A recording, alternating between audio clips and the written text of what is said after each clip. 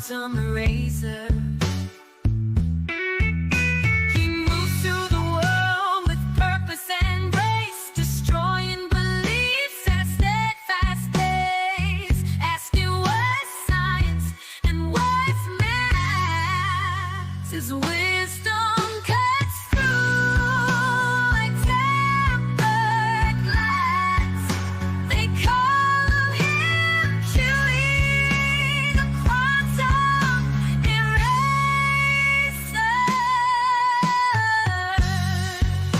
A master archer with bow in hand, his aim is true across the land, not just in science, but in every heart. He hits his mark with a steady heart. They call him QE, quantum eraser. It's all too easy for him when he takes the stage. With every word he states, they feel the rage. His presence alone rattles that cage. The crayon eating numpties are running out of time. They call him QE, the quantum eraser.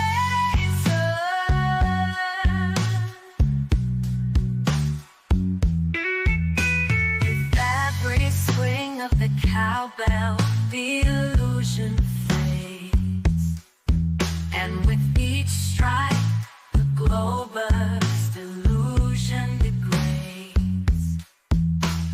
Cuties treatments, they cure them of their plight, guide them toward truth with all his might. They call him QE, quantum eraser. The hardest thing about being a Glober is telling your daddy you're gay, oh so gay. That's why they need QE's treatments. They call him QE, quantum eraser.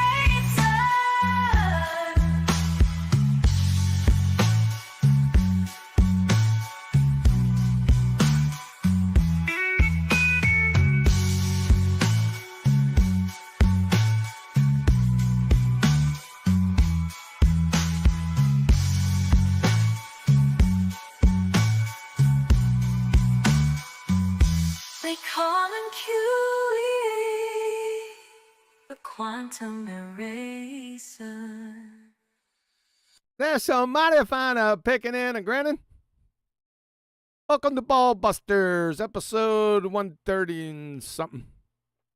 As usual, if you'd like to support this channel, there are PayPal and Patreon links in the info box below.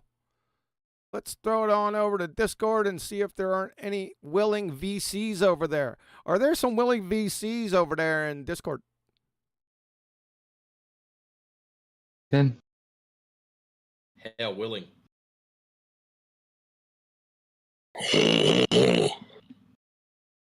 What the hell was that? What is happening? Is that a new robot? Don't like loaded questions like that. Yeah, oh, sounds like we have a willing VC. What's up, Charlie? Evening. Evening. It sounded a slightly loaded question. What was? Are you all right? Or did you fall asleep? I'm good. Why? I don't sound good. Was that you snoring in my mic? What do you mean snoring? I'm talking. You were somebody now. just had made a pig sound in a mic. I said, hey. That doesn't come out as hey, hey, hey. Came across as a pig snort. Oh well. I'll give you, oh well. I'll garnish you your wages. You know, I was just listening to Nathan's show. I guess when I was out What the heck was going on over there with Witsit? Was he calling himself a numpty? What? I don't know what the hell you're talking about. And you're I was just listening you're diverting away listening from to the a pig video. snorting topic. No. I was listening to a video, and he claimed that you got all your numpty clips from him. I don't know. I think I heard some semblance of that before. It sounds like he's got, I don't know, some delusions of grandeur or something. I think there's one, possibly two numpty clips that have him on there, like briefly. I've got over 90 numpty clips, so I don't know what the heck he's talking about. Follow? I follow, but I was taking it the other way, where you're using him as a numpty because anything he says is a numpty clip. Oh, is that the way he said it? I got you. Yeah, it was a Freudian slip, although true. Yes. All right. So we're far enough away from the pig snort. So what's going to happen today? Where is distinguished Nathan Oakley, the true VC, in here? What the hell is going on here? His wages are What kind definitely of being. backslide was that? He's definitely being garnished. That's not a backslide. He's the number one VC. That's fine. This I'll is take that. this is Ballbusters, and you better belly up to that mic. It's right in front of my face. I told you a number of weeks ago to get a new mic, didn't I? You did. Luckily, because you're not my dad, I didn't do as I was told. Yeah. Yeah. And the reason why you got the pretentious QE song on here for Ballbusters is I can't run the intro to Ballbusters because I'm starting to get copyright striked for all my intros because somebody who had some influence on those intros, they friggin' poltergeisted me. Wait a second. I finally make the panel. Yep. Can't run it. Yep. What? Yep. Now As we stand, I thought that was a wise choice, actually, QA, to swap it over. Yeah, I have to do it because they'll until we hear copyright back. strike me again in lieu of our comeback or what do we call it? Our what's the official word for that? Challenge? Yeah. My copyright challenge. So Yeah. just, wise choice. Let's wait till we get the result. Yeah, we'll wait to get the results. It could take them 30 days. That's what they said. But we went ahead and I challenged all. I think there was 3 copyrights, 2 QE lives, and 1 Ballbusters. So we'll have to wait.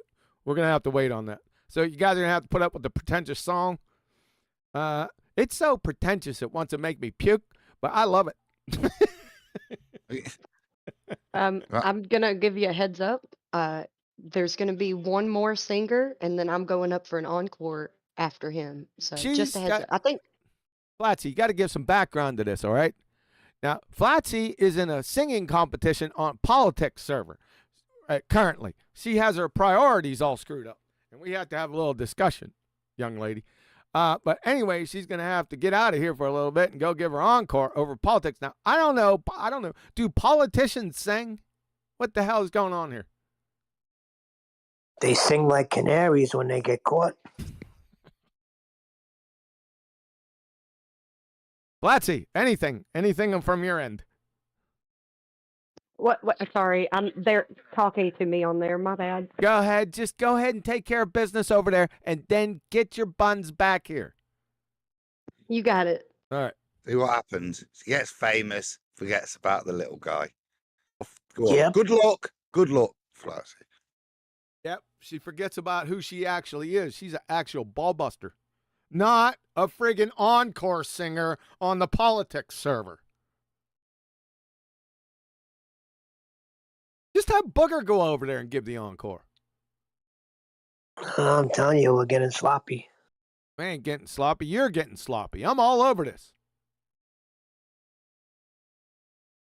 I'm not saying you or Nathan. I'm talking about the panel. Telling me. And you're a part of it. Although, since about 2 weeks ago, it seems like we have a new shade of Neil. I'm starting to like this new shade of Neil, by the way. Yeah, I guess a knock in the head will do that. Yeah. Yeah. A little tightening of the shot group, as it were.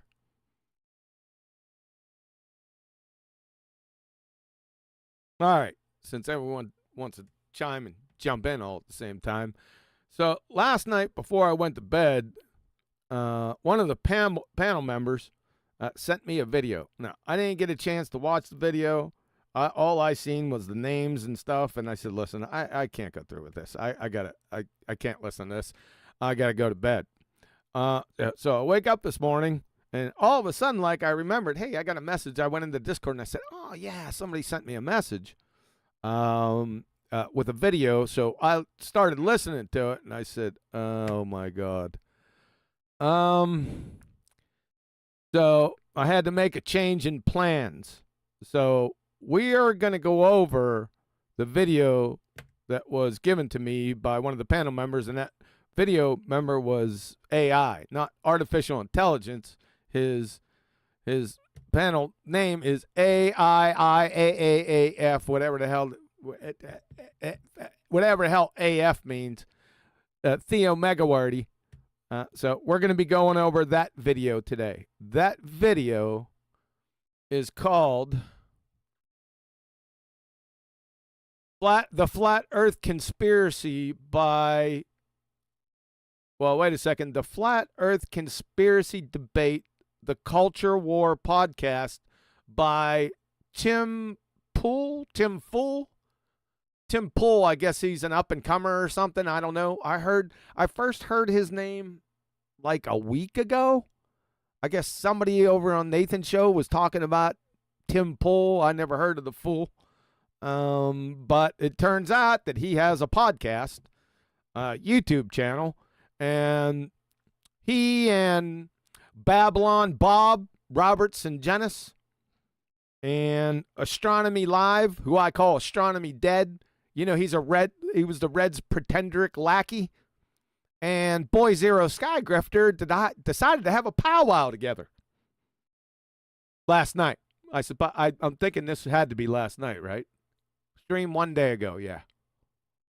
So we're going to take a little sidestep into this. It's not too much of a sidestep. We still got Boy Zero Sky Grifter here.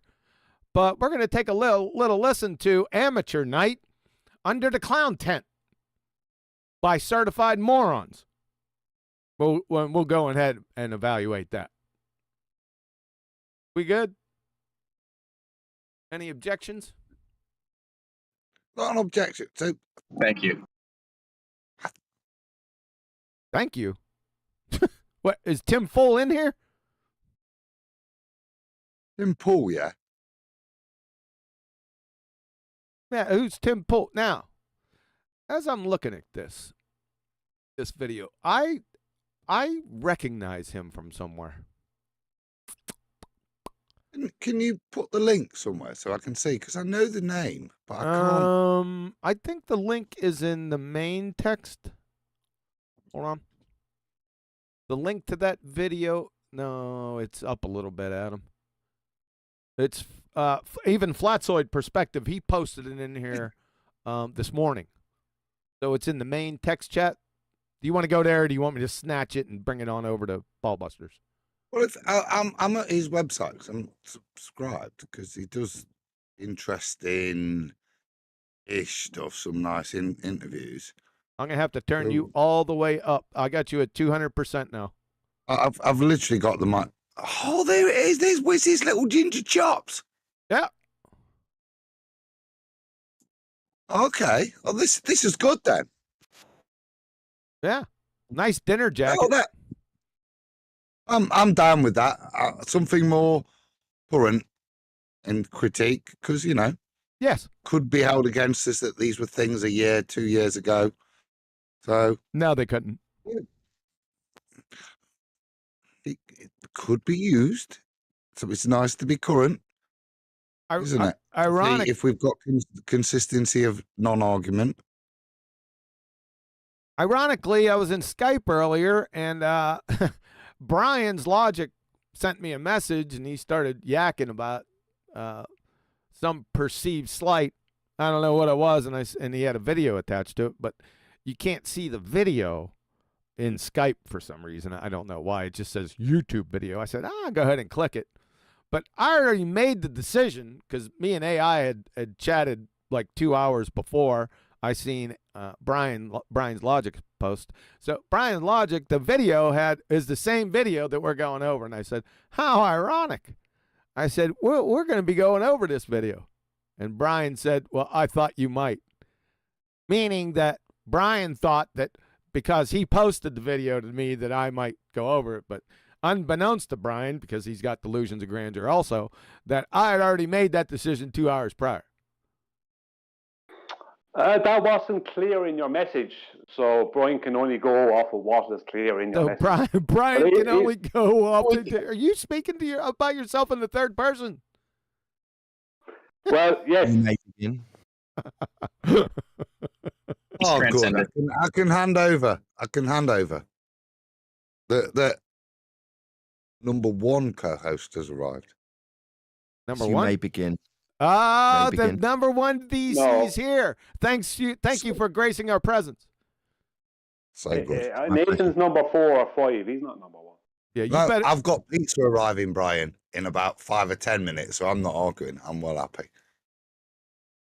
There's been a lackadaisical attitude among the members here of Ballbusters. I think I'm going to have a friggin' union meeting and put down the friggin' hammer.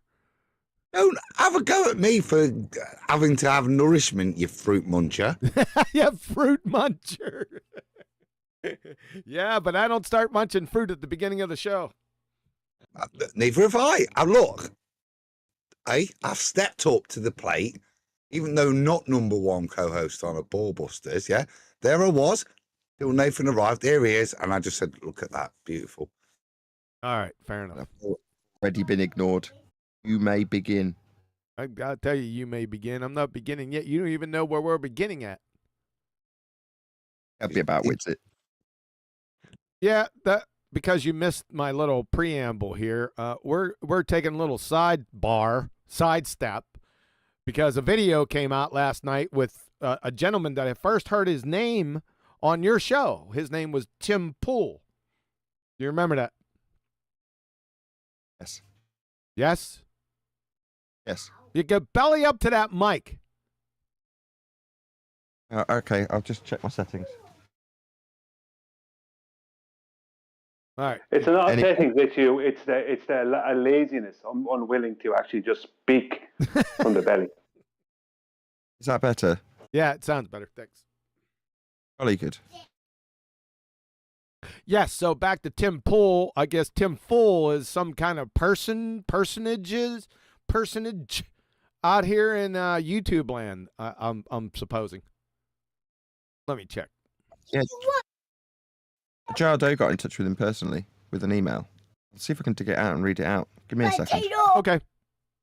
Well, we got Tim Pool. I'm looking down 1.38 million subscribers. That sounds like he's a personage out here in YouTube land. If I was to take a guess at it, so 1.38 million subscribers. Is he an influencer? We're gonna vomit. Okay, so 45 minutes ago. So this is going to obviously be an edit of this thing. What are you talking So it's about? with Alex Steen as well, isn't it? Dr. Robert Sungenis says our solar system might revolve around the Earth. So we're gonna bravely venture into the world of geocentrism with Witsit. I'm gonna blast Babylon Bob into the incoherent oblivion. That fat ass is about. When I look at him, I can't help but just something triggers something in me. I just want to punch him in the face. I don't know why. Can I hear this email? Good. Title is FE Debate. Hi, Tim. Let me introduce myself. I'm James from Melbourne, Australia, and a subscriber of your YouTube channel. I became obsessed with the FE topic many years ago, and on IRC chat whilst doing my electrical engineering degree that predicated the topic being discussed on YouTube. I'm sure the only social media platform at the time was MySpace. So, over the years, I've seen all content providers come and go. I've heard all the arguments. I know for sure, and without a doubt, the Earth is flat. I understand you're looking for someone to represent FE in a debate. The usual characters will be nominated, such as FE Dave, Witsit, et al. If you want a boring, gibberish lesson about ether and lands beyond the ice, well then go for it. But if your audience and yourself want to learn how the Earth is flat with outstanding proof and citations, seek out Nathan. His YouTube channel is at Nathan Oakley 1980. If you can't get a hold of him on his email or via social media, email me and I'll grab him on Skype. Cheers, JD. That was a very well written email, Jado. I completely agree. Okay, so he's gotten in touch with him, and he, like I said, he's a personage. Tim Fool out here. Please forgive my disrespect, Tim Fool. We're gonna see if that lines up with whether you're a fool or not today. In fact, in the next few minutes. Although I'm looking at you right now, I recognize your mug from somewhere. He does. He has more than one podcast, I think, and he does political stuff. He covers political stuff like Republican, Democrat, and election and all that. I don't follow politics, so that's not where I'm recognizing his mug from. He's got to have done something before that. He covers many topics. I'm not a subscriber to him myself, but I know I've seen him. He covers a range of stuff. So let me show you who I'm talking about, guys. It's this guy. Oh, wait a second. Let me go back to Discord. I failed to share that. Sorry about that, guys. 1 second. Thank you. You're welcome. That must be that one right there. There you go. So let's go ahead and throw this on over. I'm talking about this guy. I recognize this mug from somewhere. As I said, he covers a range of topics. Yeah, but this was from a long time ago. So he's like a politics communicator. He's like a politics communicator, like right wing. A politics communicator. Is that like a science educator? Yeah, I got that. Communicator again. Oh, science communicator. Sorry about that. Sorry for rumpusing you. Go ahead. I guess you don't want to go ahead anymore. Okay.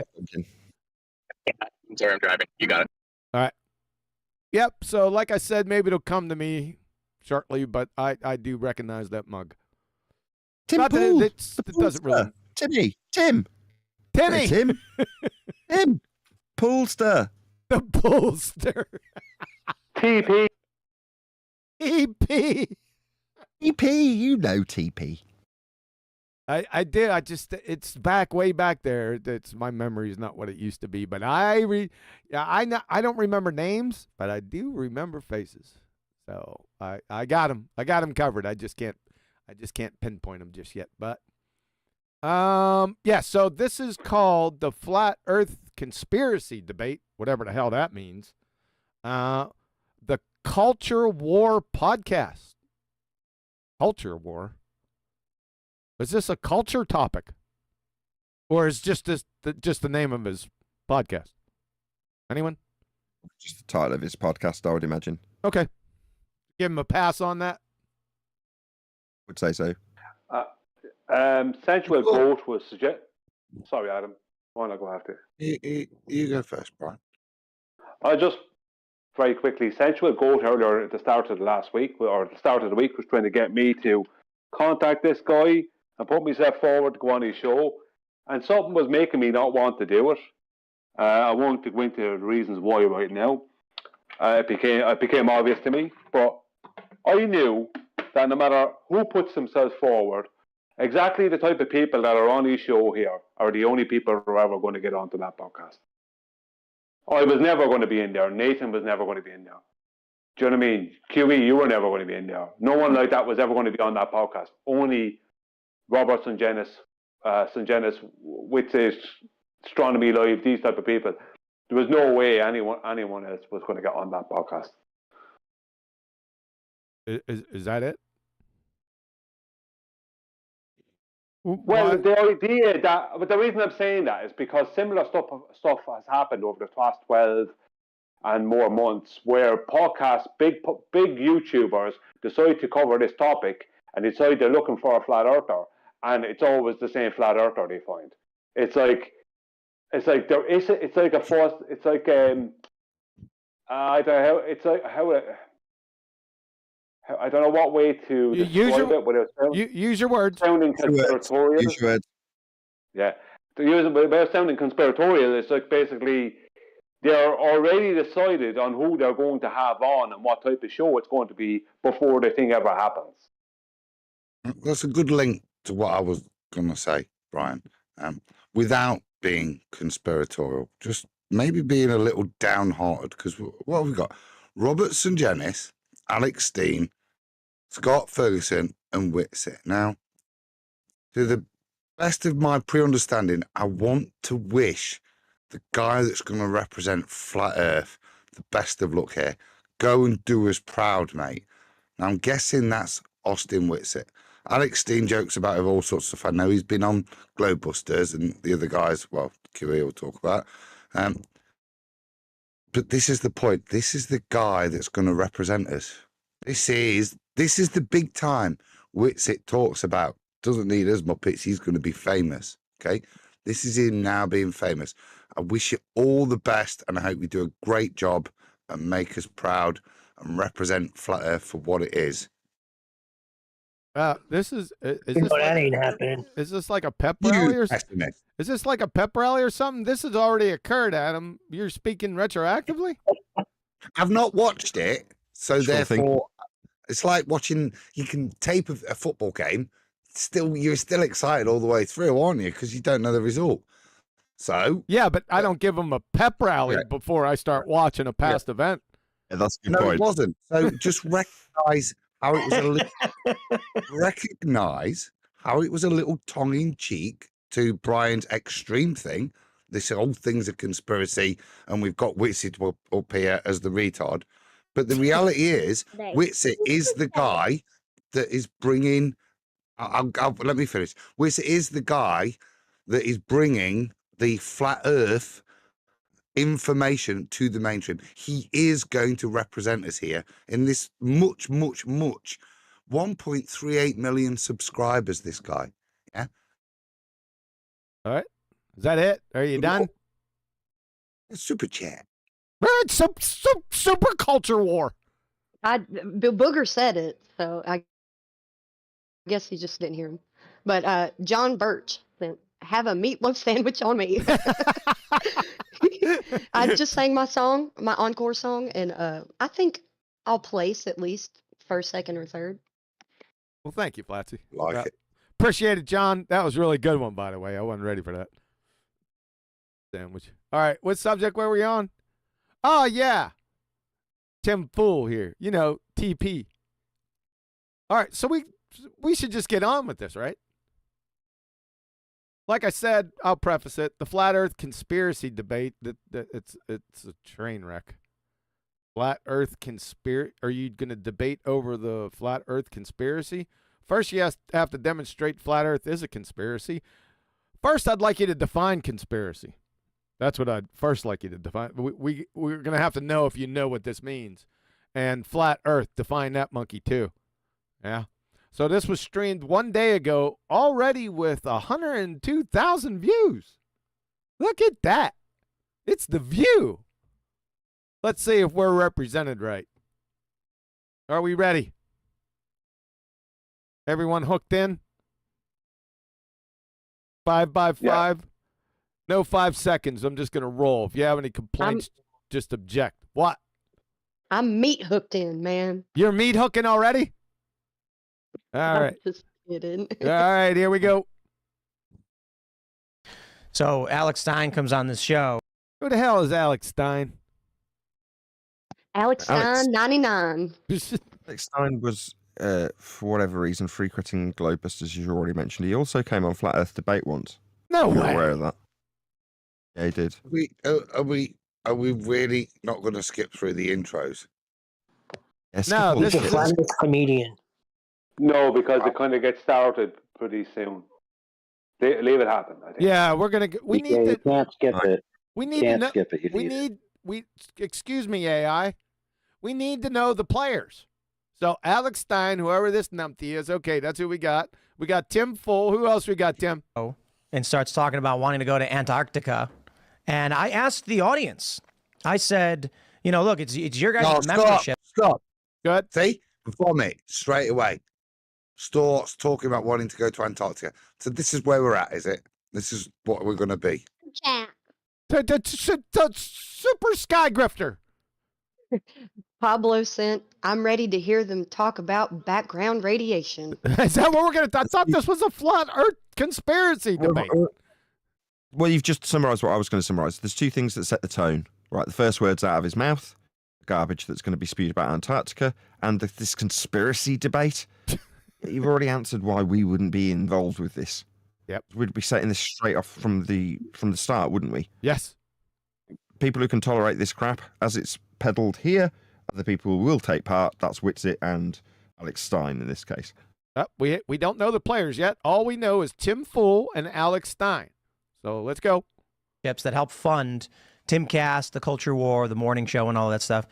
Should we send Alex Stein to Antarctica to prove that the Earth is indeed not flat and is not? How would you do that? It's an affirming the consequent formological fallacy. Haven't you been keeping up to date on the flat Earth debate, fool? Do you understand that this is, on both sides, an affirming the consequent formological fallacy? If P, then Q, Q, therefore P. Simple. I guess he hasn't been keeping up to date. It's not an ice wall. 99% said yes. It's $30,000. And I said, okay, Alex, when are you going to Antarctica? So answer the question. Well, you know, I guess today we'll make that decision live on the show. But one thing I will say is that we have a great guy here by the name of Austin Witsit that is going.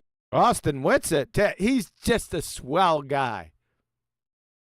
Alex, did you know that there's over 95 hours on my channel, YouTube channel, detailing every single lion sewer rat contradiction that this idiot monkey speaks? Did you know that, Alex? Or are you casting a blind eye? Right? We're right in the middle of it. We took time out to cover this swell guy with you. So let's see where we get to with this swell guy. Going to Antarctica on this expedition. Swell guy, though, mate. Say again? Swell guy is already. So your first critique is, and affirming the consequent. Let me introduce the guy who's off to infirm the consequent. He's a flat earther. Yep. It's a great start with for us, ALE. We're So, in there, we're sensible, we hold standards. Yeah. No, we're off to look at penguins and see if they can sunbathe at midnight. Yeah, that's right. We're going to see if this pretender clown lion sewer rat can watch penguins lay around and sunbathe at midnight. That's what you just said, Alex. You must be a comedian. Who dresses you in the morning too, boy? What is this blue thing? Never mind. It's just ad hom. -1 for me. In a way, I kind of feel like I'm going because I trust Austin. So, well, are you and Austin one? Have you onesied together? What the hell is this thing? Why would you trust him? Like you just said, there's many hours of exposure where Witsit lies and double speaks like a complete shit. You trust him? It's like you're there because what the guy's shown credibility. Yep. No, he has not. Yep. But if you're hooked in, if your meat hooked into the grinder, the Witsit grinder, you come out the other side just thinking he's great. I saved you $30,000, so you're welcome, Tim. So Okay, all right. And you should really. You could give me a check for $15,000 because we're not going to use it, and then we can just call it even. We'll get you halfway to Antarctica. I'll just go to Chile. You know what? I think I remember where this guy. Let's get his money back up. Okay, but this is also, everybody's like, oh, it's so easy to go to Antarctica. First of all, and Austin can elaborate further on this. You have to fly from Dallas to how are you flying there on a globetrot? We'll get into that. Santiago, Chile. Why Then Santiago, do you Chile have to start in Dallas? I don't know. There we see. If I want to go to Antarctica, I've got to go. Word this guy says, nothing that comes out of this guy's mouth is worthy of any credit, or nothing worthy will come out of Alex Stein's mouth. I absolutely assure you. Don't bother even critiquing it. Just disregard all of it from the off. That's my advice. Yeah, he's just a kind of an internet, kind of a half funny guy. Is he a hack? Like a hack comedian? Is that who he is? Yeah, you can call him that. He's not very funny though. We'll see. We'll count off. Keep a tally how many times you actually laugh what this guy says. In terms of what he says, trying to be funny, nothing will be of value. I absolutely assure you of that. Okay. Prove me wrong.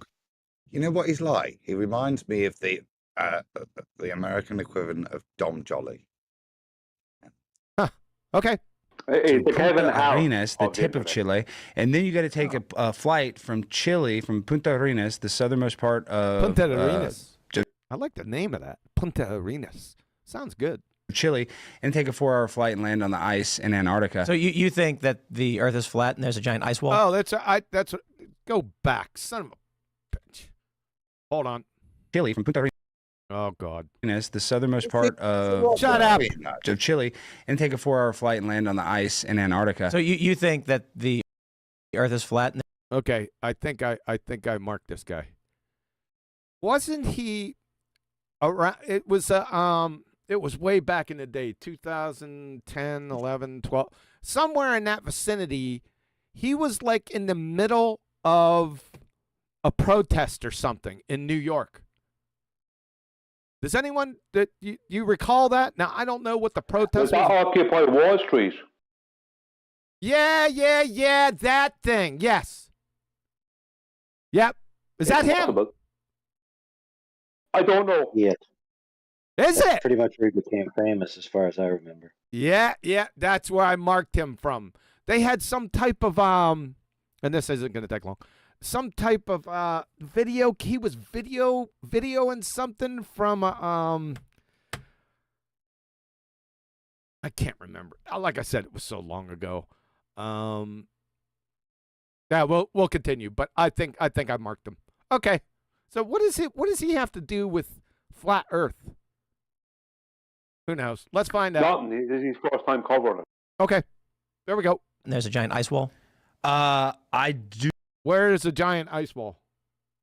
Do not believe in the heliocentric model that they describe. Listen to the straw man in, right? Yeah. Go ahead. Let's go. Pick up the pace. No, I'll make my point in my own way. Yeah, I'm considered. If you don't speed it up, I'm going to mute you. You're slowing things down. We need to get this. Come on, make it snappy. No. Just press play. We'll wait for your next witty retort. All right. And only yours. Heliocentric. Well, obviously the Earth is, there's mountains, there's valleys. No, but heliocentric means that the sun is. Excuse me, I'm a geocentrist. I don't believe in that. The Earth could still be round. Yeah, theoretically. Now, round and flat aren't mutually exclusive there, Tim. Why is he there? Sorry, why is this guy there? Doesn't know it's flat. Yep. Yeah, that's true. Sorry, I missed that part. I was focused on Tim Fool. Sorry. Why is this guy there? You're out, Tim Pool, looking for a flat earther. You didn't find one. This guy couldn't even say yes, could he, to your straw man misrepresentation of ice walls? Now, I'd have corrected you on that crap. Still declared the facts of the matter. It is flat. This guy can't even do that. Why is he even there? I don't know. It's like that. It's part of amateur night clown show. It appears. The point was lost on Tim Fool. Tim, you said round. Round and flat aren't mutually exclusive there, Sunshine. You can have round and flat penny, LP, CD. You follow there. Get your act together. Let's get correctness in here. That's what. Okay, all right. So this is we're gonna half the chat is like you're all stupid, and the other half is like LOL. So let's do a round of introductions for everybody before we just jump right into the debate. Sir, would you like to start with your credentials? Who you are? What do you do? I'm Babylon Bob. Numpty dipshit. That's who he is. Bob, I got a word and a couple numbers for you, okay?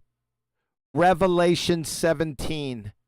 That'll tighten your dumbass shot group, clown. My name is Robert Sungenis. Oh, he brings up the Bible. Badass Sungenis. I'm going to tear your ass up. Go ahead, Brian. He brings up the Bible and he tries to unsolidify the firmament. Oh, does he? So don't anticipate. I haven't watched this. You watched some of it. Many books. You've written many books about what? Of them on science and on science. You wouldn't know what science was if it climbed up your arse and started kicking footballs wrapped in Carolina Reaper lace concertina wire, Bob. And we're going to show that here in a few minutes, clown. One of them is called Galileo was wrong. Oh, here we go. Go ahead, Adam. I find it interesting when somebody asks to give their credentials. Yes. Now, if we were having a medical forum and it was about something like, then credentials may be important. Last I checked, nobody's got a PhD in flat Earth. Yeah. Good point. Yep. I look for Bob's got to have a long line of heliocentric rhetoric or geocentric rhetoric, yeah, and publications, yeah. I'm looking forward to seeing how Witsit's credentials are described. Okay. Well, there's a good reason for that, Adam, and that is because they can bring in people. Sorry? No, it's you. Go on. There's a good reason for that. And the reason is that they can bring in people like Robert Sungenis and whoever else, and they can have PhDs in astronomy and astrophysics and other things that are geology, all these other things that aren't natural science. And they can fool the public into thinking that these people do have PhDs or degrees, whatever, in natural science, and then they have validity, and then they'll turn to the flat earther who might be unemployed or whatever, and that takes away the validity of the flat earther. Yeah, we know the routine, Brian. Yes. Yeah. But I'm just saying, when Adam said, I think I'm being maybe slightly missing my point. Adam said you can't have a PhD in flat earth. It's like, no, you can't have a PhD in flat earth, but you can have a PhD in globe. And that's the difference. What's the PhD in globe specifically? Astrophysics and astronomy and all these other things that they but it has try to and be hijack. Yeah, but it has to be PhD is something specific. Yeah, well, it's heliocentric. No, it's too vague. But we won't. I'll let it go. The heliocentric black holes or something more specific that you don't need a PhD with. But call it a degree then. It doesn't have to be a PhD. Okay, fair enough. Let's roll. Books, half of them on science. And I don't know half of them on science. You're not a scientist. So why are you writing books? That's an appeal to authority fallacy textbook, idiot. And one of them is called Galileo was wrong, the church was right. What? Did he really write half of his books about science? That's what he said. No. He's a liar. He didn't, did he? What he alludes to there is that they had some kind of scientific topic, which again is probably worth investigating whether that's true or not. Because if most of it, Adam, I can't hear you. Me and you, we're going to have a problem today. I got that feeling. Carry on. I cannot hear you. I heard him just fine. But I didn't, and you're not the fucking MC of the show. I know, I'm just saying I heard him, so I don't know what the problem is. Well, the problem is that I can't. That's the problem. We good, Neil? Thanks. Just trying to help. Adam, give me a friggin' radio check. We'll try dropping, rejoining, press play, and I'll try coming back. Really? That's a 3-volume, 2,200-page thing. So we cover the history. 3-volume, 2,200-page thingy? What the hell does that mean? I mean, I can write 4 volumes, a load of horse shit. That's fallacious. Appeal to some type of idiot numbers without any substance. It's an ambiguous fallacy. The ecclesiastics, the science, and anything else. The Ecclesiastes, the science. What the hell does that mean? It's available to talk about. So that's one of my claims to fame. And the other is... Your claim to fame. You're a moron on many different levels. We put out a movie in 2014 called The Principle. Oh, yeah, The Principle. Yeah, I watched it. And? So? I don't know if you've heard of it or not. You haven't heard of it? No, I've not heard of it. This is... No, we haven't heard of it. It's yours. Oh, all right. Tim, you need to watch that documentary. Oh, yeah? It's a Why very does he good need to watch that documentary? Why does he need to do that? What happens? You want to give us just a little taste? Is it on like Amazon or any streaming service? It's on streaming. You can buy it on Amazon. You can buy it from okay, cool. We can put it on afterwards. We'll put it on. Sure. Yeah. Because we don't have a DVD player. Oh, okay. Nobody does anymore. Right. All right. So it should be interesting. That was a theatrical release. Oh, okay, in cool. 2014. We started in Chicago, went to L.A., and then 15. That's amazing. What's the substance? What did you have to dinner before Chicago and L.A.? Clown. This is substance for numpties. Substance for numpties. I have got a book. That's all I need to say. I have got a movie. That's all he needs to say. Oh, right. Well, credibility instantly achieved then. Yeah. In the mind's eye of a numpty. Yep. More cities in the U.S. It was on AMC, Regal Cinemas. That's amazing. Just gag me with a spoon. Oh, wow. So it was a big deal, but it got... So it was a big... Why was it a big deal? Why? Shut down. So it got shot down. What's it? And it became a flop because... It became a flop. Thanks. We had a lot of enemies. Do you want to pull your mic up a little bit closer? Sure. Yeah, like Adam. You need to pull... You need to belly up to that sumbitch. He needs to be taught positive spin. Don't say things are great. What was the positive word he used? It was... I can't remember what he said now. It made a big impression or something. What did he say? I just heard flop. Oh, that came afterwards. Before he bigged it up, said it was very important. I just can't remember the word he used. You want me to go back? Yeah, go back a little bit. Jay? Couple J's? Just one. Just one J? Here we go. Cinemas. Oh, wow. So it was a big deal, but... It was a big deal. So it's a big deal. Well, to positively spin something, you need to now allude to why it would be a big deal. And part of the little lie that he's got to weave to do that, incorporate that it was panned or a total flop. But you incorporate it into your spiel. You don't just use the justification that it was a big deal, end quote, because it was a flop, which is what he then proceeds to do. So he doesn't have to positively spin something. Oh, this guy's a certified moron. He's going to train wreck himself. Listen, I don't know what he does here today, but I know of him. I've heard him speak before. He's an ass clown. And it's just going to pour out of him because it's deep within his nature. It's going to happen, I'm telling you. It got shot down, and it became a flop because we had a lot of enemies. That makes sense. Do you want to pull your mic up a little bit closer? Sure. Speaking of pulling mics up, Adam, can I get a radio check?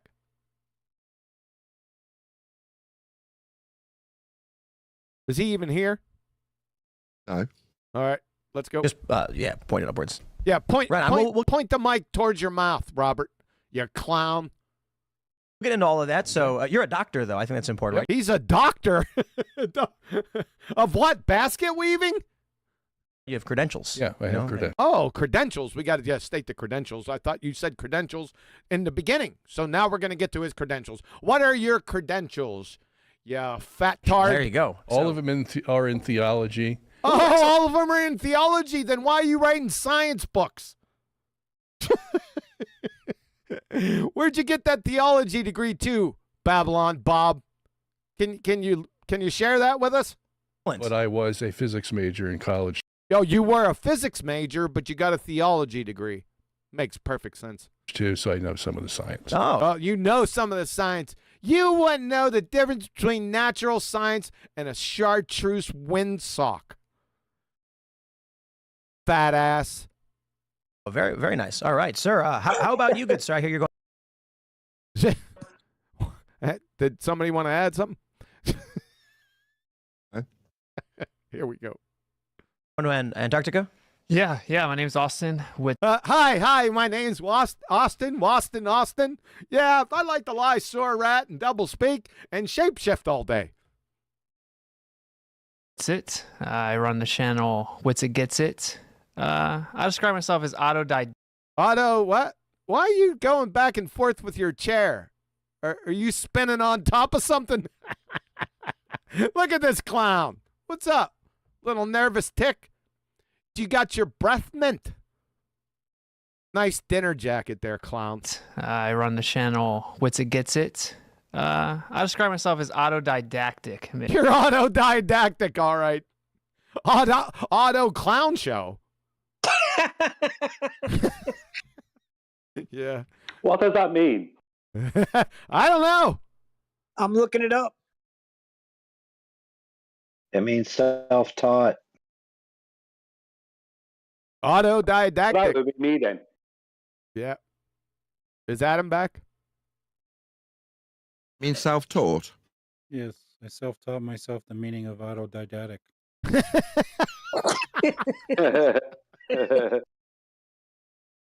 All right, here we go.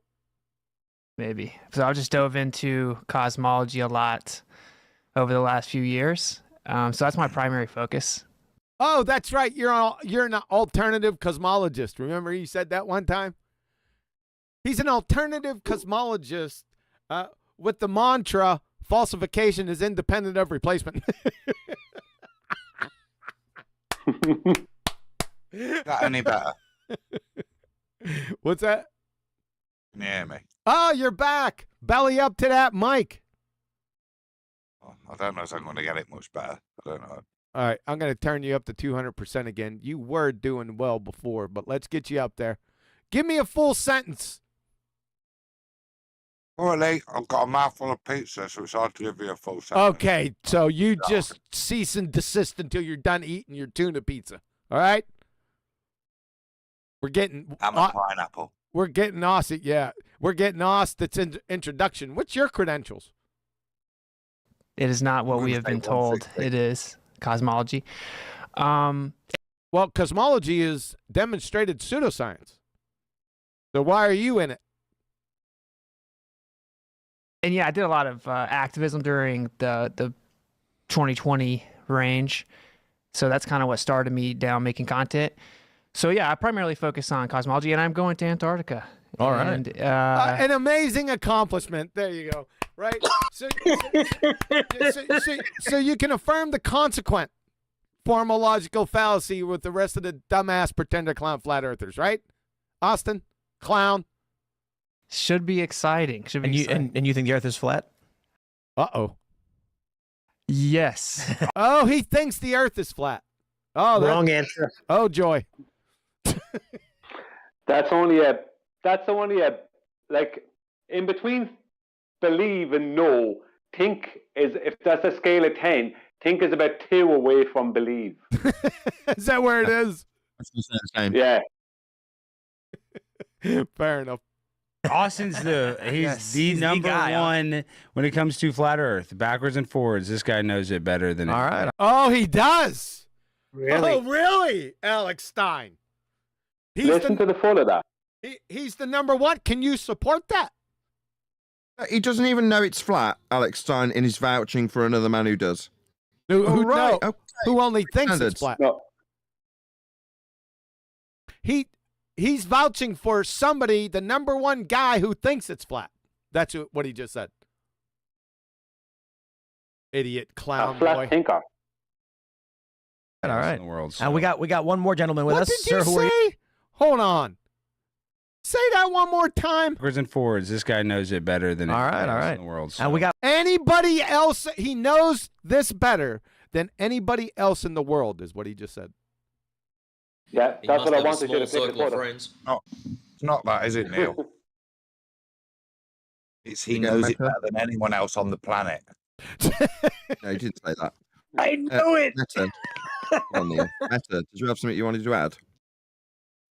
I just said he must have a small circle of friends. Yeah. But this is what we get represented, boy, on these big channels. We get this guy who is willing to accept anything, this Alex Stein, who's just not serious about anything. He's not like he's a flat earther until he's something else. And you have Austin, who thinks it's flat. That's what we got. And Austin supposedly knows this thing inside out and better than anyone else in the world. Really? Well, let's find out. Let's see if that's true. Because that's just a baseless idiot assertion from a demonstrated lion, soar, rat, double speaker. Yeah, we got one more gentleman with us. Sir, who are you? Who's this? So my name is Scott Ferguson. I run the channel Astronomy Live. Now we get a good look at him. Astronomy dead. Here he is. He's friggin' Red's pretenderic lackey from back in the day. You clown. Yeah. Yeah. Look at his NASA stickers on his laptop. Come on, this guy. This guy's got flat Earth proofs. Wait, that's Astronomy Red. Live guy. Hello. This guy has got flat Earth proofs. I've covered this guy. We've covered him before. Yes. On Ballbusters. We exposed him as a pretender clown, numpty dipshit. Him and Reds. Way back in the day. Remember, Adam? But he's got elevation angles and flat planes, and he's got a lot of flat Earth proofs. Who's this dumbass mouse? Oh, is this the lion soar rat? You got a picture of Witsit here. Diagrammatical. Idiot clown boy. I have a PhD, but it's in neuroscience. But You have a PhD in neuroscience? Why the hell you call yourself Astronomy Live then? Oh, that's a pretty good PhD though. Come on. You couldn't tell his position by that laptop he's got, right? No. All right. You got a PhD, what particular in neuroscience? Particularly, what is your PhD? Austin invited me to come here today. Austin invited him to come here today. Adam and I agree. It's just cool. Right, Adam? Yeah, I think so. It's pretty cool.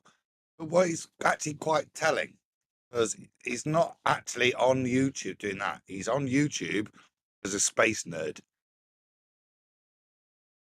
Yeah, so anything we appeal to him or they appeal to him is going to be an appeal to authority fallacy textbook, number one.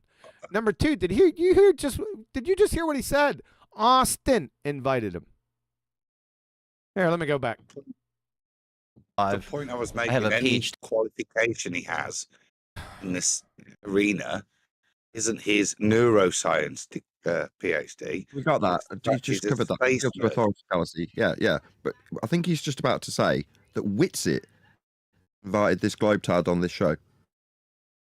PhD, but it's in neuroscience. But Austin invited me to come here today. Austin invited him to come here today. How? Going on. So maybe a straw poll with the audience. These people useful idiots or shills? Yep. What's going on? What's going on? A bit cozy, isn't it? A little bit cliquey. And the audience, I'm going to do it.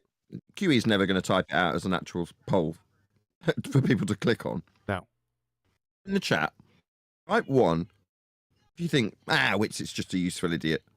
Or, and what he's just said about inviting Astronomy Live to take part, right? What best representation he could find was a globetard to bring along. What's going on? Or shill. Number 2, 1 for useful idiot, 2 for shill. At this point, I've already done it. I did it on Friday. I'm just going to start calling it as I see it. These people are shills. No other way of describing it. Punting our opponent's side and giving the shittest, crappiest rendition of a flat Earth that they can possibly muster. If the writing on the wall for everyone else, it is for me now. These people are here to fuck up everything for us. That's their raison d'etre. That's what they're here for. We also got Robert Sungenis here with, which is kind of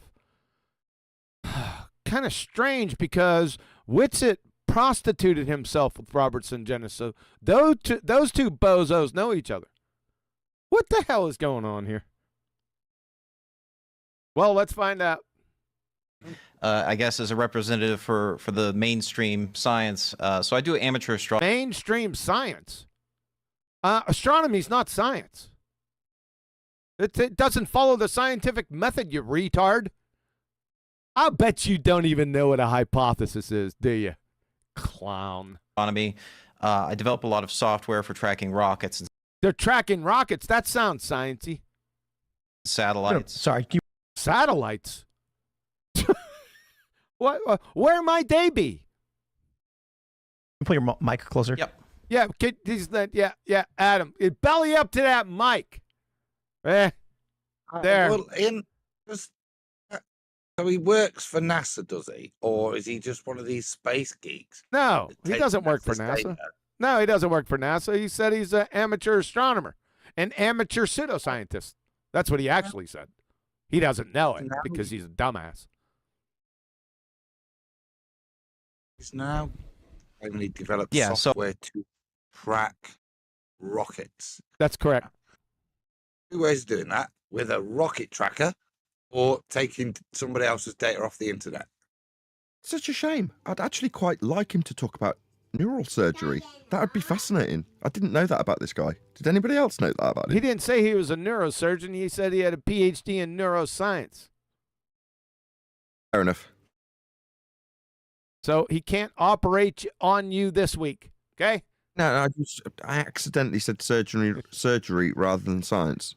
Neural science, still absolutely fascinating subject to have a PhD in. I bet he'd be a really interesting guy to have with you, having a pint in a pub. You think? And then I'd come up and I'd say, so you're a neuroscientist. Can you define hypothesis for me, please? I'll bet you. I'd go all in and bet the whole farm that he couldn't answer that question. Reckon? Yeah, I reckon. Okay, well, I don't know this So guy from I- Adam other than what he does as a hobby on YouTube, which is what we cover. And obviously we rip him a new one and show him where he's proving a flat earth with his angles and such like. But nevertheless, I don't know, I'll reserve judgment until we hear a bit more from him. Well, let me connect it. He thinks astronomy is science, and he's a neurosurgeon. Huh? I wasn't empty. Okay, well, astronomy, did you say? It's not science, no. Yeah. If that's what he thinks. I didn't Yeah, know that no, either. that's what he thinks. So if he was a scientist or understood what natural science was from neuroscience, then he would immediately know that astronomy isn't science. Right? Follow that? Yeah. Yeah, there you go. He's a numpty dipshit. Yep, pretender clown. I develop software for tracking rockets and satellites with off-the-shelf telescopes. Film a lot of rocket launches, film a lot of satellites, ISS. ISS. Where's the ISS at? Are you a fantasist? Do you know what the second law of thermodynamics is? Nah, that's well above his pay grade. You're an ass clown. All kinds of stuff. Stuff I've C's. measured the radius of the Earth, the distance. Whoa, what? Whoa. Did he just say he measured the radius of Earth? Wait. Holy moly. Did he say that? Ooh, I let's didn't go hear him. Hold on a second. I'll give myself a J. All right, listen up. With off-the-shelf telescopes. Film a lot of rocket launches, film a lot of satellites, ISS, all kinds of stuff. I've measured the radius of the Earth, the... I did. Yep, there you go. Measured the radius of the Earth. How'd you do that? Hello to this guy. Oh, yeah. How'd you do that? Yep, classic. I think he's going to go off to the next topic. Hope not. The distance. What? I hope not. It's the only thing I want to hear now. How he measured the radius of the Earth. I don't think He you're must have gonna been part of the hole digging team. Yeah. Some hard pipe hitting hole diggers. There we go. All kinds of stuff. I've measured the radius of the Earth, the distance of the sun. Holy! He's just he's a housekeeping question answerer. I was gonna say, it's almost like he's heard our housekeeping questions and just failed to offer them up to us. Dude, Yeah, we're going to be all over you like flies on shit. This is going to get good. Thanks, AI. 1 second, please. Oh, God. No, it's not 1 second with you, dude. And it should be thanks, Brian, not just thanks, AI. No, okay, thanks, Brian. What? This guy, right? Don't worry about it. Don't worry about it. I'll tell you after the show. Nathan, go on, Brian. It's not 2 weeks, Nathan. It's now about 2 hours. We'll get to it out there. Just remind me and I'll let you know. Go ahead, Brian. Yeah, thank you. This guy has just made claims, right, about measuring the radius of a globe Earth. Now, that's something that has been wholly debunked for years, right? Without a doubt. Now, this guy has the neck to come on there and state that, right? And that for me is infuriating enough. But the fact that Witsit is across the way and just sits there and says absolutely nothing, doubly He invited him! That says nothing. He's the one who invited him there. Right, does he? Number 1 in the chat, useful idiot. Number 2, out of shell. Yep. Let us know in the live stream. Yep, he was invited here, Brian. Yep, here we go. The distance of Mars, He's got the distance to Mars. of various satellites. How about the distance to Narnia? You got that too? So yeah, I mean, my amateur astronomy hobby probably has. He's amateur astronomy hobby. So he's amateur pseudoscience hobby. Go on.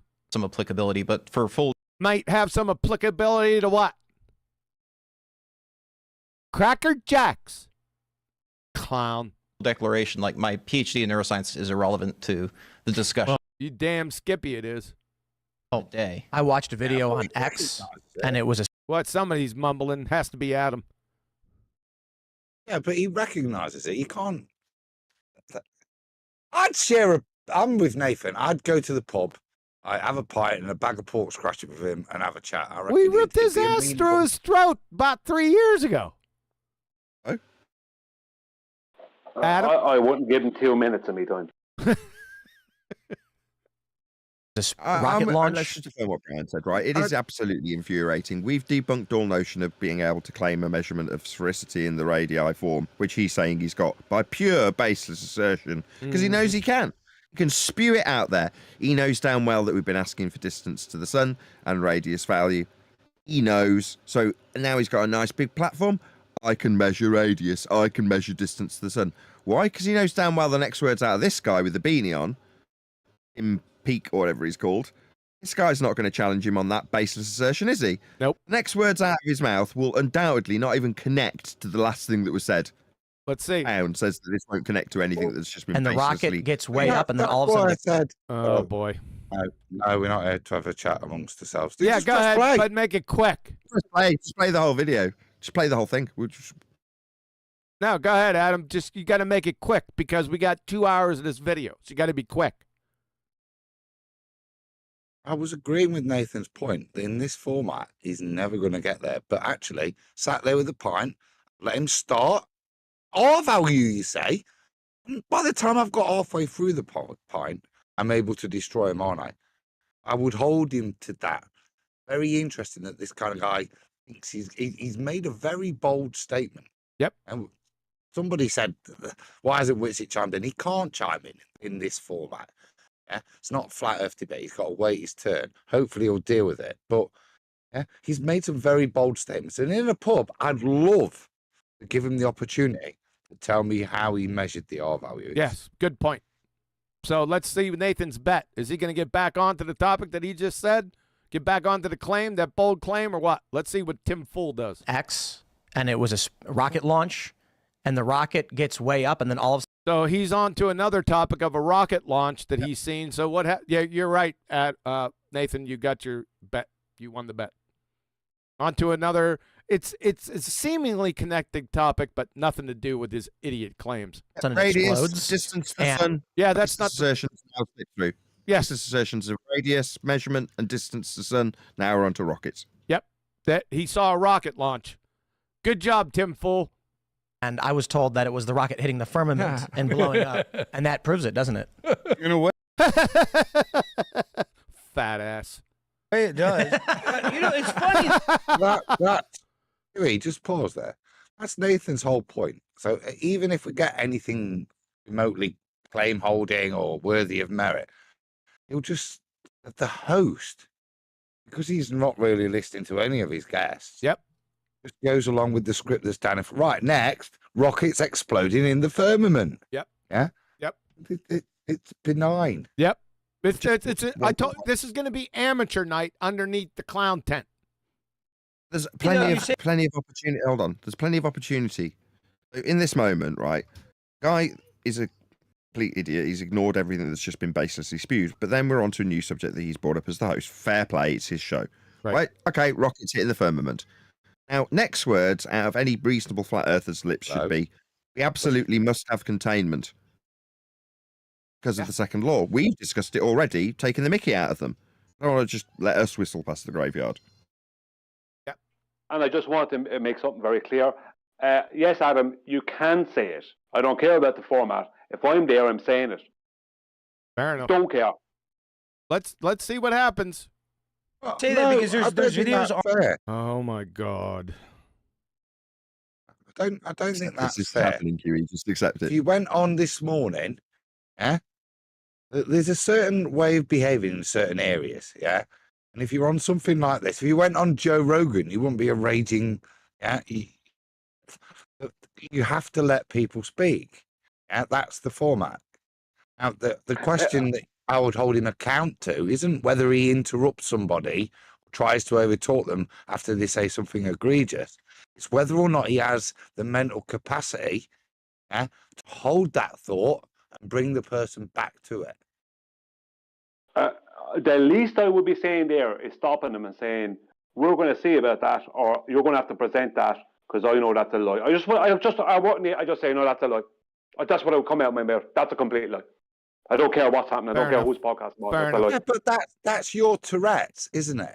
And your ability to follow a simple request of the show host as to how this interaction will go. So, we can have a casual urinating down the back situation. Is that what you're saying? No. I'm saying you've been invited into somebody's house. Oh right? my God. Now, it's not fair to hold somebody to account for not overshadowing. What you're asking to do is like when this guy says something, which it should go like that. Is that because that's what you're asking for fundamentally? Him to be rude. No, just to state. No, that's a total lie. Carry on. Yep. That's Thank you. Let's see where it goes. It doesn't it? In a way, it does. But, you know, it's funny though you say that because there's videos online, Tim, of like a little kid being like, "Daddy, why is that rocket curving?" If you ever see a rocket launch, they always do curve. It's the Coriolis effect. Yeah, right. The Coriolis effect. Tim Fool.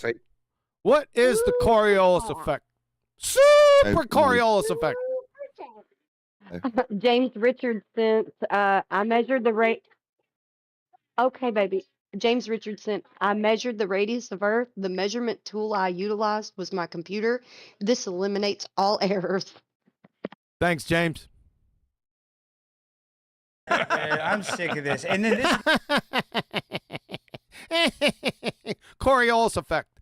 I would bet the farm that no one on this panel can define the Coriolis effect. But I'll bet the farm. Guaranteed. Another thing is, well, because my biological stepfather, Tucker Carlson, I love you very much, Tucker. Thank you for everything you do. He came on my show and we debated Flat Earth a little bit. And he's like, well, I don't think it can be flat because snipers have to. Oh, my God. Well, there's been 5 subject baseless assertions that have been brought up in the last 30 seconds. Yep. Now we're on to Tucker Carlson. Yep. This is where we're at, isn't it? Yep. The toe dipping. And that's what this guy is, Alex Dean. He's a toe dipper. And he's in the realm that frustrates his guys immensely at the moment, which is the only things he could really deal with are all disproofs. He's not a flat earther that can proudly say, for sure and without a doubt, he knows the earth is flat. That's our frustration. Say, I'm waiting for Witsit to come in, who should be able to say that to really human our position. He should be coming in because he's looking at him right now. Yeah, he's turned to him, right? So Witsit's has to speak next, and Nathan caught on to a very good point. We've already been over 5 subject changes in the past 30 seconds, at least. Can somebody wheel in like a keg of Adderall and I don't know, play Adderall pong, right? Let's stay on topic, gentlemen, as adults, and let's deal with one subject at a time. How about that? Good point, Nathan. You caught it. A piece of paper. A factor in the Coriolis. In these situations, and this is to come to Brian's point in terms of the egregious things that have been said that should be dealt with. One is measured art. We all balked, me, you, Nathan, you paused it as we all heard that, yeah? The first thing which it should be coming up. Yeah? Yeah. Other than saying, I know the earth is flat, that's what we'd like to say, yeah? This isn't, I wonder where we'll go. But that to me would, after all of this diatribe from all of the ballers, Lord, the flat earther still hasn't got in yet. Yep. We've had 15 opinions, twice, back round the board, which is still not set out. He's got to come in and challenge the guy he's invited. Well, let's see if he does. He's like, well, I don't think it can be flat because snipers have to factor in the Coriolis effect. So we're now on Tucker Carlson and his opinions on snipers with the Coriolis effect is one of the dumbest things I ever friggin' heard. You don't know what the Coriolis effect is, dumbass. You or Carlson. Effect. Yet if you talk to any sniper, they never have to do that calculation. There's not a sniper. That's wonderful. Why don't you pull a sniper up? So it's a baseless assertion right now. That's ever done that in battle. Done a Coriolis. Coriolis? The Don Coriolis effect. We got another Coriolis guy. Yeah. Do you know Dwayne? This mathematical equation to figure it out. A mathematical equation to figure what out? What is a mathematical equation? This equals that. What? How you figure stuff out with that? Hasn't got a clue. He doesn't know what Coriolis effect is. He doesn't even know what equations are. He's spewing flat Earth buzzwords right now. So what he's doing is he's going, no sniper's ever accounted for Coriolis deflection. Now, he hasn't said it as well as I. That's what he's driving at. Yep. And he's driving at it because he's heard it. Yep. Not because he understands what Coriolis effect is, because he's heard that being spewed and he's repeating it. Yes, sir. Google says you're wrong. And Google doesn't say anything, Tim Fool, you reifying retard. Google, at best, is a medium. Unless you're going to Google Scholar, and Google still ain't saying shit. Hold on. Google He's saying, in response to, let me just keep track of this. Tucker Carlson says there's Coriolis deflection in snipers, and our friend here in the blue top saying, no snipers ever accounted for it. Response, Google says you're wrong. Therefore, Google's now going to tell us how snipers do account for Coriolis effect if this is to be coherently followed along with. I just want to keep track. Yep. That's where we're at. Also says, what does it say? It says a man can have a baby. So, I mean, Google says men can get pregnant. I gotta be honest though. That's a great response. Good job. Actually does make it challenging to a certain degree. Obviously, you can measure these things. Measure what things? Thingies. What are we measuring? I've got to get a grip with these standards. Is that? I mean, I wouldn't deal with this, but in the way that it's obviously being dealt with here. Maybe again, that's the reason why we wouldn't be invited. But whoa, let me get this straight. Your response to my assertion is that Google says I'm wrong, and that's the end of it, is it? Yep. What the hell? Yep. We're off to another topic. I'll guarantee it. Topic jump. But has the flat earther addressed this Coriolis effect yet? Or Or put is to it him. still amongst the all panel? It hasn't been put to him. It hasn't been put to him, like Nathan said. No, nothing yet, is it? It's interesting. It's fair game, though. We haven't heard. It's We haven't heard from him yet. But when Google tells you men can get pregnant, it does call into. Now we're into Google telling you that men can get pregnant. Are you serious? My God. Subject. Question a lot of the claims they make, because we're like, hold on there a minute. But without diving into that subject, there's an interesting point about whether we trust mainstream acceptable knowledge, right? Whether we There we go. This is the problem. Here we go. Let me just break this down. This is the problem. People are lazy and stupid. No offense to you, Tim. This is your problem. You're lazy and stupid. So, standard is whether you can trust next man telling you if it's right or not. Yep. As opposed to studying whether it's right or not. You studying whether or it's right or not is beyond your capabilities. So we need to query if you can trust the next more intelligent man than yourself. Do we trust next more intelligent man than yourself? Yep. Go away. Go away. You're inconsequential to society. You're a net loss to society now. Yep. As far as I'm concerned. Yes, sir. You got it. And so if we go back to hundreds of years, and you'll know this better than me, but when the view was that we were a geocentric solar system or universe, that was the mainstream view, was it not? Sure. So people generally accepted the Earth was the center of the universe. Well, the Greeks were divided. Straight up against consensus fallacy. Yep. I've already summarised how stupid it is to do this, but it is just that, isn't it? Does the whole world believe this? Did they believe this prior? Would I have been alongside all those people 100 years ago? Because I'd have been in the consensus for absolute certain. So I'd want to know what the consensus thought. Who gives a toss what the consensus thinks? I say this to people on my show quite frequently. It wouldn't matter if I was the only person who knew for sure and without a doubt the Earth is flat. It wouldn't matter if it was just me. It wouldn't make any difference. Correct. Huey, can I say something real quick? Yeah, go ahead. Thank you, Platypus. Thank you, Platypus. That's what Neil said. Okay, so over to Babylon Bob. Gonna opine now on what Greeks thought. Just the Greeks. Pythagoras was a geocentrist. Really? Well, show. By the time of Aristotle, the same thing, but Aristarchus of Samos was a heliocentrist. And what does that mean? And that's where Copernicus got his model from. Well, Copernicus didn't proffer a model. You don't know what a scientific model is, Babylon Bob. Just listen to that. Hold on. Go ahead. And that's where he got it from, 1,500 years earlier. Yeah. Really? Yeah. It's brilliant. Yeah. I had shovel. He had some very strong smelling salts. Yeah, he went from Pythagoras to Aristotle being geocentrist, and then to Copernicus, and no, to Aristarchus. I'm sorry.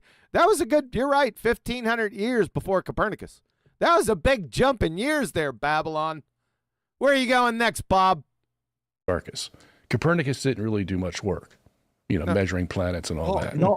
So he got it. Not until he found Aristarchus's book. Super Aristarchus. Super Aristarchus. Super Aristarchus. James Richardson, acceptable knowledge in quotations, meat hooks. WTF. Yeah. Yes, sir. I caught that. From the Greeks, but he got the same model. Oh, God.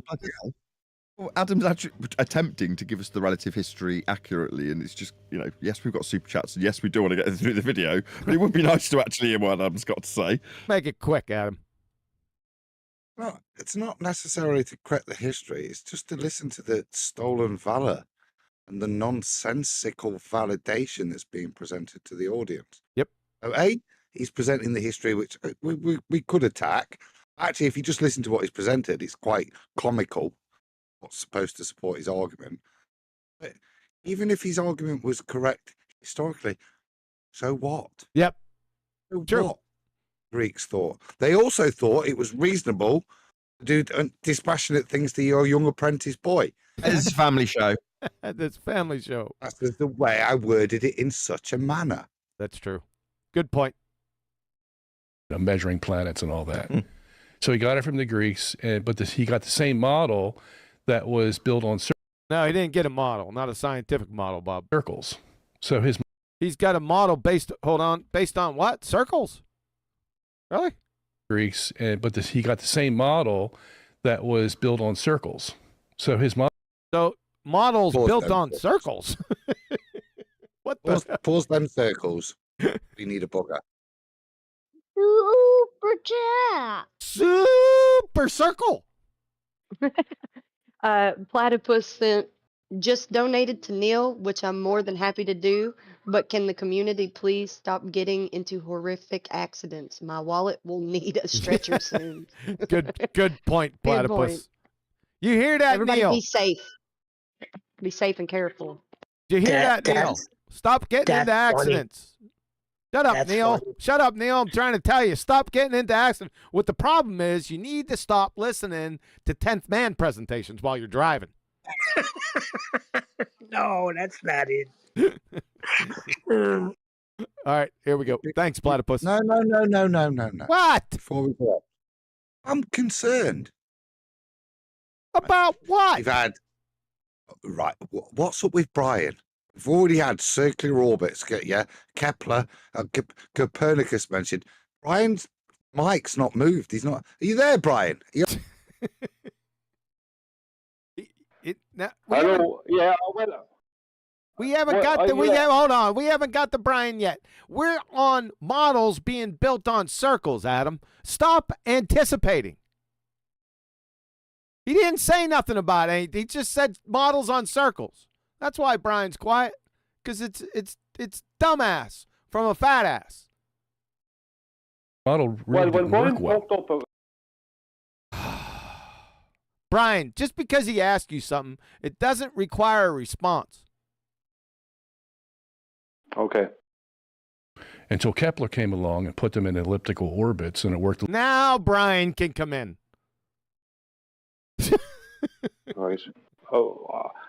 Adam wants me to respond, but the wind was taken out of my sails earlier. I was told that I had Tourette's and by Adam, and that by Nathan I was acting out of fear just because I turned around and tell Astronomy dead, sorry, that he's a liar for saying he measured the radius of a globe Earth. Are you saying so? Sungenis is talking rubbish too. I have no doubt. Are you saying the superior members, the BALLBUSTERS, has been taking your manhood away? Well, they're trying to take the wind out of them sails, that's for sure. Yeah, I got it. I heard that Tourette's too, Brian. I got it. Adam, you're suspect. A little better, but it still wasn't perfect. But Copernicus basically was copying from the Greeks. Adam's not having it. No, not because I didn't say Brian. Yeah, you can do what you want, dude.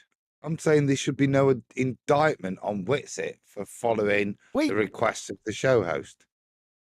We gonna pull that back up and go over that again? No, we're not. What? Brian's still tasty about it and still need to readdress it. Well, you can readdress it after the show. Here we go. Greeks. So what's your view? You think it's a geocentric solar system or universe? How would you describe it? I do. Yeah. Wait a second. No, what's your view? No, what can you demonstrate?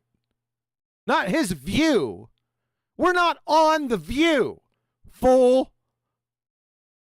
You get me? Not his view. We don't want to know his opinions. We don't want to know his favorite color. We want to know what he can prove or demonstrate.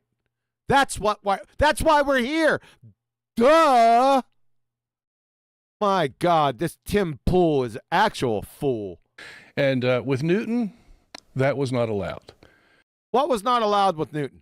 Newton had equations, F equals M. F equal MA was debunked.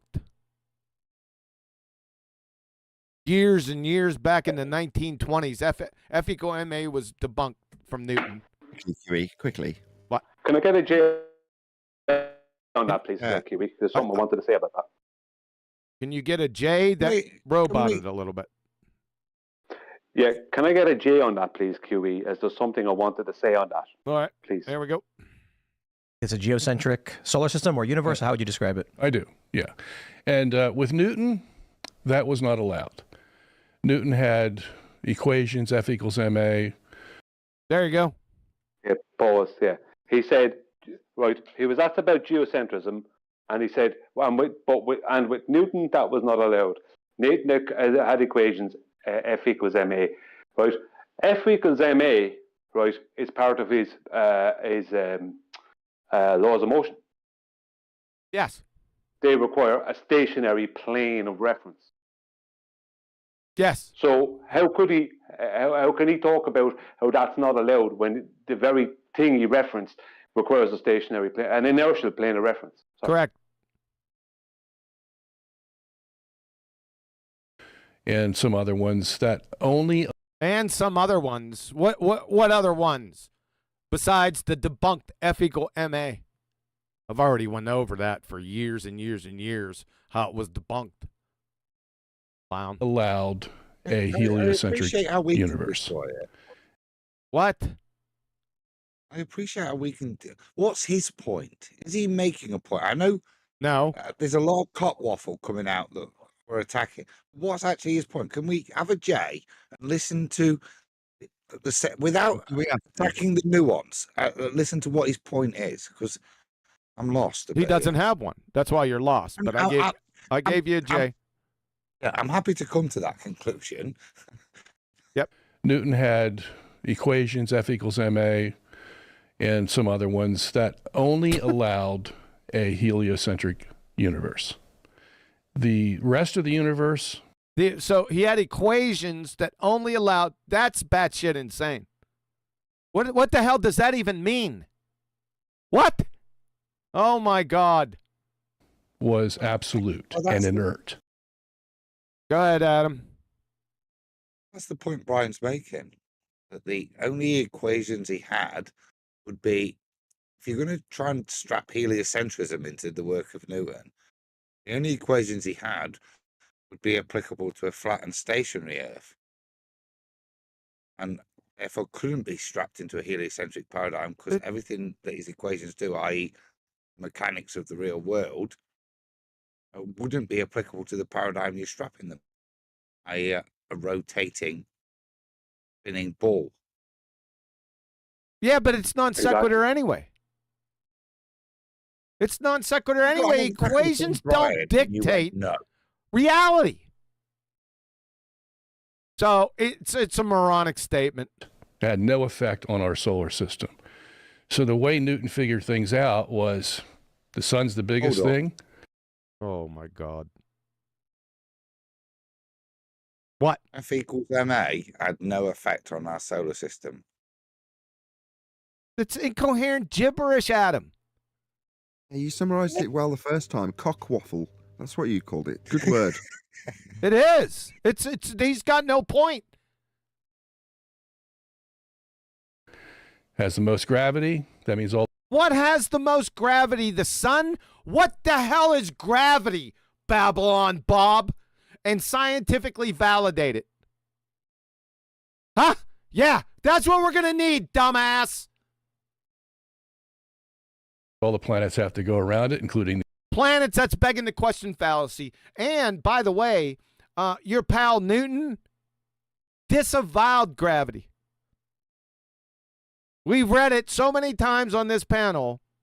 He says you're a fool if you believe that nonsense. We ain't going to go over it again. You guys know what I'm talking about. the Earth, and that's all his system would allow, because he dealt only with the solar system and forgot the rest of the universe. Oh, interesting. Okay.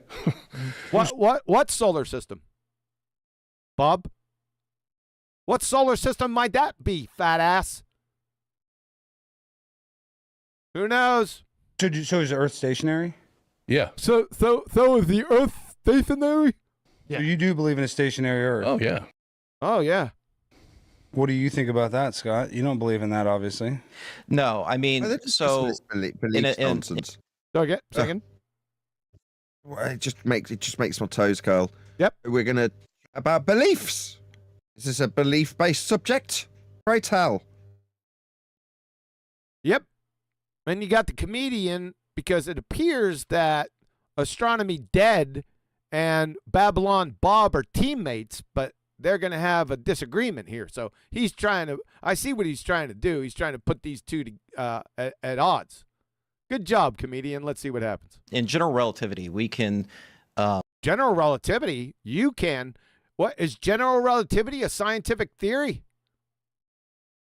Amateur pseudoscientist. We're gonna need the validation of general theory relativity right now. Not you just saying general relativity. No, that ain't gonna happen.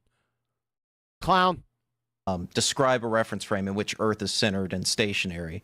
But describe a reference frame? What's a reference frame? General relativity says there is no preferred reference frame. It says general relativity doesn't say shit. These are all flat Earth terms, by the way. We need flat Earth for these terms. Yep. Can't have an absolute reference frame in general relativity. It just doesn't work. God. So, you can describe things that way, but yeah, in my view, it makes sense that, the sun has the most mass in the solar system. Mass? Define that, monkey. Hold up. Well, hang on 1 second. One out. We backslide relativity in a way. I don't know why you felt the need to critique it based in reality. You can't have fixed reference frame. Belly up to that mic, Adam. What, a fixed reference frame, the thing that we all experience all the time. General relativity, it doesn't prefer that. And now he's going to move. It's again. It's just cockwaffle. It's people posturing, pretending that they're Google regurgitating wiki facts and then going on to support their beliefs. And whether the wiki fact has anything to do with it, which this guy's thing doesn't appear to be, kind of irrelevant to them. He wouldn't know the difference between a general theory of relativity and a beach ball. This clown right here. What's it got to do with anything? It's a cockwaffle. Nothing. Sure, you can describe a reference frame where Earth is stationary, but you could equally describe one where we go around the solar system barycenter. I'm not a heliocentrist in the sense that I think that our solar system's the center of the universe. Obviously, and I'm sure we'll get into it, but there's a lot of talk about the cosmic microwave background. Here we go, cosmic microwave background. We're on to a completely different topic. Get the Adderall out! For God's sake, man! What this is one of these situations where everyone brings up loads of subjects and nobody produces any proof for anything. People just say, I believe this or I think that, and that's it. And no evidence is produced for anything. Yep. So it ends up being a zero difference result. Go on, Nathan. Or not only that, I think because of that, right, I agree, but I couldn't find a segue to get this in, but I will now you've said that.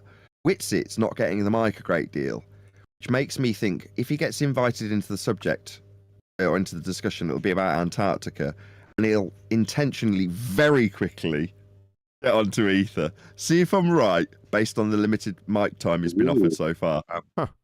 I'm with you, Nathan. I've got like an ether clock. The second he comes in, how long is it going to take? Transpose the topic into the necessity for a non-manifest background. Adam's got an ether clock. Yeah, I bet it'll be quicker than usual. You mark my words, because of the limited time he's getting. So he's going to be like, in his mind now, he's going to be going, well, I'm not getting much mic time, and they've talked all this shit. When I get my chance, how am I going to get my agenda in? Yeah. To get it on quickly. So that's what the mindset will lead him to, and he'll do it. You watch. Well, I might not be right. I don't know. I've not watched this. Yeah. Well, just a minute ago, Astronomy Live said, this is the thing that QE wouldn't give me the J for. So I'm just going to reference it anyway. Astronomy Live said, right, he said, the sun has got the biggest mass, right, when he's talking about general relativity. The size of a mass has no bearing on anything in general relativity. Yep. As a matter of fact, it done away with mass. Mass is irrelevant. Technically irrelevant in that. That's what I said. He doesn't know the difference between general relativity and a beach ball. He's a moron. No, exactly. He doesn't. He looks at these things where people put a big bowling ball in the middle of a blanket and they roll a tennis ball around it and it goes into the center of it. He thinks that's what general relativity is. That's what Einstein was trying to describe. He doesn't understand general relativity. And that tells me when someone brings up mass and general relativity, you know they don't know what they're talking about. All right. So we got some speculation what Witsit's going to do because somebody's got an ether clock. Let's see if it comes to fruition. radiation, and that's basically a fragment from the Big Bang. Big Bang? Is that the Big Bang Theory?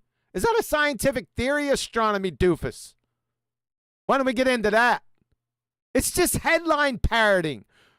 Mindless, directionless headline parroting drivel. You clown. If I was anywhere around you, I'd leave you with that just pump the neighbor's cat look on your face. You ass clown, you. Where you have this leftover radiation, and leftover radiation? Leftover from what? And certain aspects of it seem to what? Define radiation. That's what I'd like to know. I bet you don't know what that is either. suggest that it aligns well with the ecliptic plane, which is oh my God. There's the orbits that the planets go around. The planets and orbits.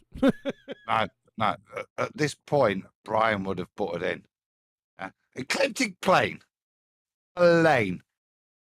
Yep. He's just rambling, parroting, headline idiot. It is the whole setup. I know I'm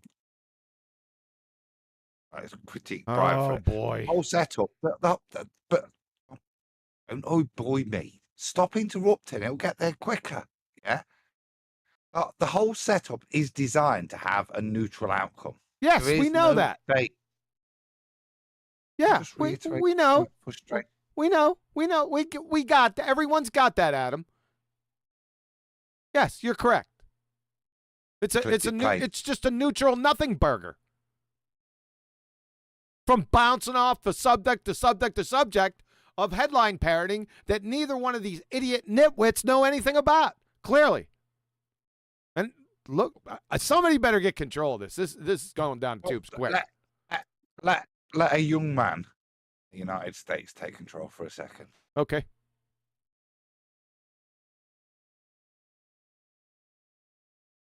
Who's the young man? It'd be Bugger. Super Bugger. Bugger? Maybe Flatsy's had another encore. Let's leave it. Do it. The sun. Let's leave it. But those. No. Go ahead, Adam. Jeez. No, I like it. I like your call. It's brave. It's bold. It's only AI, so he can wait anyway. Right.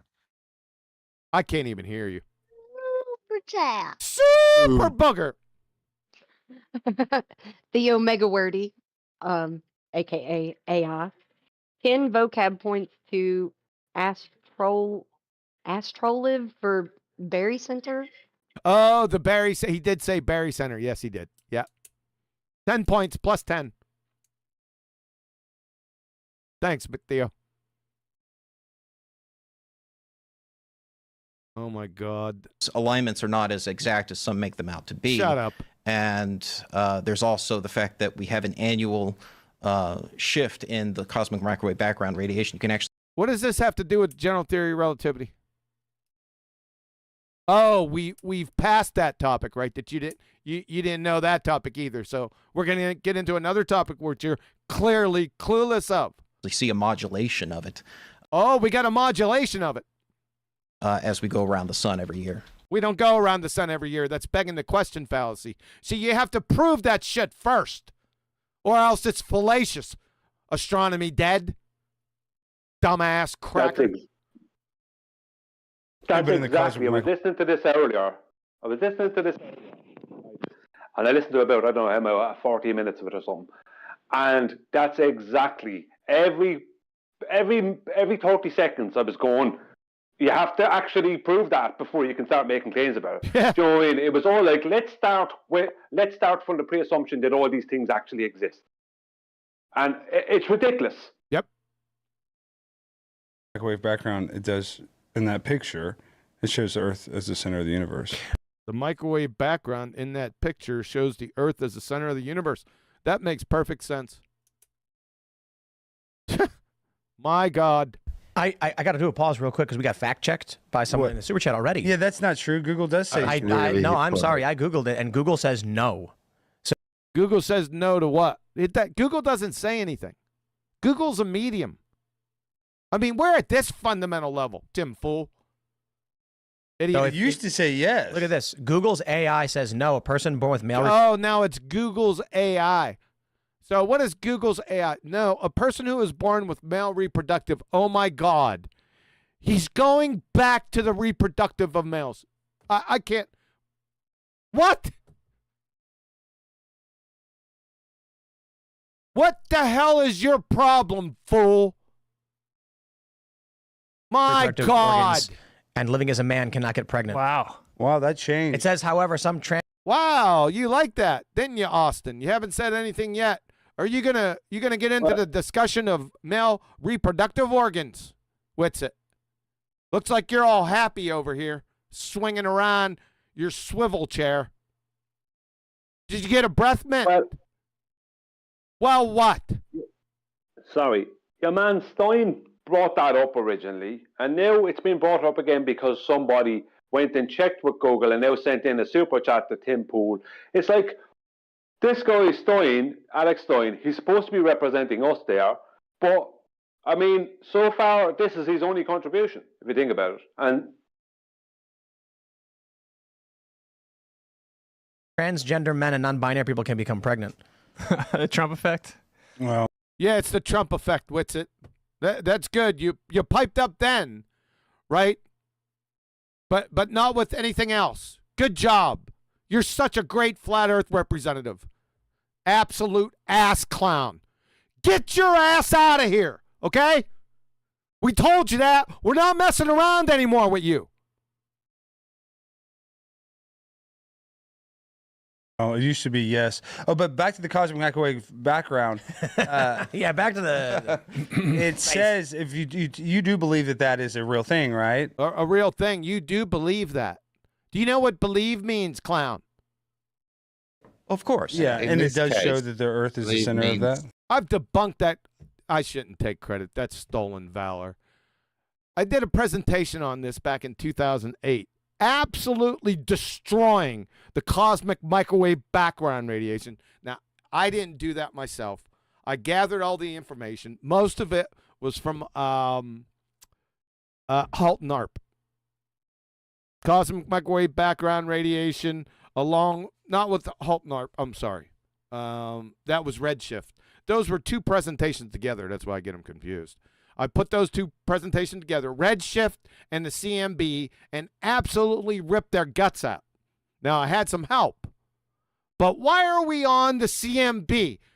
This is, may I remind you, doofuses, the flat earth conspiracy debate. We're 10 minutes in. Has anyone heard anything about flat earth yet? You know, Alex doesn't really believe in it, and we know that Witsit's got something to say on it because he knows, or what was it? What was the word he got to use? It's flat. Male reproductive organs? Thinks it's flat and knows it's not a ball. That's what we've got so far. That's right. I stand corrected. Well, what it shows is it shows certain alignments, but they're off by anywhere from 8 to 17 degrees. If you, I'm sure the audience is keeping up with you on this. 8 to 17 degrees of what now? What now? What? I'm saying the same as you. 17 what now? 17 degrees of what now? Yep. He doesn't know. Neither does the audience. They're lost at this point. convert it to ecliptic coordinates. So if you Yeah, that's everyone knows what converting it to ecliptic coordinates mean. You need a flat Earth for that. Yes, you will. Asshat. That's not much. I mean, you're making it sound like that's a whole big deal. It's not much. But I because think you have the quadrupole, the octopole, the axis Quadrupole, the octopole, the axis of evil. Yeah, everyone's following you, Bob. of evil, three that are different, and so they're going to be shooting up in different directions. They're shooting up. What's shooting up? And how do you have up on a globetard? What the hell? Term. What the hell is he even talking about? I have a fair idea of where they get a lot of this stuff wrong, and why they get a lot of this stuff wrong. Yeah, but nothing's shooting up. If he's talking about the cosmic microwave background, he's talking about Kobe Fierce, WMAP, and Planck satellite. So with his three right there, What are they shooting up? But you should shoot up is the problem. I think you shot up before you got on here. You're an ass clown. They're all different from each other as well. They're all about 8 to but they're 17 not different in the sense that they're looking at a different microwave radiation. They're Well, what are they shooting microwaves up? That's what you just said, basically. It doesn't make any damn sense. Why? Because you're a pretender clown. You're a moron. just modulating it differently because now you have what? I wonder if they're detecting these electromagnetic waves. Oh my God. Yeah. Yeah, we'll find out. 8 harmonic. But I'm saying they're not all co-aligned. They're all they're not all co-aligned, Bob. Off by 8 to 17 degrees. I mean, it's but it's the an middle of that coincidence, 8 to but it's 17 not- degrees is the axis of evil. Right. That's the issue. What is that? Uh-oh. What the hell? Nazi Germany and Mussolini got to do with anything? Nothing. Nothing. They're just parroting headlines that they read on Wiki. They have no clue what they speak of. None. Zero. The axis of evil is a term given to one of those directions that is aligned. That was shooting up? Almost exactly with our ecliptic plane, 23.5 degrees. Whoa, whoa, whoa, whoa, whoa. Ecliptic plane? Babylon Bob. Can you show that? Okay, so one second. Yeah. This 23.5 degrees is 23.4, and it's all based around the sun cycle, the annual sun cycle. That was back engineered by Kepler, as he tried to amalgamate that with a solar system claimed model incorrectly. This nonsense about the ecliptic plane. If you try and use Kepler's maths for this ecliptic, you have to eventually use the circle. You can't use it. Yes. Yes. The ecliptic won't work. Right? You can't use it. And what none of these people are getting to is vernal equinox, where they treat it as one massive the equatorial plane of the globe as one massive plane that extends out into the celestial plane and is stationary with celestials moving above it.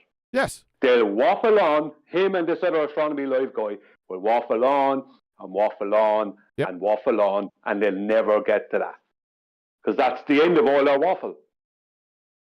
Yeah, I'm waiting to hear what he's shooting up from the ecliptic plane. Can you please tell us that, Bob? if you're supposed to be out there in the remote recesses of space, No. Remote recesses of Narnia? Babylon Bob, are you familiar with the second law of thermodynamics? Apparently not. You're an ass clown, Bob. like the Big Bangers think, Big Bangers. The hell is that a rival gang?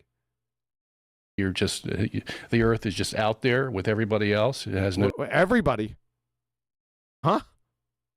significance, no speciality. How is this radiation aligned with What radiation? The radiation you're shooting up from the ecliptic plane.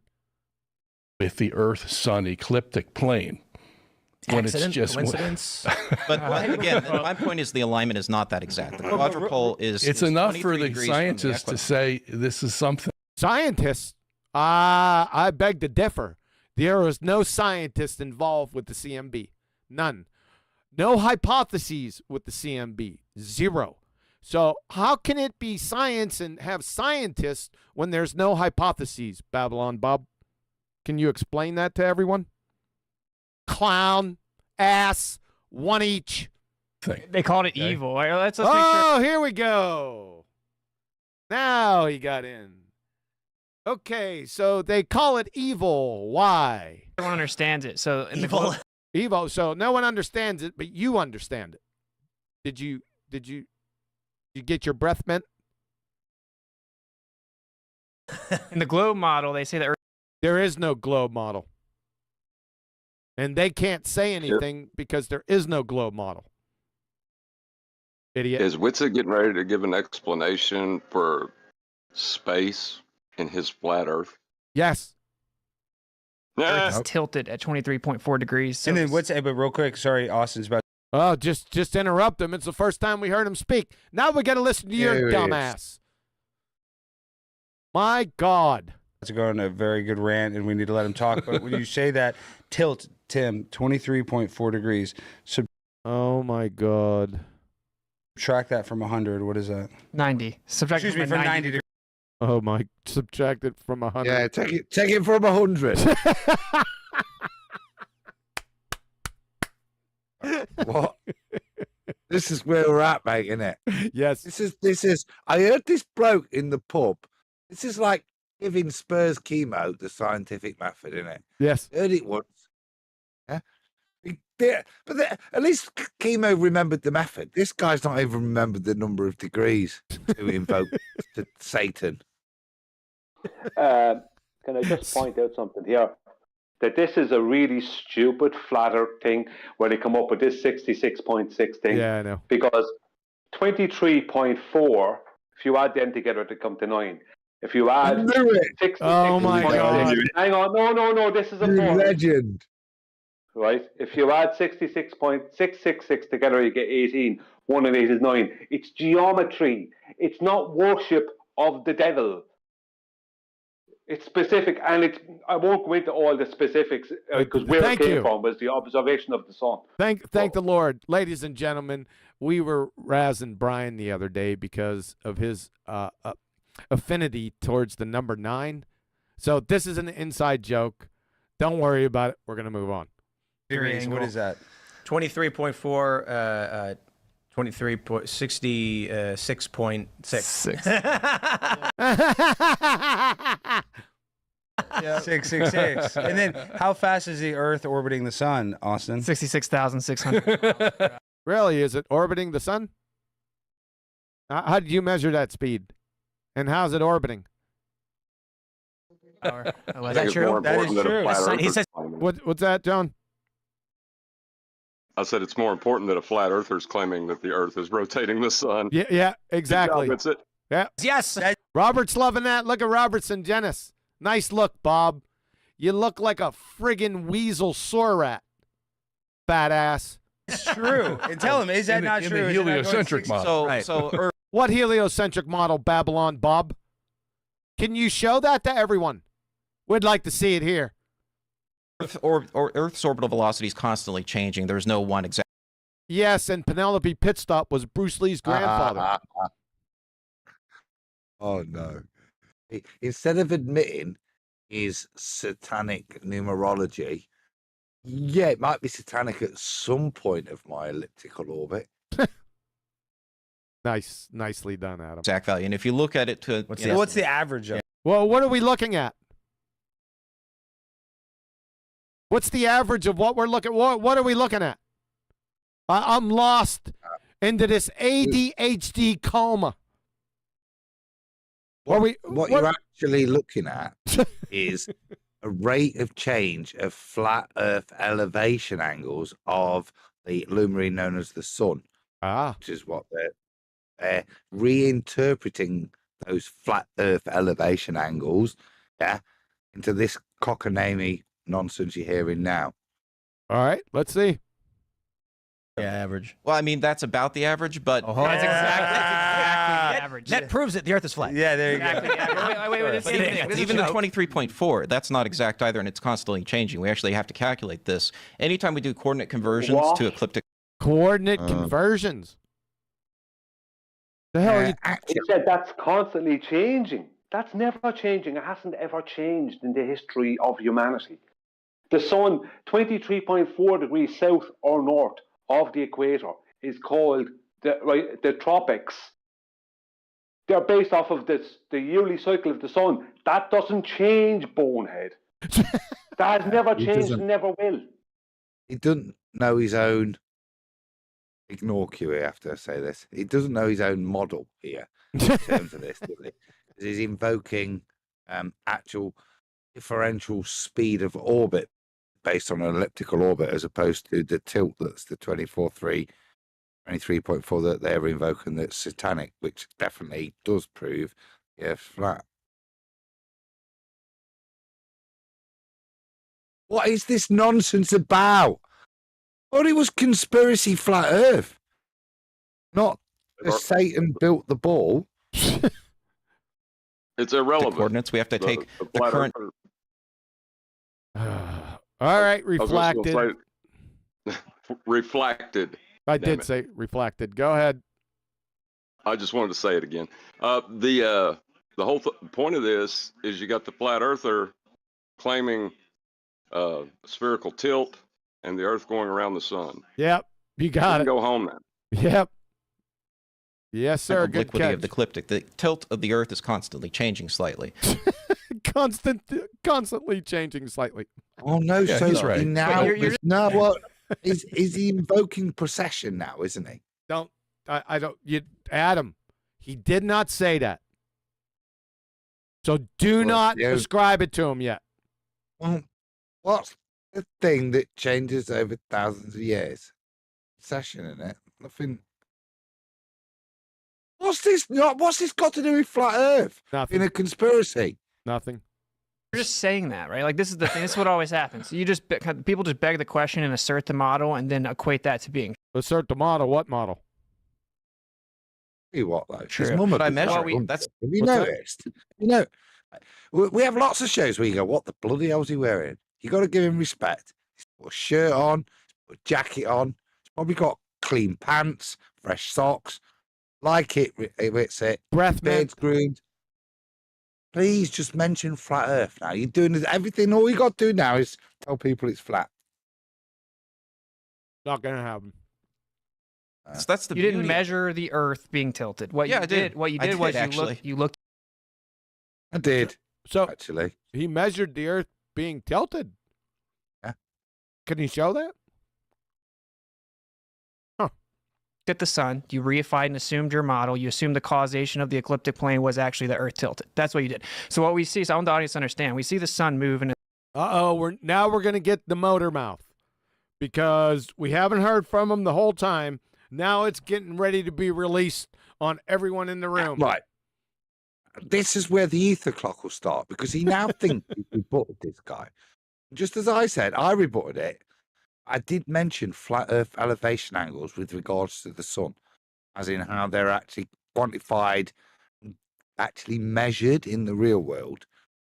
I assume he's done with this point, and the ether clock is going to start now, whenever you replay. in a certain path. They're claiming it looks tilted because the Earth is tilted and it's an illusion. They also claim that what's called the Analemma, so the sun does this like extended figure eight that isn't perfectly symmetrical if you time lapse it throughout the year. They say that's because we're moving and it makes it look like the sun is moving. So obviously just in very simple terms. Yes? The Analemma isn't anything other than the position of the sun in the sky as the figure eight. Yes. Come on, Witsit. We're saying, oh, the sun is moving. That's why we see the sun moving. You're claiming it's an illusion. So you actually have the burden of proof just on its face, right? Well, what always happens is... But Austin, real quick. Sorry, just put a pin in it. I'm curious, if you have a geocentric view, why is the sun doing a figure eight? Well, the Analemma is complicated. I mean, I do cover it in the book here. Oh, no. He does cover it in the book, though, Adam. I know. It's just like the eclectic mix of people here. We're now going to discuss what the Analemma is, isn't, or whatever it is. Geocentric, heliocentric, flat Earth. Yeah. This is the point. Yeah. This is the point where hard drugs are sometimes genuinely justified, I think. Yes, we're on subject 15 now. But there is a certain, and the Analemma actually moves itself by a few degrees. What is that? It's that's the figure eight. How the sun is. What? I can hear you, Brian. What? Well, I was asking, could you hear me? Because I lost the signal for a second, and I thought when I came back in, you couldn't hear me. This is your man Tim Poole and now Robert Sungenis are both showing they don't understand the Analemma. They don't understand the annual sun cycle. It's very basic, right? It does the same thing every year, all the time. And now Sungenis is on to talking about how it moves a little bit. It doesn't. It never moves. I'll get the exact same angle, right, to the sun at solar noon on the 21st of June every single year. What type of angle? Elevation angle. That's flat Earth. And the proof. GP of that, exactly. And the GP, I was going into that. And the GP of that, of the sun at that exact moment will be in the exact same place. It never changes, ever. So he's just, with him saying now, it moves a bit, that's him trying to insert it into his little city paradigm, something else he doesn't seem to understand certain problems with. That's what he's at. Yep. I've got a question. Oh, he's an ass clown. Was that the question? Yes, he is. No, it wasn't the question, but thank you for answering that. I could have got there on that on my own. So, it just posed a question in my mind. I'm not sure. I don't know. AI, you might be able to answer this. So, Analemma, in terms of any under comprehension of what its causation is on a flat Earth, it's the sun moving its position. Yeah. In terms of heliocentric model, it's the positional change of Earth's elliptical orbit. What is it in a geocentric? How do you explain it in from a geocentric viewpoint? Does anyone know? It's a bit tricky, actually. Tim Poole asked him a pretty tricky question now. It's complicated. I asked AI. Talking about what it would represent if we put a time lapse of it up when we describe it in this fashion. So what's to explain? Talking about how it will move with respect to its next position if you clock it and then represent the last position with the next position over the course of 12 months. That's what the Analemma is, right? Well, who cares? What needs explaining exactly? How we derive this idea and put it into a time lapse to show this figure of 8? Yeah, because the Analemma in of itself is an ancient thing. Okay, and you wanted to ascribe something to it. The way it's explained is the ground position of the sun throughout the year at midday changing between the tropics. Okay, and that is what tracks that Analemma. That and the slight lag of 24 hours. Yeah, so that's what on a flat Earth. What, as I said, the orbital period difference explains it on a heliocentric viewpoint. I've got no idea how you deal with that from a geocentric point of view. I know who cares. I kind of care because just from a geeky point of view, that's a very good question, Adam. See, that's one of the things that Robert Sungenis has never really given really proper thought to it. There is no such thing as a geocentric globe paradigm. Can't exist. Just like there can't be a heliocentric flat Earth paradigm. That can't exist either. You can have a geocentric flat Earth paradigm and a heliocentric globe Earth paradigm. You can mathematically come up with two of those, but you can't have a geocentric globe Earth paradigm. And that's not the only reason why. Thanks. It moves daily and yearly. We're not staying on the Analemma for 5 hours, Adam. Oh, I've asked AI. It's all I've asked for. Everybody's overtalked him. Right. And go. He's muted himself now because he's thinking you don't want to let him talk. Okay, good. There's two different movements of the sun. The Analemma is going to go by the yearly movement. Okay, so that's why it makes a complete figure 8.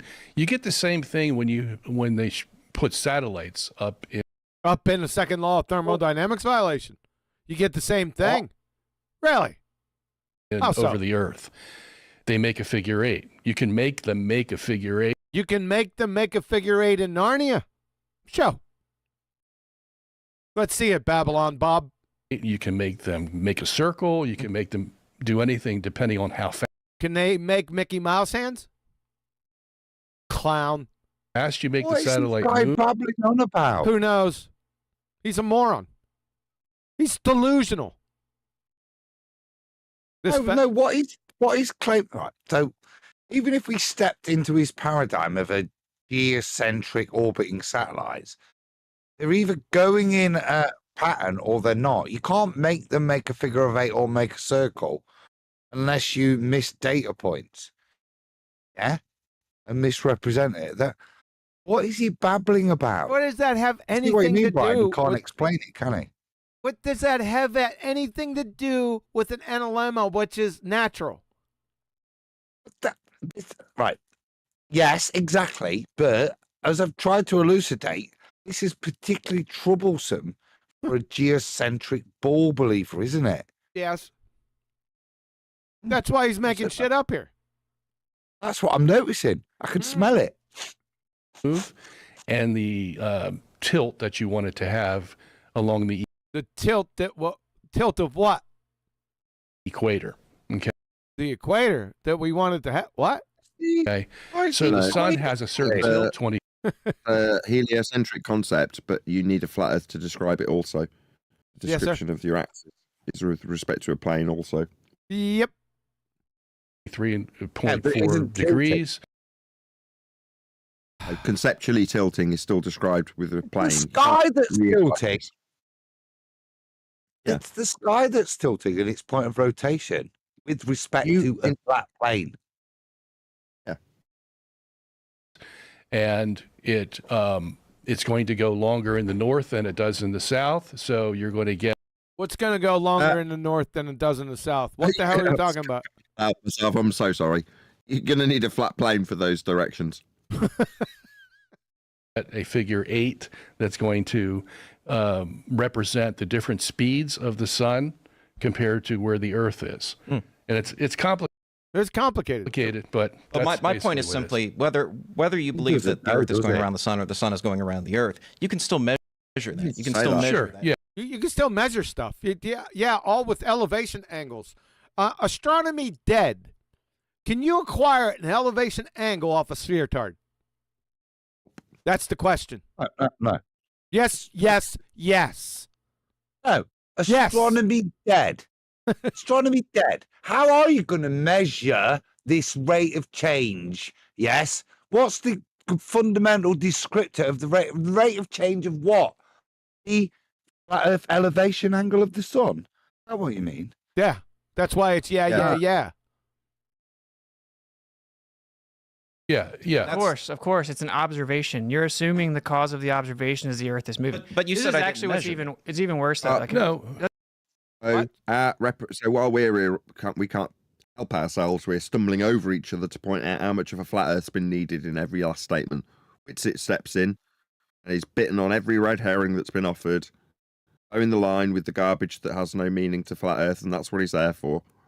I mean, number 1, useful idiot. Number 2, in the chat, live stream. Let's just use it like really simple terms. Occam's razor. So if you have Occam's razor. What does Occam's razor have anything whatsoever to do with this topic? What the hell is that comment? an explanation for, you have two different explanations for the. You have two different just so stories, okay? And then what? Same cause or phenomena, right? You're going to go with the simplest one that requires least amount of assumptions. If they're So both you're viable. going to go with the just so story with the least amount of assumptions. That's what we're going to do, huh? No, what we would do is offer the measurements that they've all identified so far. So far, they've all used quite a few flat Earth measurements. I mean, the game is already over. He just has to point it out. Witsit's useless. Why is he representing us? He's not. No, come on, I'll tell guys, you why. guys, seriously. If any of us get the moment to hit the big time, we've got guys that have got millions of viewers, make sure when you get your moment, after waiting 15 minutes to get your moment, what the first thing you tell the world is, not anything pertinent about whether it's measured flat. Give them, your opening gambit should be a descriptor of Occam's razor. Yeah? Go for it. Yeah? Next time you're out there, start with that. It's a freaking winner. Okay, just sarcasm is sometimes lost on people. I've just spent the best part of 12 months doing the tour in politics and several other servers that weren't necessarily as accommodating. To say, no, lead on the front foot, tell him Earth's measured flat. Here we are, Witsit, his big moment. This is him. What is he going to be presenting this as his receipt? Oh, well done with Occam's razor, you fucking retard. Why didn't you tell him it was flat? That's all you had to do. You had one job. Yep. Yes, sir. I'll go after John.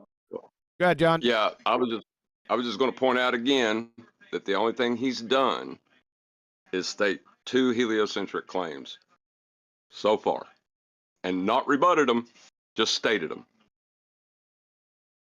Yeah, his first statement was correct, that it's an observation, but he didn't then define what it was an observation of. It's an observation of what the sun appears to be doing in the sky, which is moving around, right? So the sun is moving, not us. And and then the second part of what he should say is, and we measure that with elevation angles. Yes, sir. Flat That would have been it. Yep. Yeah. Yep. That would have been it.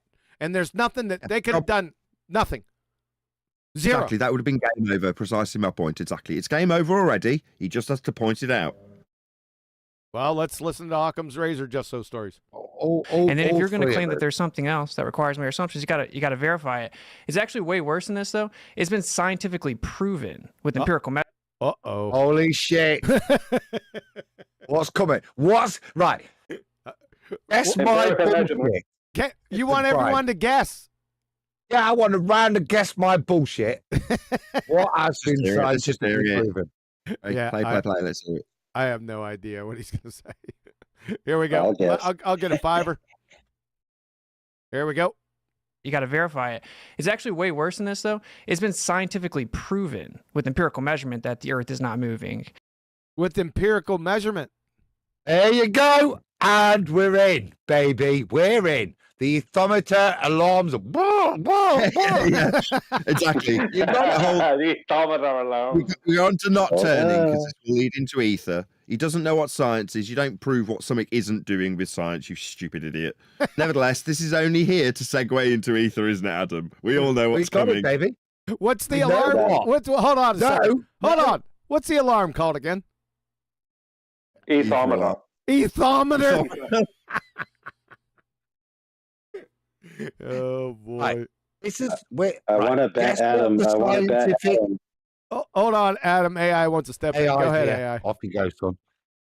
Oh, I just want to make a bet with Adam about who mentions ether first and when. No. It's coming. It's coming, isn't it? Now, this is what this is going to be. I've seen it already, so I can't. I have to. Yeah, you myself. can't say anything.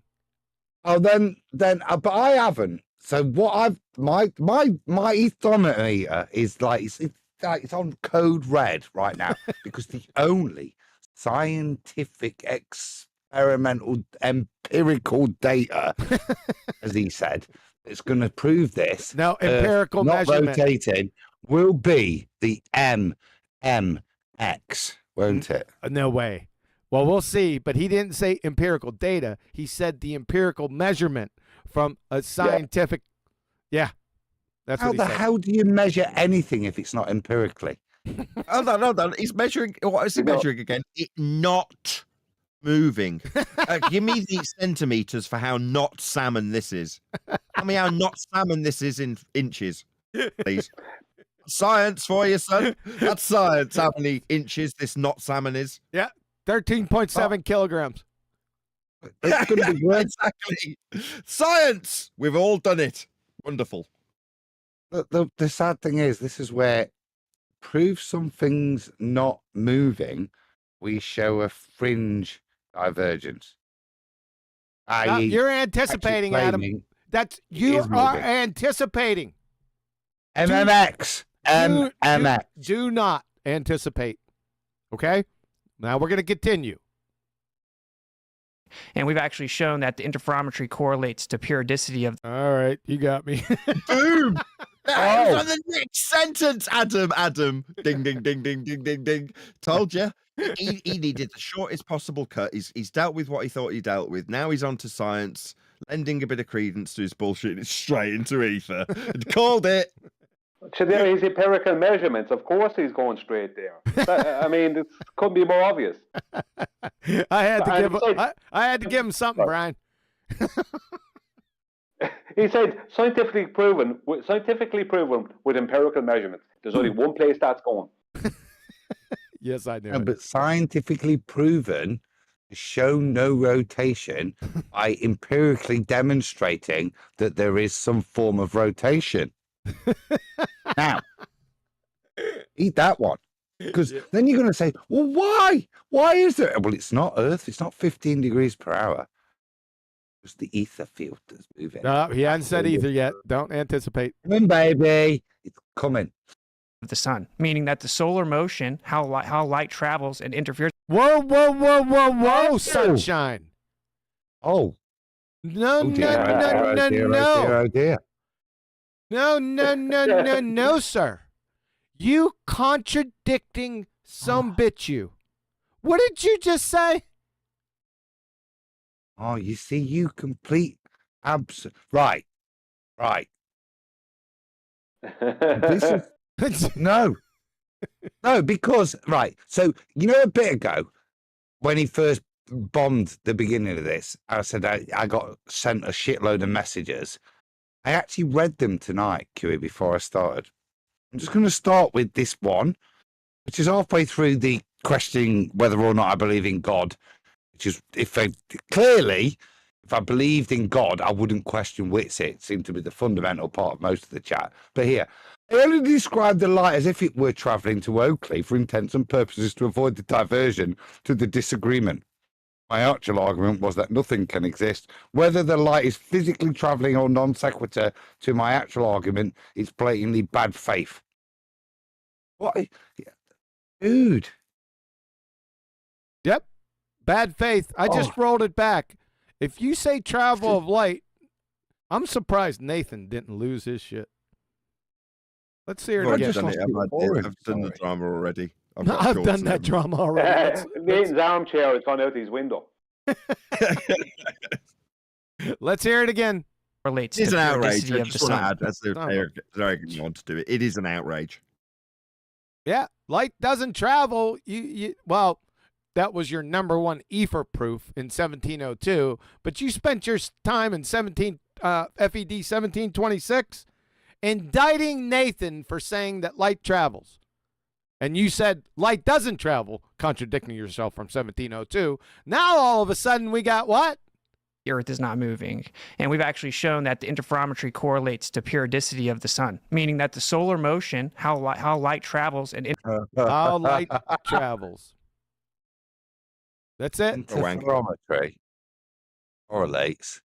I say it correlates. Jesus. To periodicity of the sun. Correlates. Yeah. Yeah, I know. We're not on that, Adam. We're on that. I heard traveling. it. Right? Okay, He said travel. Don't lose track of the indictment. As Alex Stein at the beginning was like, I trust this guy. No, dude. This is where he's a double-speaking proven liar. We've proven that's it. That's why he's there. On, Brian.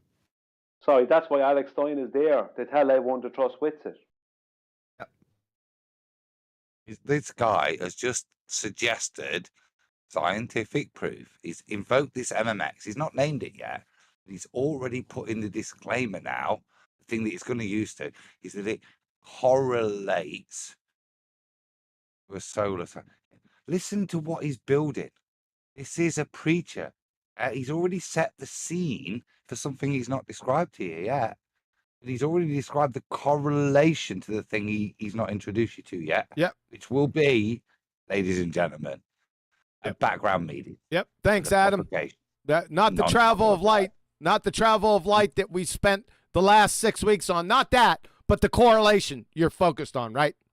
Really? My God. A correlation to invoke that medium where there is, you should listen to me, of interrupting. To invoke the non-travel of light is what I said as you started over talking. Yeah, it makes perfect sense. Interferes with itself, changes based on the time of year. So it is empirically proven that the Earth is not moving. So not only do we not just grant it to you, right? Because you're just saying the model as if what model? He's saying the model? I don't think anyone says models. But what? It's true. Yeah, I think he understands that. And I want to take off from where you left off with general relativity. Oh my God, another subject switch. And then go back to his point, if you don't mind. It might take me a couple minutes, but... Oh, this is going to be good. So you admit with general relativity that the sun can go around the Earth or the Earth can go around the sun, right? No, that's just the principle of relativity, of things being relative to one another. What the hell are you talking about? Huh? It doesn't matter what he admits to or agrees to, does it? Look at him. He thinks he's some type of intellectual. You're a dumbass cracker, you fat ass. What the hell does this have anything to do with the price of pig's feet in China?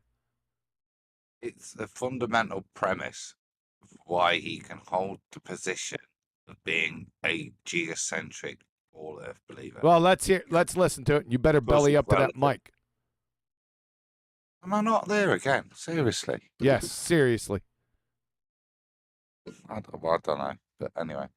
You can describe it that way. Well, Einstein it has to be real for you to describe it that way. I mean, in other words, you just can't say it's possible.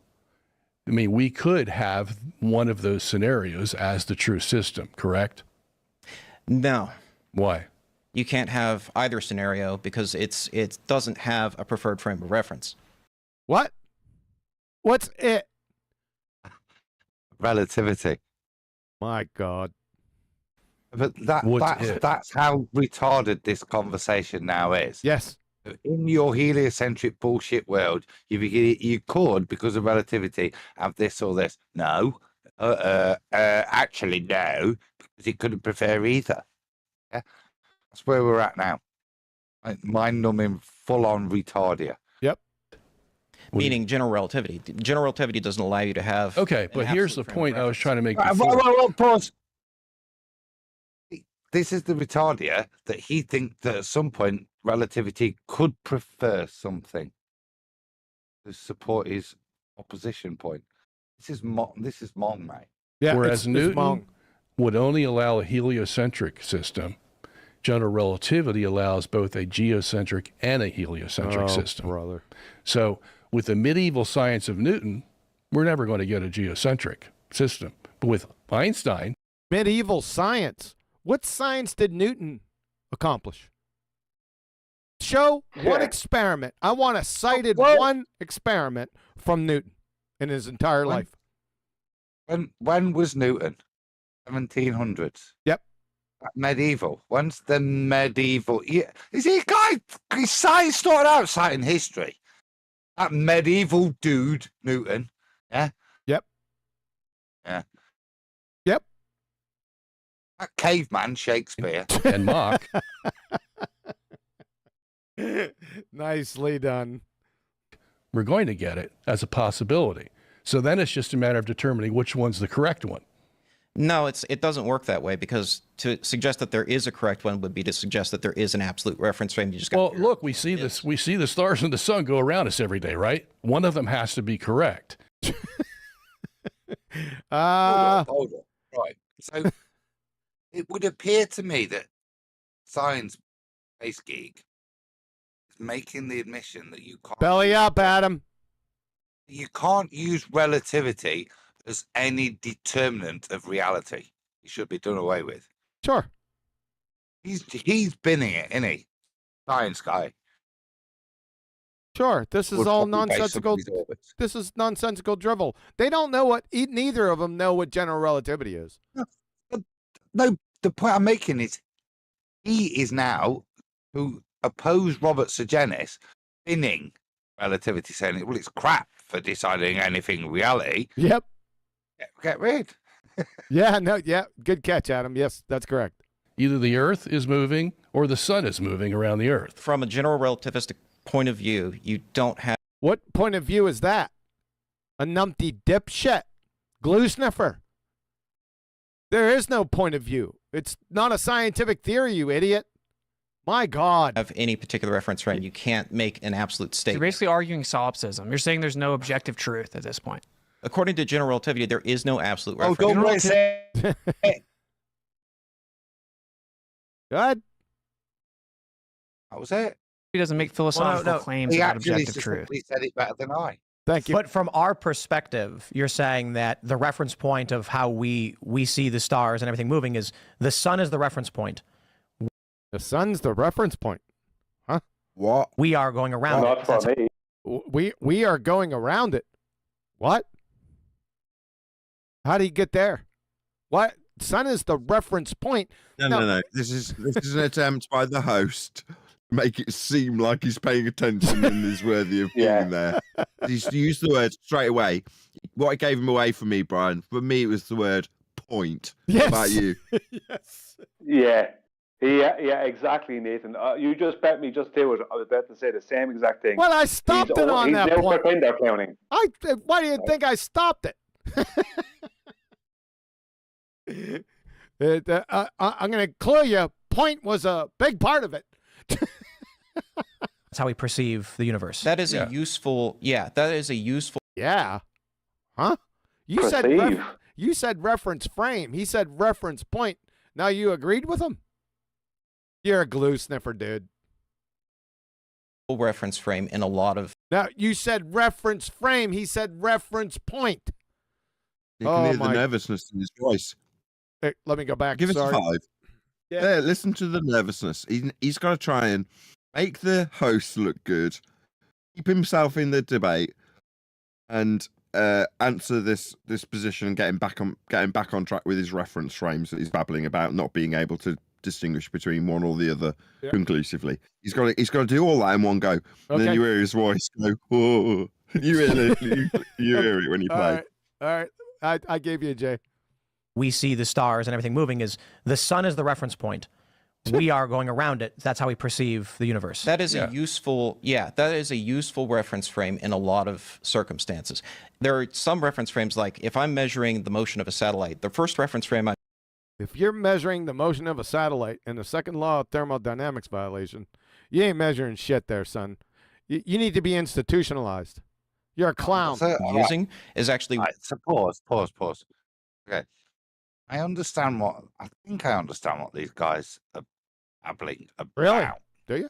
Yeah, but because what they're talking about is building mathematical models, whether that be geocentric or heliocentric point of view, where, as correctly described, the sun is a point of reference, which it is. Again, Witsit should be telling them, yes, whichever way you want to build these mathematical models and engage your point of reference, all of them are actually fundamentally acquired by flat Earth elevation angles. What you do with them afterwards is up to you, however you reference them, be it heliocentric, geocentric, ball or flat. All of them are acquired and intrinsically are a flat Earth elevation angle taken from a flat plane. We already know that, Adam. It's worth pointing out. Yes, Adam. One that has my telescope at the center of the universe. And if I has your telescope at the center of the universe, what? I'm predicting a solar eclipse. There's a reason he's got to say that. Hold on. There's a reason he's got to say that. Right, when you have your telescope at the center of the ball Earth, or if your heliocentric point of reference is the sun, which it was and never will be for anybody ever, but nevertheless, you're at the center of globe Earth in that description for their orbital mechanics that they're arguing about, geocentric or heliocentric, right? You still need to be on a flat plane to describe it, and his terminology gives that away. I said that at the beginning, right? This guy likes to use flat Earth stuff. Yep. There's another one. Yep. Yeah, that's the vernal equinox situation I was bringing up earlier. That he's just not referencing. He's referencing, but he's not detailing it, because if he details it, he's detailing a massive stationary plane. Yep. Yeah, equatorial plane. One that has my telescope at the center of the universe. And if I'm predicting a solar eclipse, you're not predicting solar. You don't know what predictions are. They're not scientific predictions. You're a moron. predicting the He's going to say predicting the pattern. It's pattern recognition. He's going to call it prediction to make it sound scientific. It's pattern recognition. That's why he stuttered over it. Let's see. Scope at the center of the universe. And if I'm predicting a solar eclipse and predicting the path of a solar eclipse. He said path, not pattern. I was going to say pattern. My bad. Yep. You're anticipating. Actually use the moon as the center of the universe. So I'm using a selenocentric reference frame. But that doesn't mean I believe that the moon literally is the center of the universe. Of course. Pause. Can you hear me? I wish I did. Adam, you go first. I'll go after you. No, it doesn't matter as long as you can. Carry on, Brian. I was just going to say, he said he's going to use the moon as the reference. What he's going to do is beg the question that it's the moon that's going in front of the sun during a solar eclipse. Now, I can't say that it's not the moon, but I can say, because I have tried to find evidence of it being the moon, and I couldn't find evidence. Other than if you beg the question and pre-assume it's the moon, that's all there is. So they don't even know if it's actually the moon going in front of the sun. And to tell the truth, I could show images that don't match the moon at all, but it's what's going in front of the sun. So I don't know. It's also incorrect, actually. When we map out eclipses, we use ECEF. What is wrong with you, Louis? Jesus, dude. You got somewhere to go? Yeah, I want to get done with this friggin' video, and I don't want to spend 18 years on one topic because they keep on bringing up topic after topic, right? We're going to get to 25 to 85 topics, and we're going to have people fucking opine on each one. So we're not going to get done with this till late 2029. That's my fucking problem, Adam.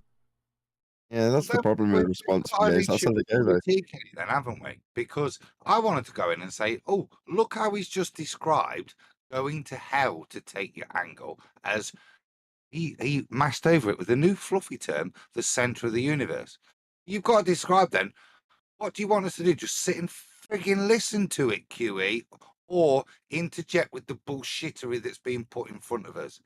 I want you to be concise. The astute ear that somehow you're asking us to hold Witsit to, and previously held us for not interjecting when we hear this shit, when it was Witsit on us, and you held us to account and put us to court. I'm not sure what my performance objectives are. Well, guess and deal with it. Literally is the center of the universe. Of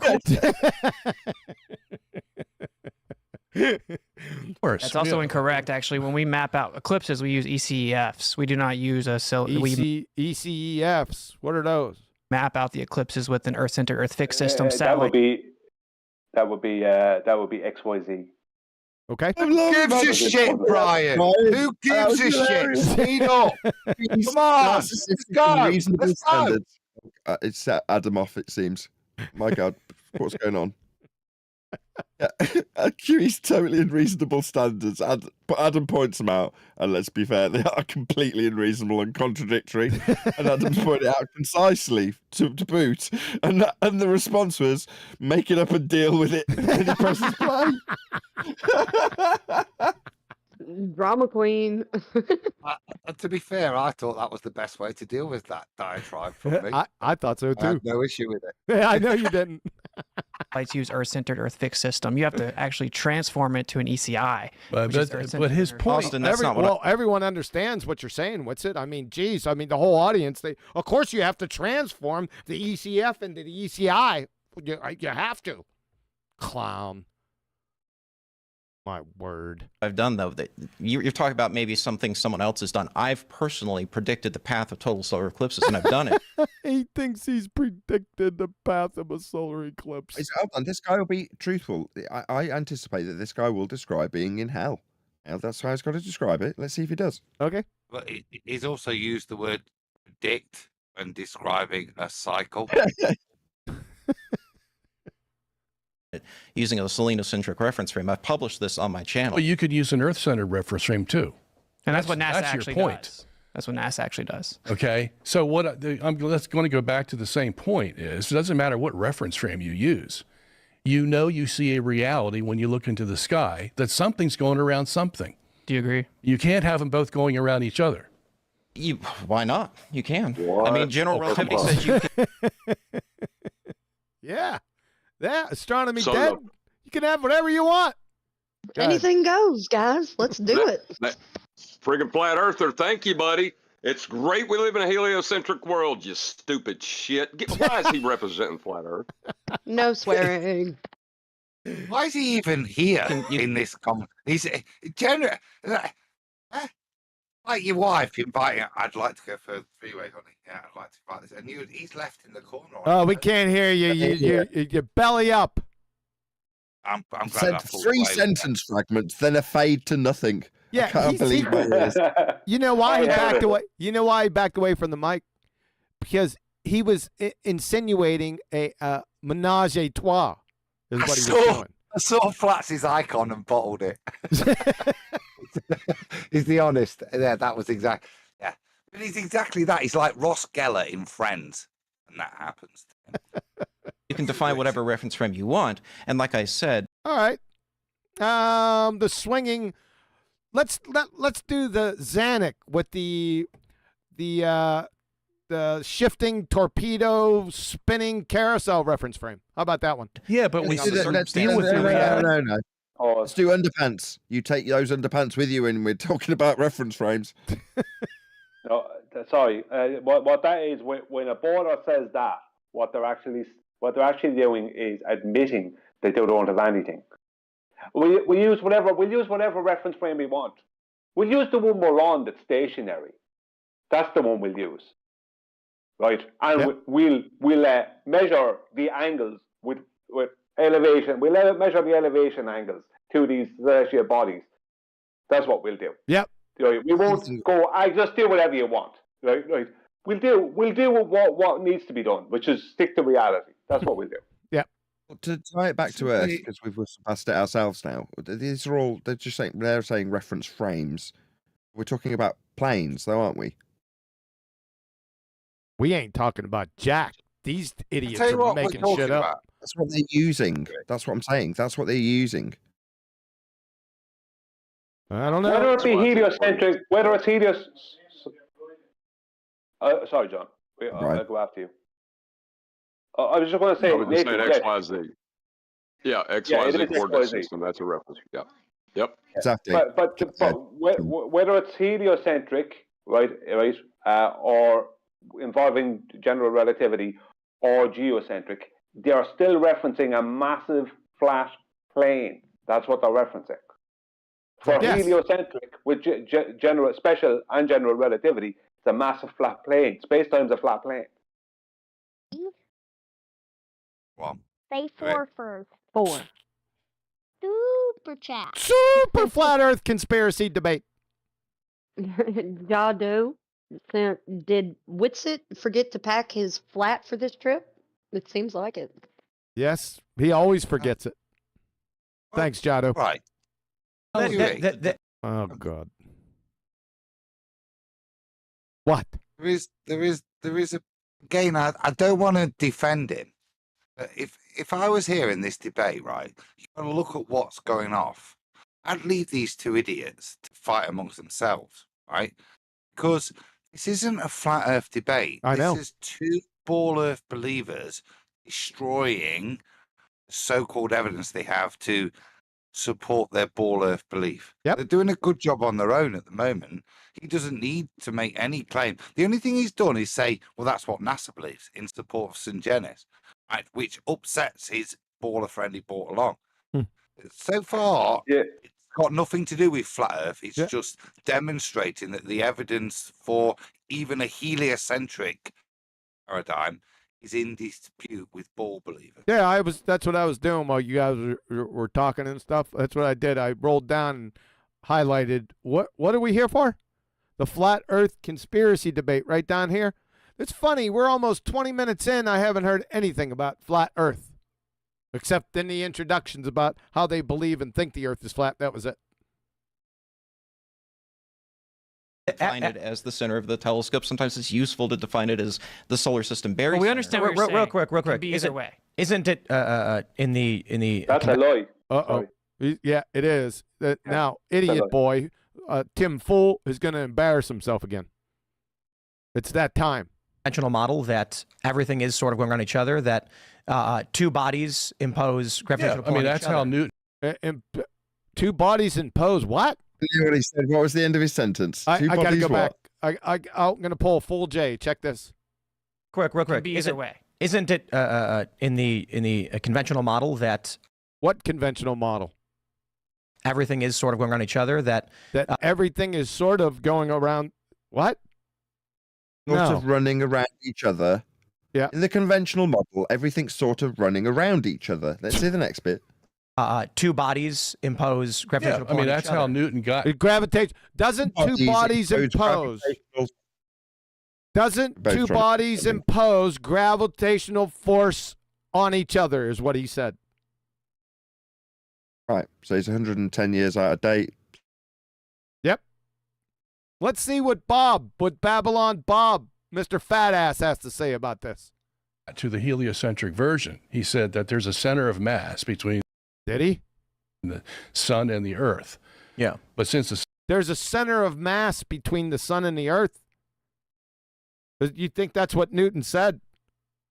Really? Citation, please. The sun is bigger. The sun is biggie. Huh, Bob? The center of mass is going to be more inside the sun than it would. Define mass. And you're 110 years out of date also, idiot clown. And how did Newton know the sun was bigger? Right. To the earth. The bigger, hold up. The bigger the sun, the more in the center of it. The center of mass. What is this glue snake on about? You know what has to happen? He doesn't know what he's talking about. He's a fucking No, moron. he's just making chill. This is full MSU. Yep. And even if he did describe it properly, it doesn't support his point. Yep, exactly, Adam. Yeah, but what's happening here is when the host came in there, Tim Poole, and he's tried to join in on the conversation. He was trying to join in on what he presumed to be an intellectual conversation. Yep. As opposed to what should have been said is, you're all talking some heap of rubbish. Now let's get down to reality.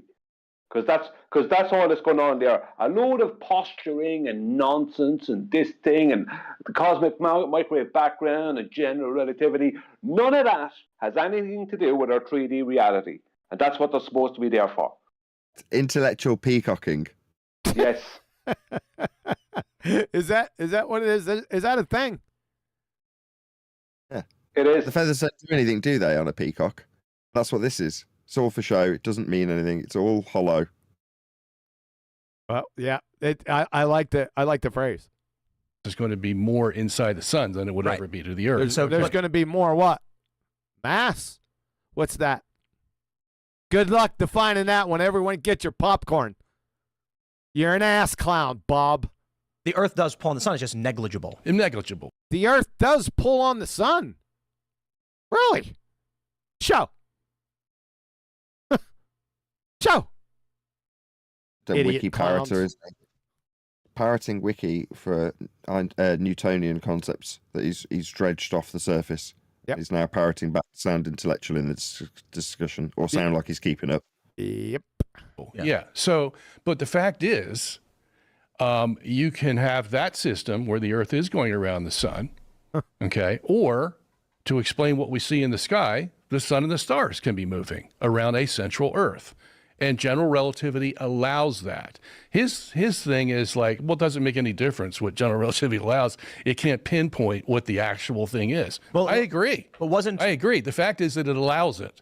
So we can't base our decision on what Newton said, because that's what everybody does today. But isn't the simplest argument, I suppose, is that when you map out the pattern of planets in a geocentric model, when you map out the pattern of planets, begging the question, fallacy. They're kind of erratic. And no, they're not. That's what they make it look like. In the Tychonic model, they're all going around the sun. We got another model here. Is that a scientific model, Babylon, Bob? Same as they're doing in the host is, hold on. Host is putting to him.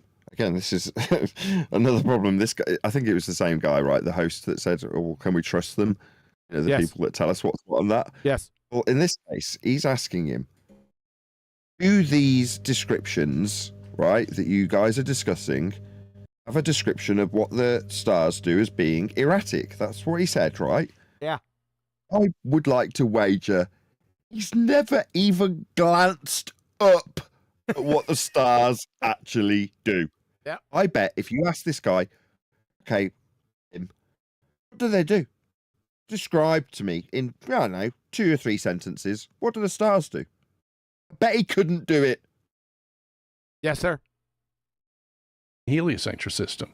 The only difference is the sun's going around the Earth at the same time it carries the planets in the. Now it's carrying planets. How's it doing that?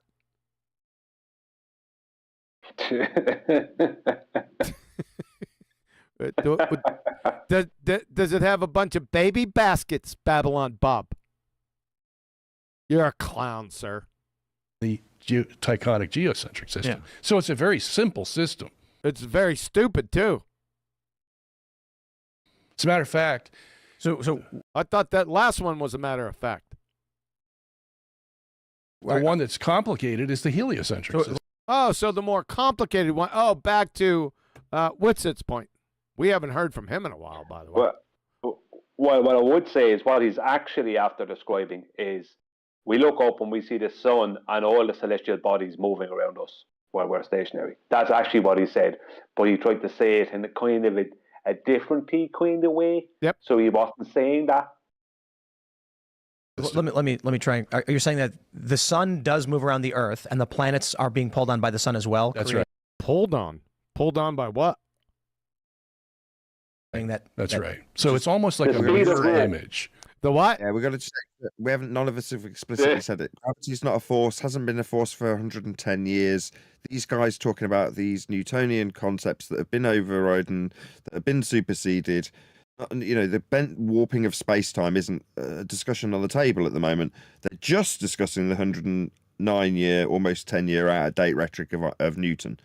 And back and forth at cross purposes, they go. What's pulling on what? Oh, my God. It's making me want to puke.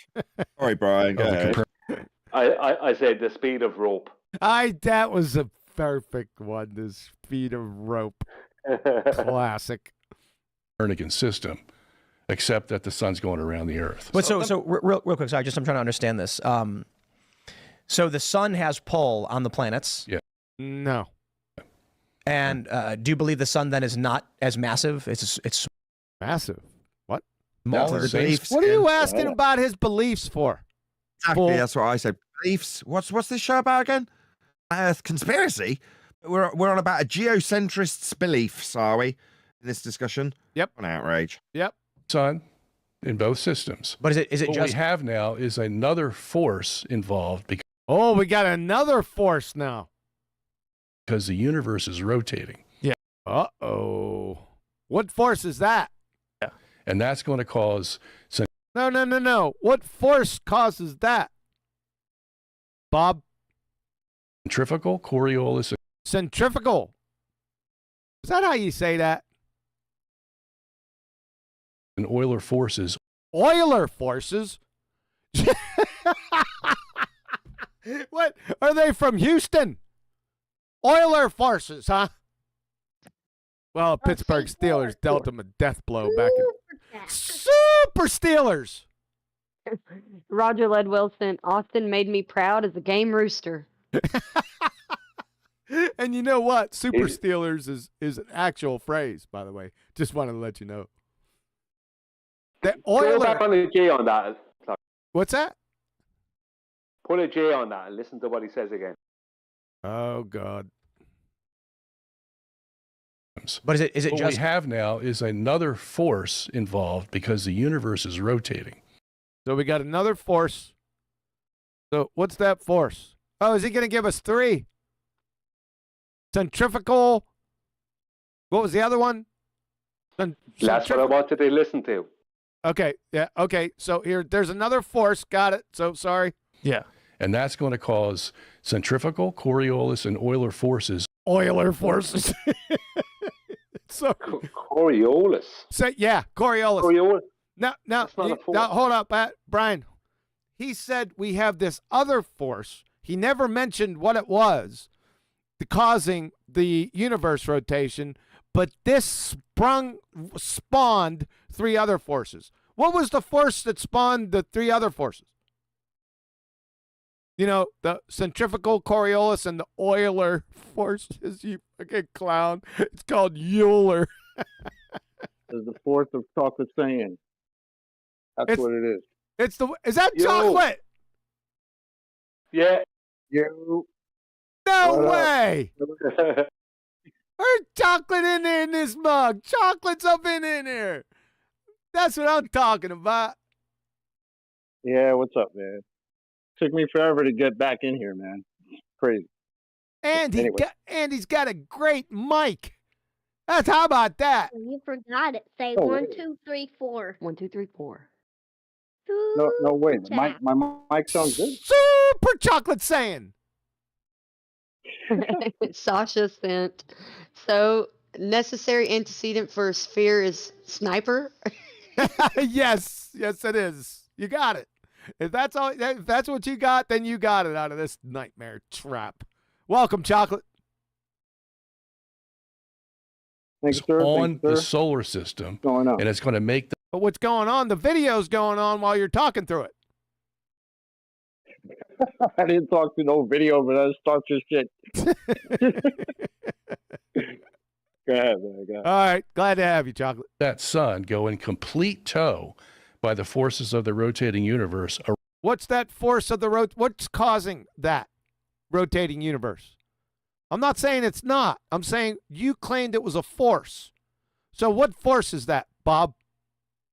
Around a fixed Earth. And so just to clarify, I guess we're not going to find out.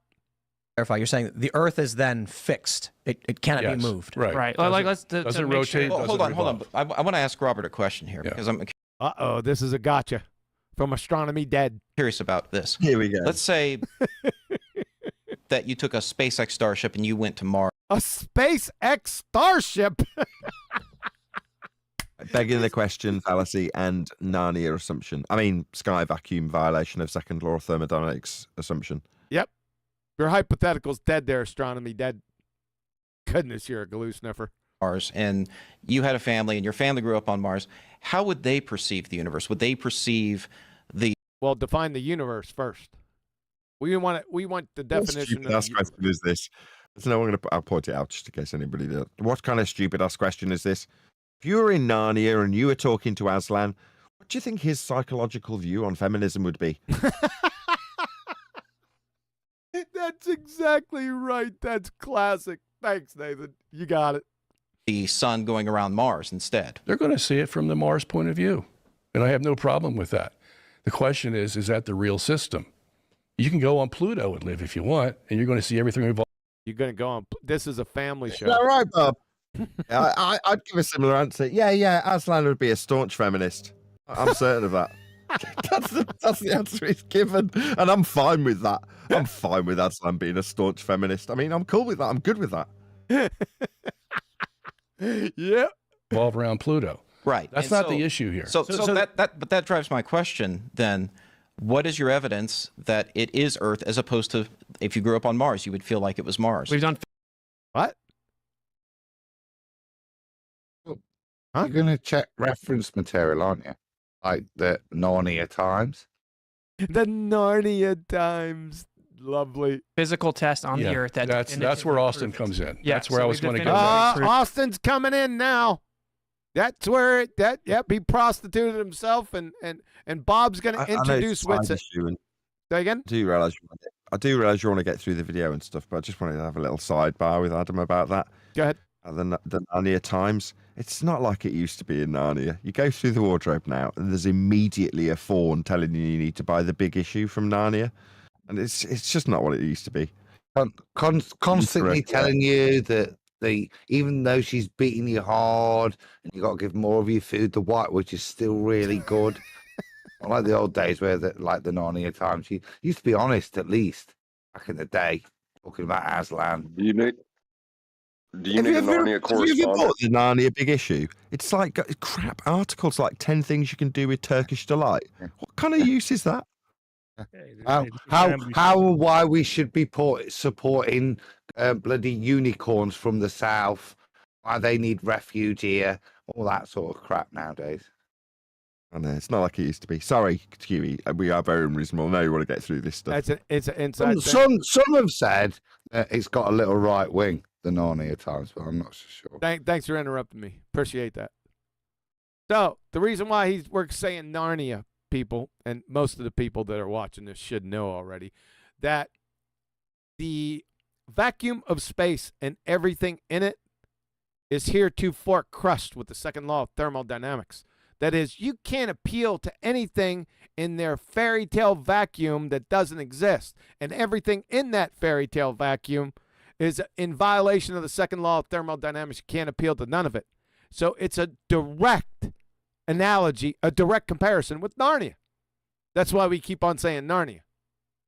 Hopefully everyone's clear on that. Proven it. We have Aries failure, stellar aberration.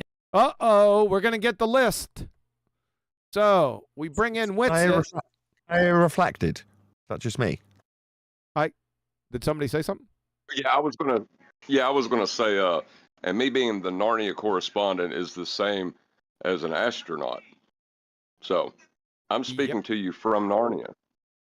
Yes, sir. What, live? Is this signal coming straight via Australia? Narnia. Yes. A link up, yes. There we go.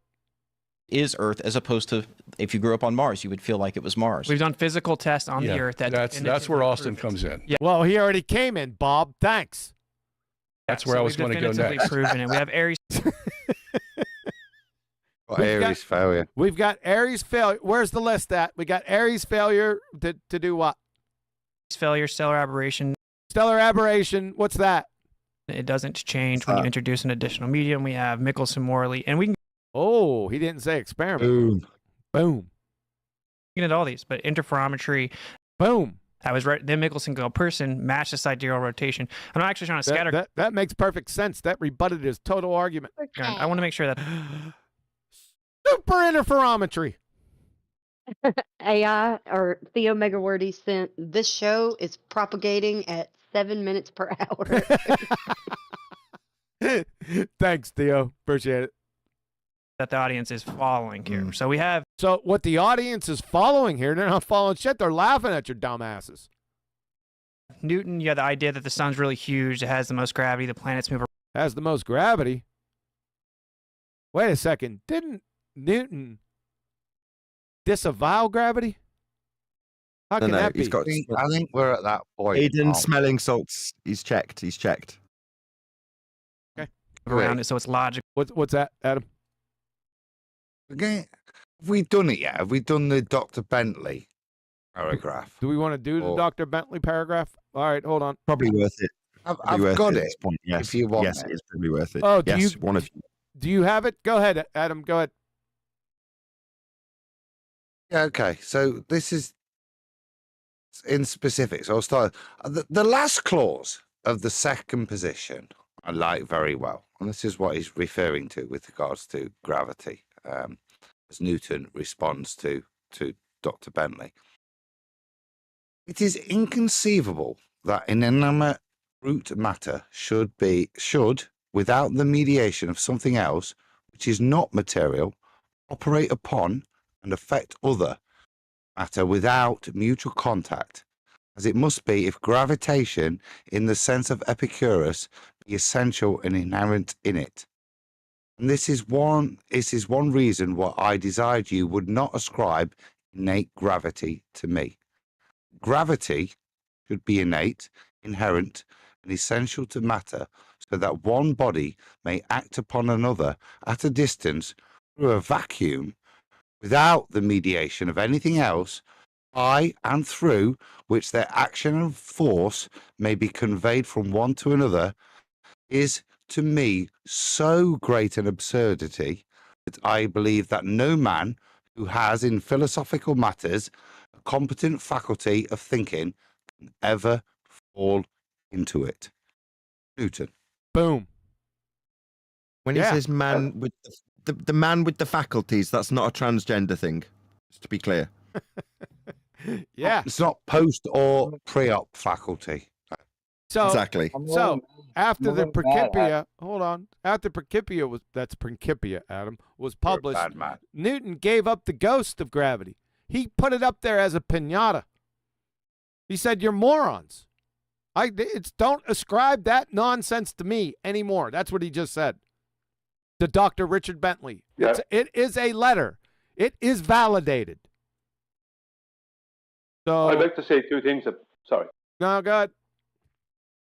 Two things I'd like to say about that letter is I didn't hear the word mass used one time within that letter. Number one. Number two, he indicts via that letter. Isaac Newton is indicting everybody after that point who reads that letter or doesn't and starts claiming that Newton or that mass is attracting mass, blah blah blah. Any of this nonsense, right, that they're trying to latch on to Newton, he's indicting them as being not competent. Yes. Mentally. That's what he's saying. Yeah. Yep, exactly. That's you too, Witsit, by the way. That the Earth would also move around. So, Austin, let me ask you a question. Just a second. So then Mach came along and said, wait up, Newton didn't even think about the rest of the universe. He thought the sun was the center of the entire universe. So when we actually take his theory even and we apply it. Newton never proposed a scientific theory in his life. Mach didn't either. Why are we talking about a universe? Who knows? And whether the sun was presumed to be the center of it? What has any of this got to do with flat plane measurement? Yeah, ADHD. It's because he's prostituting himself to a geocentrist Babylon Bob. There you go, Flatsy. Say it again, Flatsy. Because he's prostituting himself to geocentrism with Babylon Bob. Yep. We're going to see that specifically here in a couple days. Go on, Nathan. All it's looking for is a route back into Ethereum rhetoric at this point, right? That's what he's looking for, is route back in. Meanwhile, all I can see is round up for all the points that have just been made that needed flat Earth measure. That's all he should be doing. He's doing us a disservice by not doing it. Yep. Let's see where he goes. To a rotating universe. Okay. Before you see where it goes, I have a question. Go ahead. I'm like brand new rookie again to Discord. Is there something I need to do to hear this audio? Because I can't. I don't hear it live. Drag your cursor Live. over QE and then just watch video. Say that again. Drag your cursor over QE's name and then just hit watch video. No, I think there's a separate one for it. Just go up and down in the list, Chocolate, until you see the box, and you'll see a watch later or watch video. Gotcha. All right, continue. My messages. I'm disgusted with you right now, Chocolate. Disgusted. You give him some leniency. He's new on Discord. Yeah, that's true. We'll give him some slack. I'll play it, Chocolate, and if you can't hear it, can't see it, you let us know, all right? Dimension of that whole universe would outweigh any effect of the sun, and the Earth could be in the center. This spills over into relativity as well. Now, I actually reject all of this. I reject the claim So you just reject everything you just said. Okay. Sizes. I reject I don't even believe in all that. But it's you don't believe in it. We don't care about what you believe. Okay, let's see where he segues. Fine. Let him relinquish it. Let's just see where he segues to. Okay. Misinformation, it needs to be pointed out that even in the Newtonian and Einsteinian models, the Earth could be in the center. There aren't any Newtonian or Einsteinian models. So what we need to do is go back to Earth. Look. Only ever described in the center. If you're going to be describing it heliocentric or geocentric, you're going to be describing it with respect to the equatorial plane in both regards. That's a way to segue into a flat Earth proof that is either intentionally whistled past, because to sort of allude to the idea that he's got good grip on these subjects, to dismiss them like he just did. Well, rather than dismissing them, why not utilize them to assert the flat Earth that they both require? Summarize all of this shit that's just been discussed about heliocentrism versus geocentrism and Newton's relativity, or whatever it is that they've been babbling about to seem intellectual for the last 20 minutes. He could have brought it all to a fine point. Just pointed out a plane of reference that was needed for all of it. He hasn't. Well, maybe he will. Maybe we'll snap that rubber band on his wrist and he'll wake up. Nah, he's waiting to get back. He wants to get ether in there so bad, he'll never bring up flat Earth. We'll see. Am I seeing this correctly? Tim Pool at a flat Earth debate. Yeah, flat Earth. No, conspiracy debate. not so far. Not so Absolutely far. not. It's titled that. We just haven't got there yet. Oh, all right. I copy that. We're 22:58 in and haven't got there yet.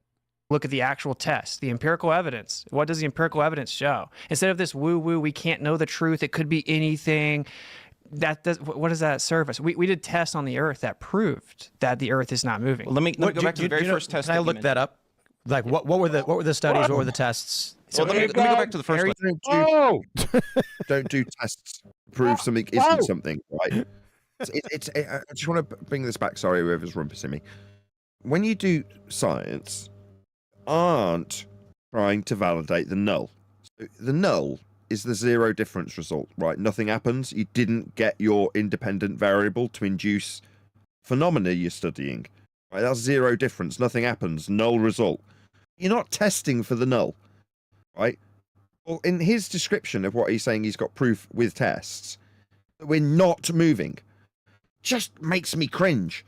I've got the most expensive and high quality science to prove the Earth is not chicken. Why would you need that? I've got the best tests ever to prove not chicken. It's a category. This is stupid. It's a category error. Also, that's nothing to do with cause and effect. It has to do with what is. He's a moron. Witsit's a moron. Yeah, but what if the best equipment you had, Nathan, proved that it was a little bit chicken? Not as much chicken as you predicted to fit a previous model you had, but just a little bit chicken. That's the whole point, Adam. I have encountered such people who express the idea that Earth is a little bit chicken, but my tests are the best tests. And they show it is not chicken. Yeah. Test 7 science. Yeah. As QE. Yeah, you both are mother cluckers is the problem. Can I bet that he's going to say Michelson Morley meat hooks experiment? It's coming. Yes, because it's going to lead into the ether. You watch. Don't forget about the meat hooks. Don't forget about the meat hooks. Eat more chicken, you mother cluckers. Aries failure. Aries. How do you A-I-R-Y. Now Wikipedia is going to do what Wikipedia. Now we're going to do Aries failure. Why are we going to do Aries failure? Oh, to figure out what's moving. Okay, fair enough. It does. It just. I want to ask. This is where we are, QE. This is the reality. Okay. This is what this is. This is geocentric versus heliocentric ball Earth debate right now. Nothing to do with anything else. Yeah, it has anything to do with flat Earth. You got it, Adam. Yep. Lost in this because Aries failure doesn't support flat Earth. It supports a stationary Earth. Yeah, That's the only reason you'd invoke it. I know. You just summarized that. Thanks. No, but I was just doing it again. Aries failure. So for people who don't know, and I'm sure Tim's going to pull it up here in a second. But Flat Earth Wiki, should I do that? Well, that's the debunk site, but it's good. It's still good. It still can be good because all of them are going to say what's not true, which is very telling. That So Aries failure, for those who don't know, I'm sure the audience may not be familiar with this, but it involves a telescope filled with water because light travels slower in water. Ooh, travels. That's going to be a problem for Witsit. Yeah. Have him Witsit. Have him Witsit. Have him Witsit. He was already there. Yeah, that's what I was just going to say. You agree that light travels slower? I'm not 100% sure on, but can I just ask a question? Good. It's been such a long time since I've looked at Aries failure. Am I right in suggesting that there's some use of angles when in the description, and ergo it would require a flat Earth? Am I wrong? Yes. Yes. Yeah, it does. You're talking about the incident angle of light and how it changes through medium. No. Need a flat Earth for that. Hold on, Adam's saying no. Go ahead, Adam. Bum sniff a flat Earth proof out of that. That's pathetic. That's what I'm doing. I am What doing. do you think you're doing? What are you doing in it? You're taking your telescope, aiming it at a star, getting the elevation angle, filling it full of water, and seeing if the elevation angle changes. Okay. How is that bum sniffing? You're off. You're off to the Geocentric conference to prove a flat Earth. Are you putting Aries failure? You're only allowed to take one proof in your backpack. No, that's not what I'm doing. Don't reduce this down to do with it. Other the invocation. so easily. So what you're now turning this into is if this was the only flat Earth proof on Earth, would you still snog it? Okay, No. okay. Nathan, okay, without the help of refracted, describe how it's a flat Earth proof to me. It's measuring an angle, therefore you need a flat Earth to have that angle with respect to. No, it's not. It's changing the angle based on whether or not No, it's there's not. water The angle in the doesn't scope. change. The angle doesn't change. It's not changing any angle. In fact, he's got me on the balls on his bastard. No, it does not change. So therefore, there can't be a difference in angle described. John, please bail me out. I just want to point out he wouldn't let me speak to it. And if there was a change in angle, would that be a differentiator as to the nature of the surface of which the mount was on? No, there's only one in the premise. Would it? No, of course it wouldn't. If you took this to a flat Earth proof, you'd look going to an let me idiot. do it. He's going to rumpus me. There's only going to be one in the premise that they suggest should change, but does not. Why am I not getting to the end of this sentence? There's only one that I can infer You don't based on the deserve to premise get that to they. the end of it. This is the fourth frigging attempt. There's only a flat Earth proof in the premise they suggest should change, but does not. Now, because Adam's pointed out, well, is there a change in angle? No, there isn't. Therefore, I'm going to concede he's won. No, there's nothing to weasel out of this in terms of flat Earth proof, unless I take their suggestion, in which case I'm chasing down their red herring whether I like it or not. So I'm going to just concede to Adam, unless John has anything else to add, because he piped up with long. I do. Go ahead. I do. But let's go back to the beginning. You're taking your telescope and getting an elevation angle to a star so you can center it in your telescope. Or are you not doing that? Yeah, you are, yeah. I'm just pointing it at the start whilst I'm sat on my ball. I don't need to evoke any elevation angle. I just need to center it. Really? Really? Yeah. I'm not measuring any angle. We'll have to come back to this. Okay. We're going to have to come back to this because this could looking at something, and I'm not using science. I'm just going to come to a logical conclusion. Hey, I'm not measuring anything per se. Right. Hey, VC number 2. VC number 2. VC number 1 said we'll cover this afterwards. Okay, We'll deal it on Monday. There's this and elevation, angular resolution and arc seconds and stuff that we need to thrash out. How much of a flat Earth you need for these two things? We've got Aries failure and arc seconds. Just put a pin in it for now. Yeah, it also We should have says. started it. Hold on a second. We're moving on. So back to Aries failure. One of these numpties pulls this up, right? Yeah. Your entire audience knows now what Aries failure is. I'm getting so much from this. The first sentence says the experiment called Aries failure. This wasn't a scientific experiment. So I can dismiss everything from this. I can just dismiss it, right? Move on. Telescope But filled before with you water. do, I just want to comment on the. We're sat here and we're laughing at these guys in their lack of knowledge. Look at what me, Nathan, QE, and Brian's just argued over. The exact minutiae of the details of the understanding of this thing. Yep. Yeah? This is the difference in the quality of the rooms. Yes, sir. Thank you. Because light travels slower in water. Would you? Would you agree? Oh, no. Witsit. Witsit. Get it.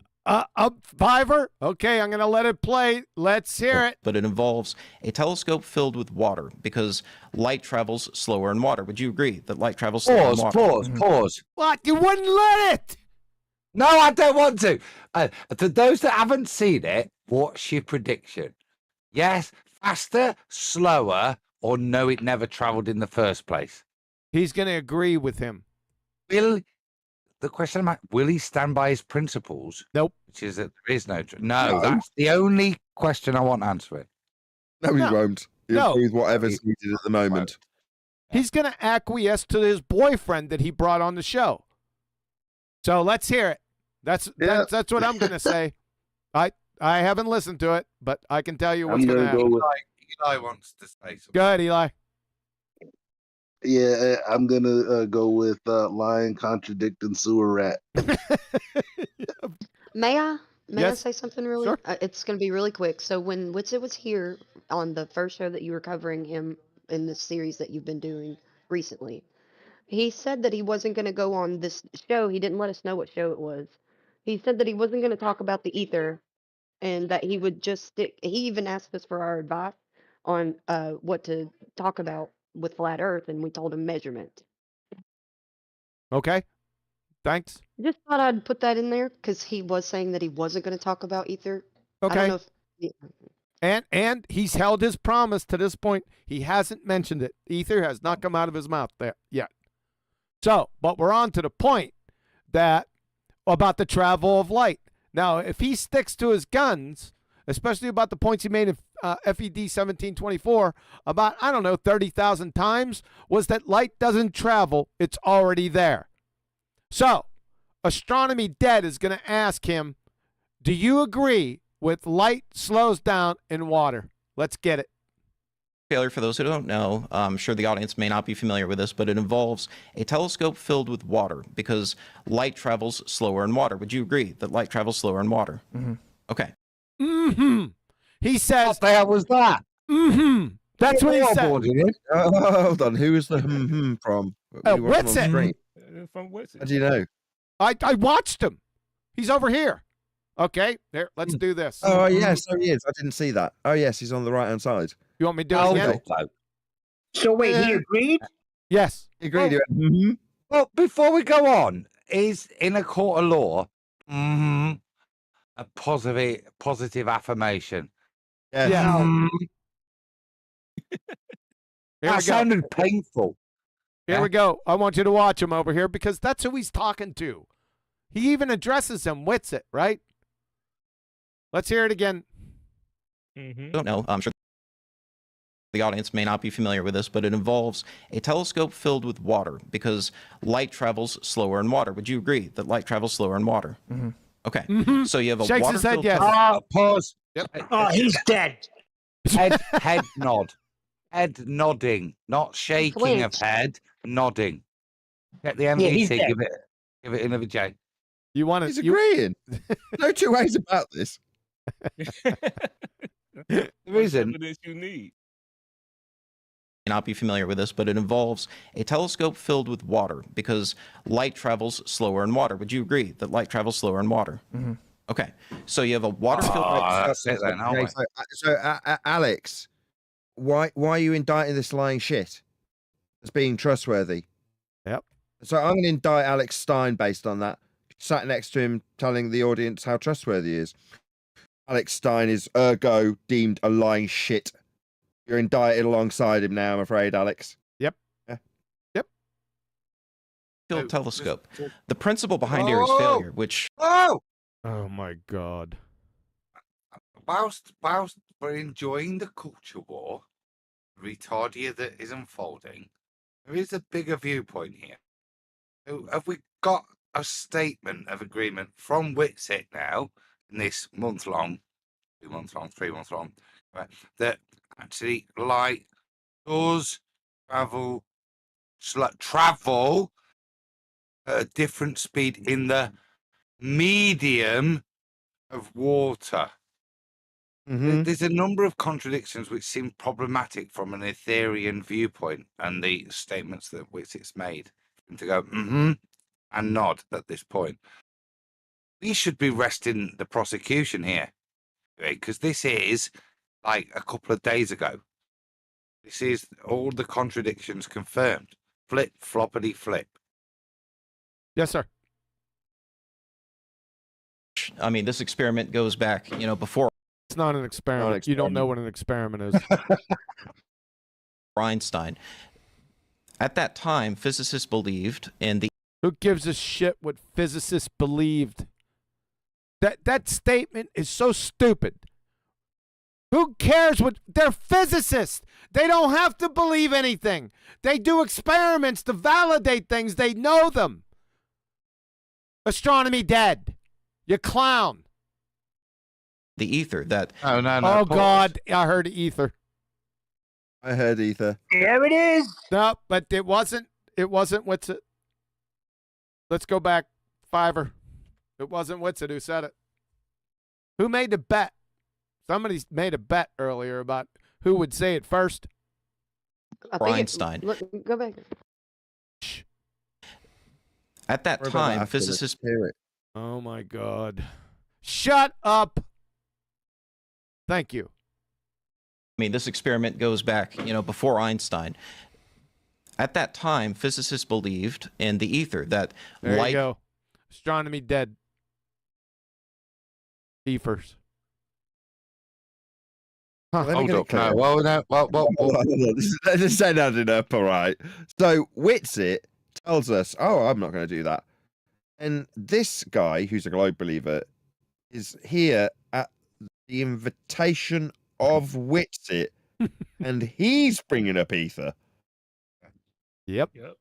I'll get you on if you bring up ether. I remember that. You can even bring your NASA computer if you bring up ether. You can stick up your NASA logo. Stinks.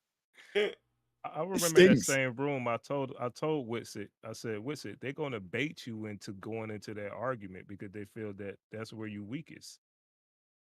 I'm going to turn you up, regular Joe. We're going to have to hear that again from you. 1 second.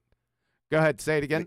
I said, I remember that same room afterwards when we was discussing what he should talk about in these flat earth debates. And I told him, don't fall for it, because I remember telling them it will be the Glober that's going to bring it up because they feel that's where you weakest. Ah, nice. Oh, well, in that case, let's see if Witsit takes the bait. Okay. Was entrained in this ether, and that it was called the undulating theory of light, that light was traveling through the ether, a medium. Okay. So this would be the difference here. So what this possible is describing would be the luminiferous ether. Yeah, I can't believe you pronounced that right. I'm shocked. It's 11:30, and I've had a shandy or two, and I did all right there, didn't I? You did. I'm impressed. Thank you all.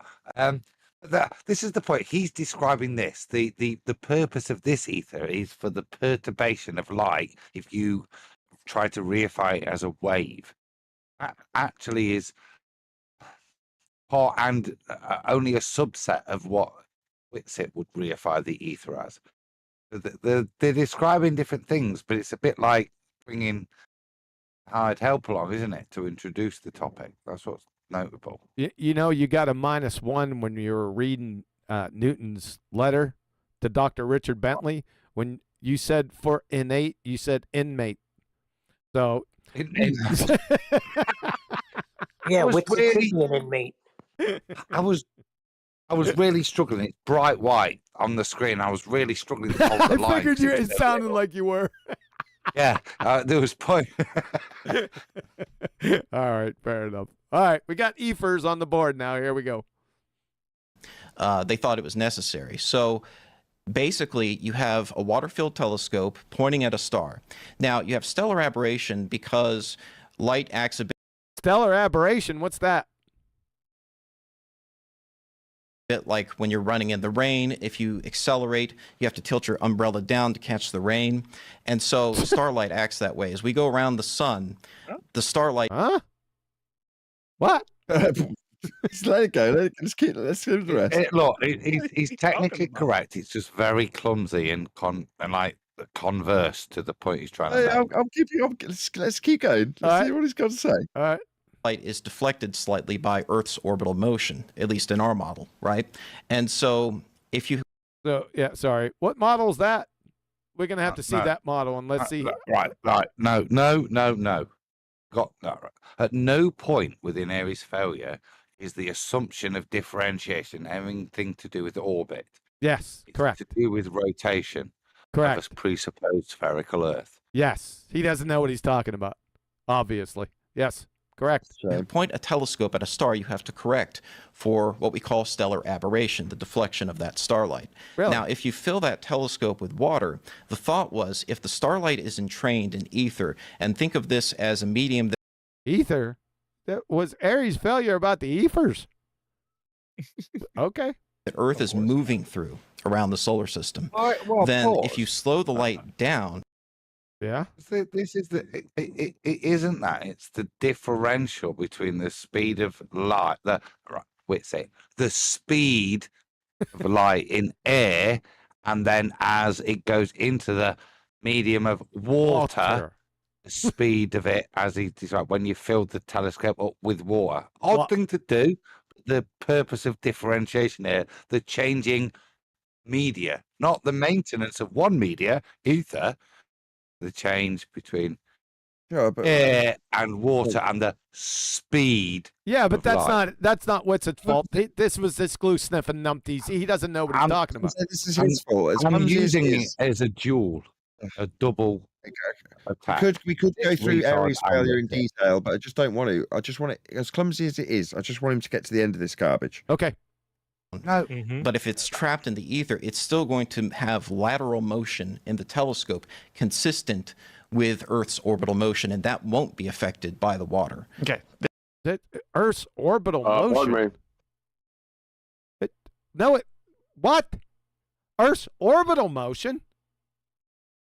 I don't think you know what Aries failure, the non-experiment Aries failure is. You chop that up into a dumbass sandwich. Let's see if anyone catches hold on to this. Let me finish. Oh, he's not done train wrecking himself. Go ahead, Brian. You wanted to say something? I was gonna bet $5 nobody gets it right in this whole panel. Nobody gets what right? Aries failure. They can't accurately describe what happened or what it's about. I would have to say it's been many. Hold on. It's been many years since I looked at this non-scientific pseudo experiment, so I'll recuse myself. Why don't you tell us? It's not portrayed as an experiment. What? Yeah. Nobody. Whenever I read this, nobody said this is an experiment. Yeah, we just read it. Yeah. The source that they brought up said the experiment Aries failure. That's where we're getting it from. Okay. I would like to say that he appealed to lateral movement as his explanation within this non-experiment. Yes, AI. Please, floor is yours. Yeah, it only has to do with the reference of the telescope. It's either you have to maintain the angle of the scope or tilt it in the direction of motion. That's it. That's correct. I mean, we knew that. Not more. Yeah, that's it. But these guys are like talking all kinds of magic and stuff. Yeah, he's talking about Earth's orbit. Could we, in fact, should we science the premises that the logical conclusion that Aries failure is based upon? Could we science that? I think we could. Yeah. This is a logical conclusion. You couldn't based on what can be described as scientific knowledge. You couldn't science this. What's the dependent variable? In the dependent variable. So if I move the telescope. No. What's the dependent variable to start your hypothesis? Oh, the movement of the stars. That's not movement of the stars has nothing to do with this. What cause? Okay. What's the independent variable? Okay, hold on. He said the movement of the stars. So what's the independent variable? That is, what's the cause of the movement of the stars? Non sequitur to this. Rotation. Earth rotation. Yeah, it's bullshit. That's a non sequitur. I can't put that in. Nope. Okay. No. I'm telling you what it is, and I'm just telling you what it is in the supposition that's failed. Why is it called a failure? I've got a bit of science. Because. Hold on, Brian. Let Adam finish, please. You can notice that light will refract or diffract okay, so I've got a change in medium, I've got a change in the speed. I can demonstrate that. Yeah. I can demonstrate that. So there's your science. At this point I can move forward with the premise, knowing that there's a change in speed in the medium. And that's the logical premise. The scientific premise is that the change of medium is change in speed. Right? You just repeated the same thing you just said. I know, I'm kind of working it out as I go along. So give me a little bit of leeway, you tight arse. I know. So the scientific premise is that, right?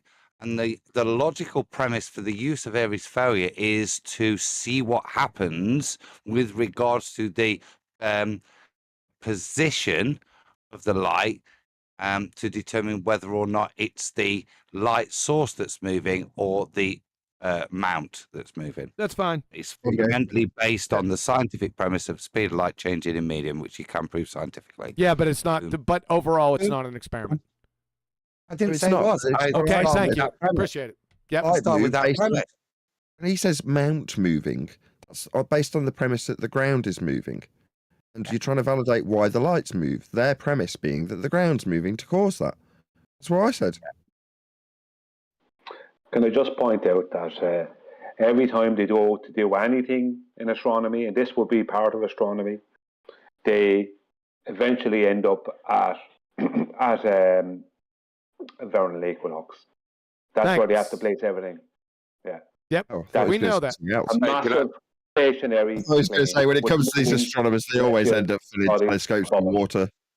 I thought he was going to say they always start with 9. No, but it's not possible to get I have away. a victory dance. Yes, John, yes, I picked up on that. Sorry, yes, they're going to be describing it with respect to what when they're describing the movement of the mount, John? Go ahead. The ground. Tell me it doesn't involve a plane of reference again.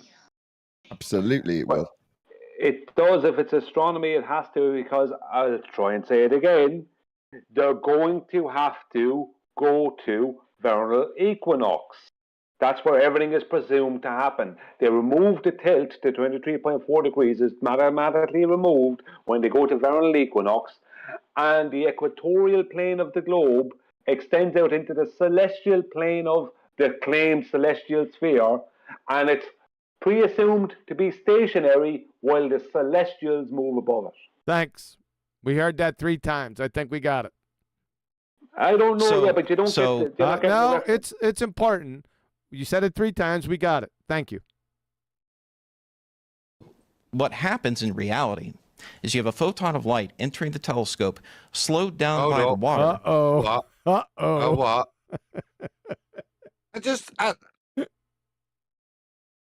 Remember why we're here. This is forgot. the best evidence conspiracy. gathering.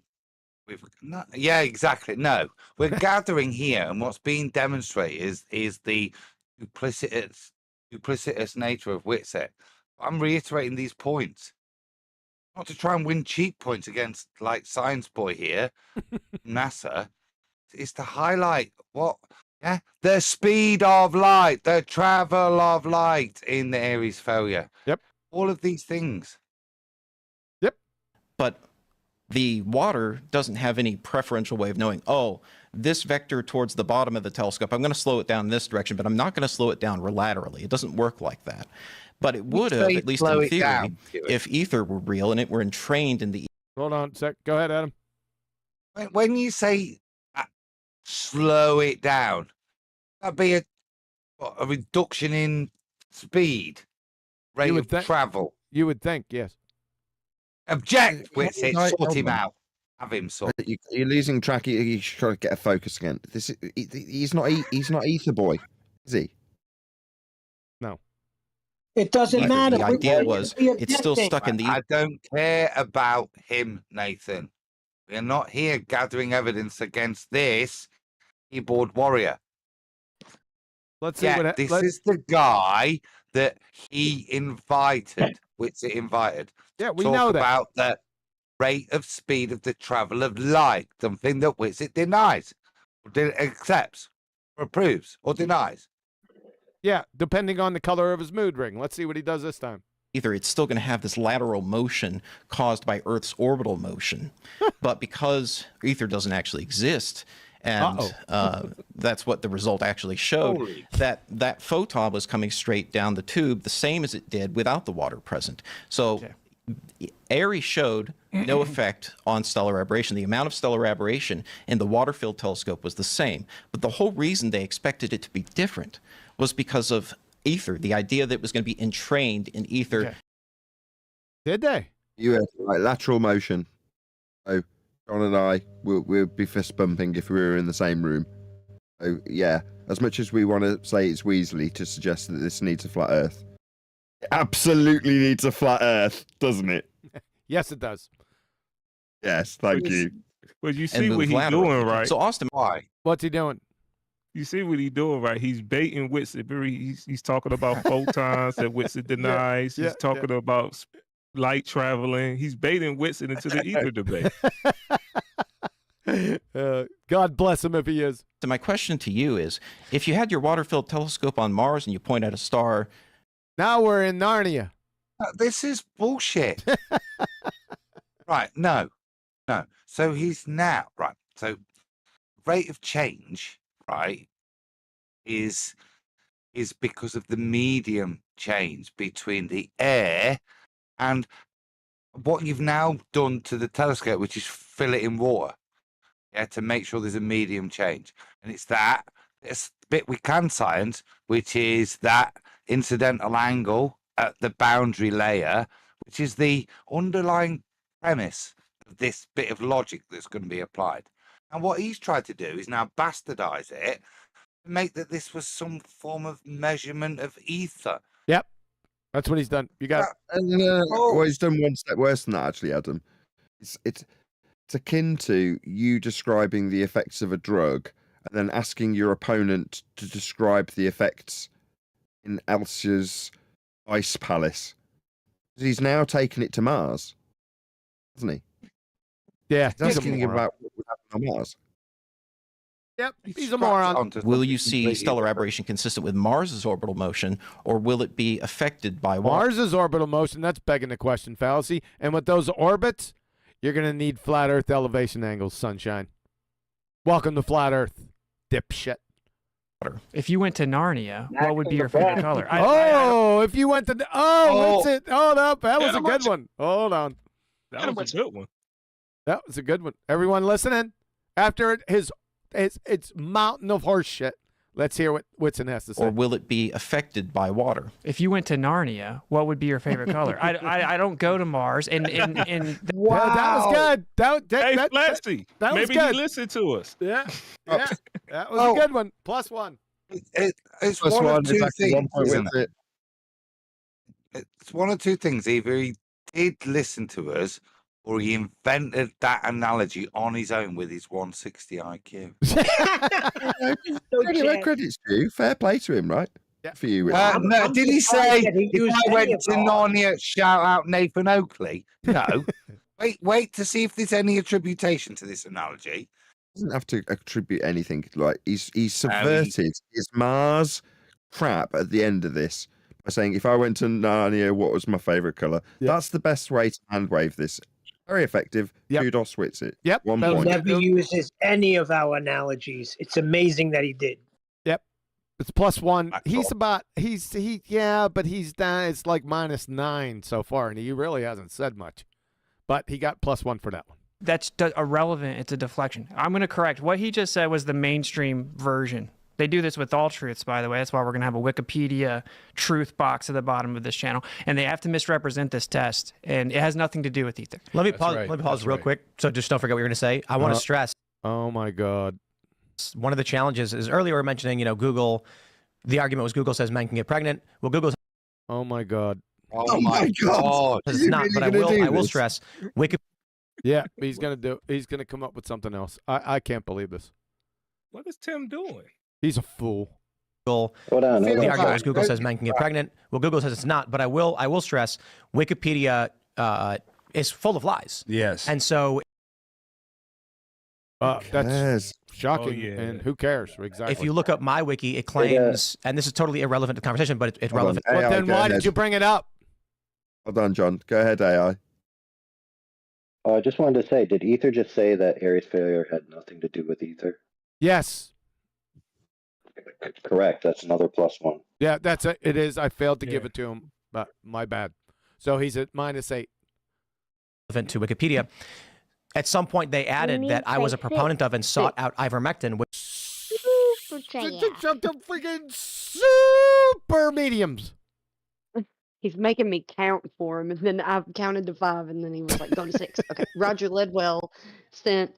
I told he made me as. Oh yeah, told he made me as proud as a game rooster. Thanks. Who? What? Don't worry about it. Roger Ledwell. which is just could not be more false. I argued against it to Joe Rogan on his own show. How they could put in something so false, and all of these editors are like, "No, it's true. Tim Pool did this," and I'm like, "Watch the Rogan episode." I told him, "No, I did." What does this have to do with it? What is this? Hey, fool! Absolutely nothing. Why he interrupted? What it is? Self-promoting tripe. It's a Pool agenda. What did this got to do with him? He's a moron. This dude. Hey, Tim. You're an idiot, dude. You're a clown show. There's got to be these people that you have as your subscribers have to be dumber than a bag of hammers to listen to your dumb ass. You interrupt this conversation to bring up some idiot nonsense on Joe Rogan? My God. I said it doesn't work. He brought it that, up, right? whether you agree or disagree. Oh my God. Okay. Can we get through this? What we should realize here for everybody else, other than QE, who assumes we should all know this, is when he reaches rage level 10, once he's finished, that's the end of that. Nobody should have any kind of emotive response to it. Just press play. Carry on. Okay, guys, I have to say something. Presents a troubling scenario where the average. Sorry, guys, I have to say something. What if the host did that on purpose? Did that and what? That what? What if the host did that on purpose? He interrupted the conversation. He could have. Yeah. He could have. Don't know, though. You could be right. Let's have a listen. Average person cannot figure out what is to be So, trusted. Tim, that's one of my favorite things about astronomy. He's back on what to be trusted, Nathan. Yep, that's what he's back on. Look up. It is the most open science there is. There's no open science. What is the most open science there is? What the hell? The ability to measure a flat Earth elevation angle to a celestial light. That's astronomy. I don't know what the hell he's talking about. I think it's like no him astronomical saying that observation. the globe is so well known. It's Sorry so well about known that. No, you're fine. I think he was saying like the globe is so well known and open to everybody that even Wikipedia will get that right. Okay, I'm going to take it back. I want to listen to the whole thing. Sorry about that, folks. Let's take it back a couple seconds. There You agree or disagree on any of the arguments being made on flat Earth? Presents a troubling scenario where the average person cannot figure out what is to be So, trusted. Tim, that's one of my favorite things about astronomy is anyone can look up. It is the most open science there is. Anyone can look up. Oh, That's he's open talking science. about looking. Oh gosh, it's even worse. Hold on. Guys just don't see the light. Don't see the silver lining in the cloud. Look up. Up, you say? What will you need for up? Flat Earth. Flat Earth. Yeah, anyone can look up what with respect to horizontal, like perpendicular to it in that. Yep. You lot sniffing glue. Is my mic working? Hello. Oh, it definitely Hello. isn't. Crap. Not well spotted, Adam. Not well spotted, Adam. Do you need that affirmation? No, I just don't like being raped. All right. So you got a problem with going being on? chopped liver? Not a problem. Felt a little bit like I was sat in a butcher's window. Yeah, I figured. Get over it. There's no astronomical observation that proves heliocentrism. It all works from a stationary Earth. But Oh, he's going now. He's on a roll now. Look out. Go ahead, motor mouth. I don't want the point to get lost. I don't want the point to get lost. You just went on a long time, and you just said what we can read in Wikipedia. The problem with it is, if what Wikipedia is showing is a lie, And you can prove it by going and reading the papers and looking at Aries' actual documents. Have you done that? I have, and he says that it had a profound impact on the undulating theory of light. Okay, because wait, ether was necessary for that lateral motion of the Okay, photon. you've said that 4 times. Now that's what his paper said. Okay, now I'm going to point out why you're wrong. So you actually claimed, just so for the audience to understand, you have to look at a star with a telescope, and to keep the star in the... Sorry, it's delayed for me. It's getting long in the tooth. What motion do we have again? I heard lateral motion.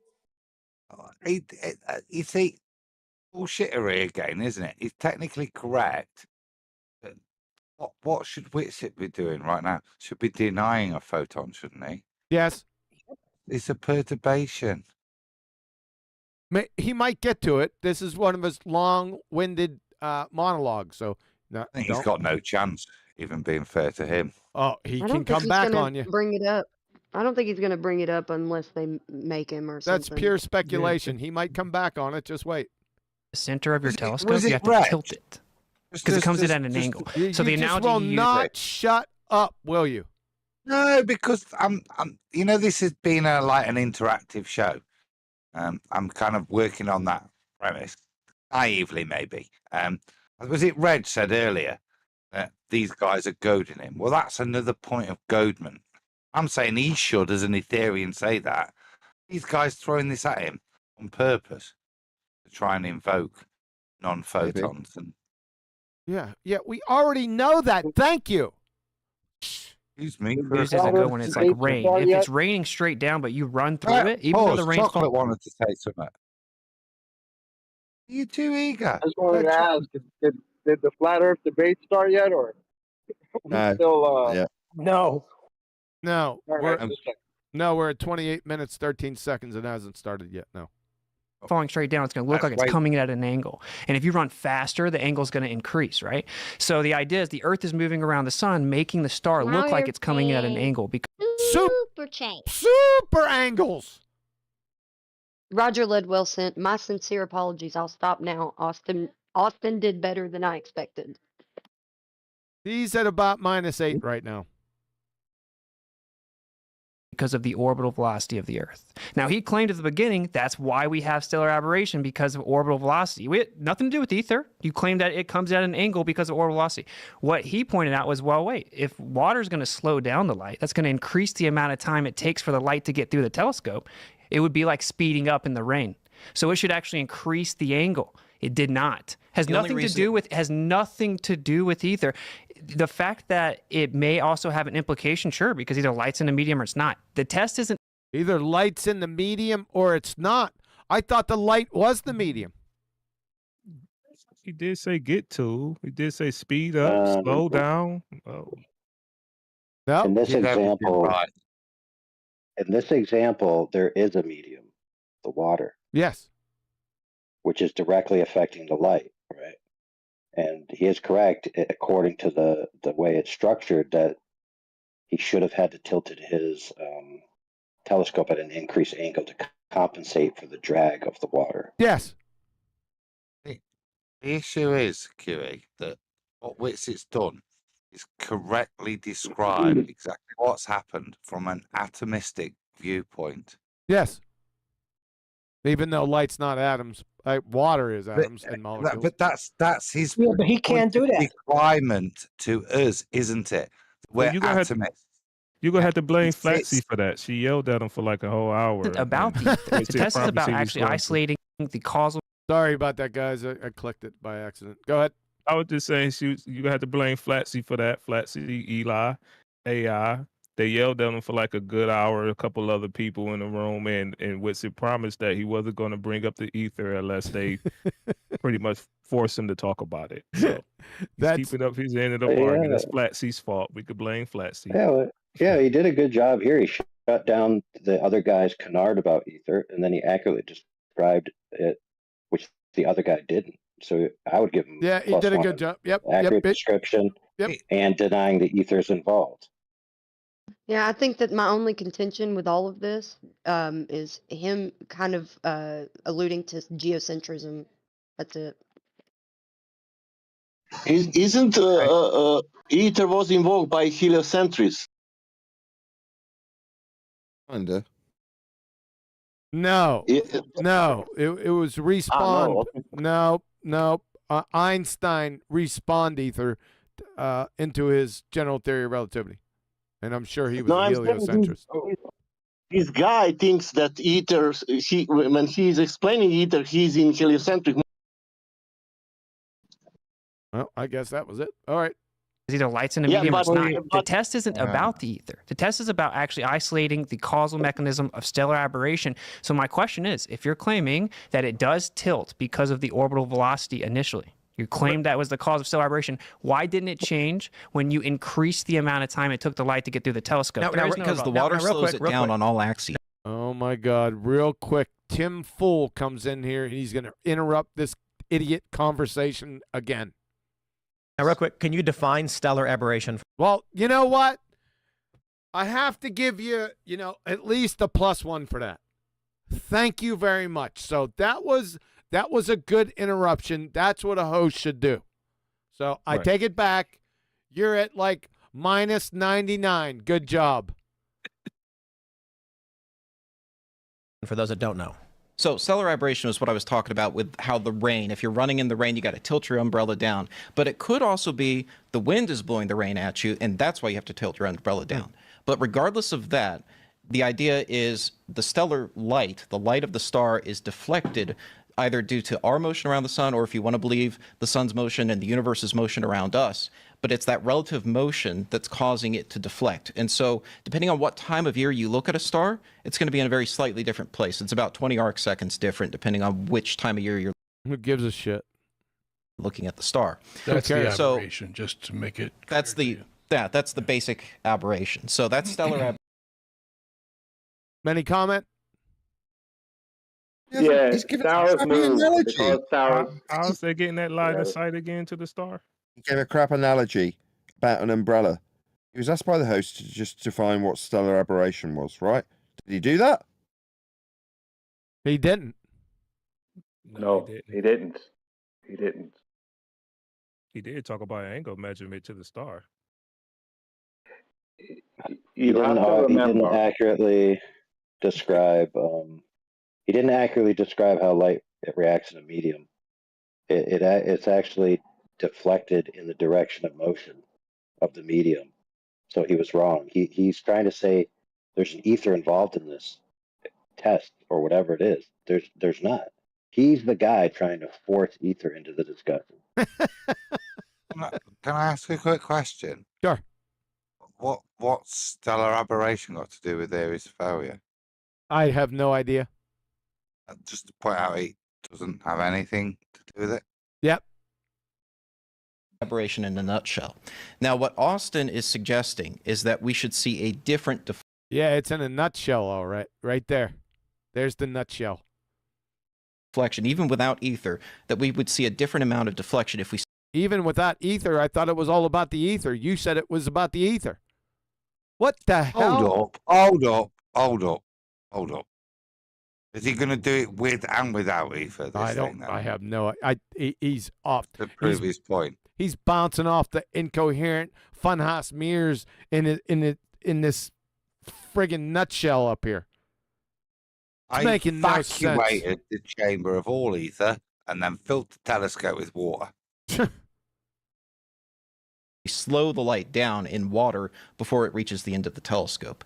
But the problem with that is that it suggests that water would have some way of knowing that, this vector towards the bottom of the telescope, I'm going to slow it down that direction, but I'm not going to. Is this quantum Aries now? Yep.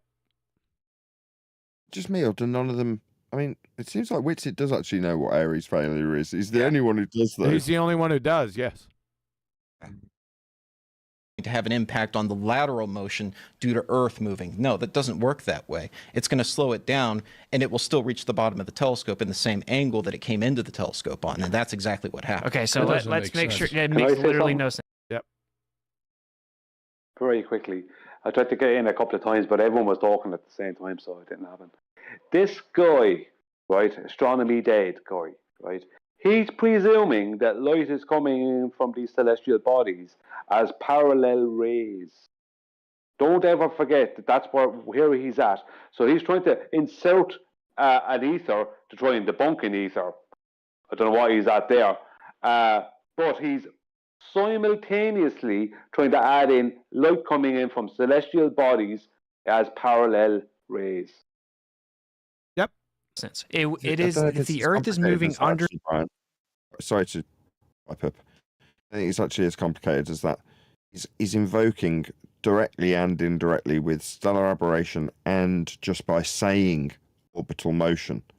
He's invoking that so he can beg the question of it. He's already got his outcome in his explanation, hasn't he? He's saying he's aiming that what Aries is doing is testing something that's automatically assumed to be present. That's orbital motion.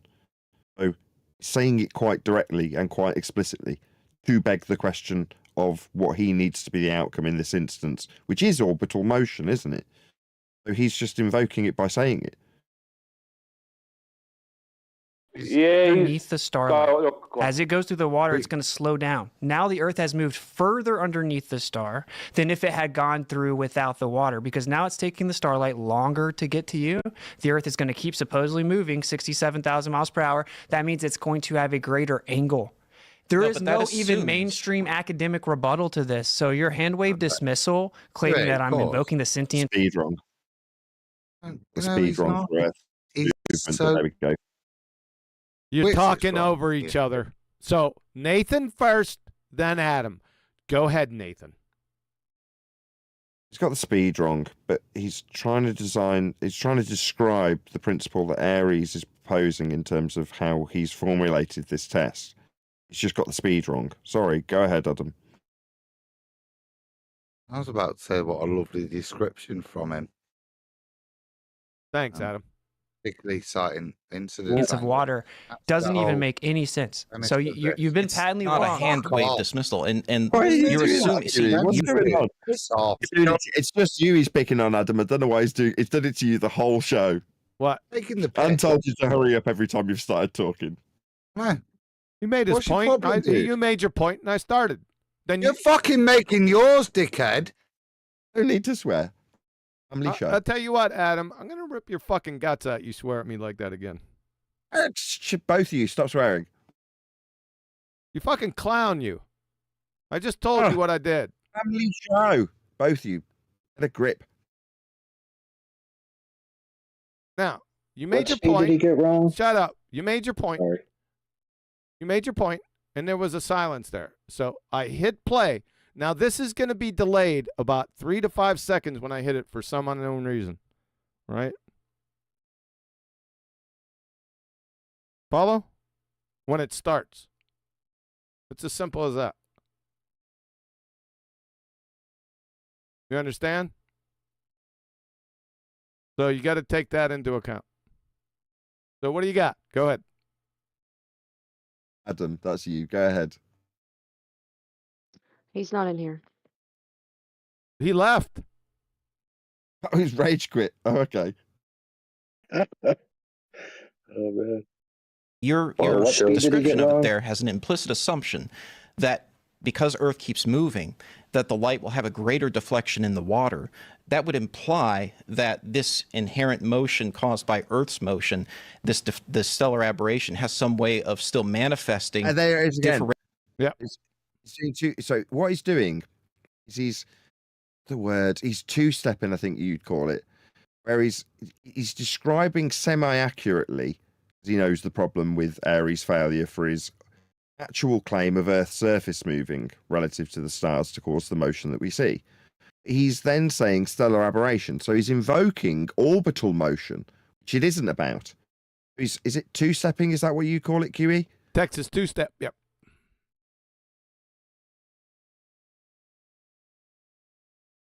Differentially from the downward motion of the photon down the telescope tube. It doesn't have any way of doing that. That's what you claimed. You claimed the reason it came in at an angle was the Earth was moving. The reason it came in at an angle is because the Earth is moving, but when it hits the water, it slows down, but it slows down equally in all directions. That means the angle through the telescope is still the same, and it still reaches the bottom of the telescope. What makes a difference whether it's going lateral? Sorry. Stop. Yeah, it's taking... Slows down equally in all directions. What's he babbling about? Who knows? That's not true. So basically, he's claiming to have debunked the Fresnel-Fizeau effect.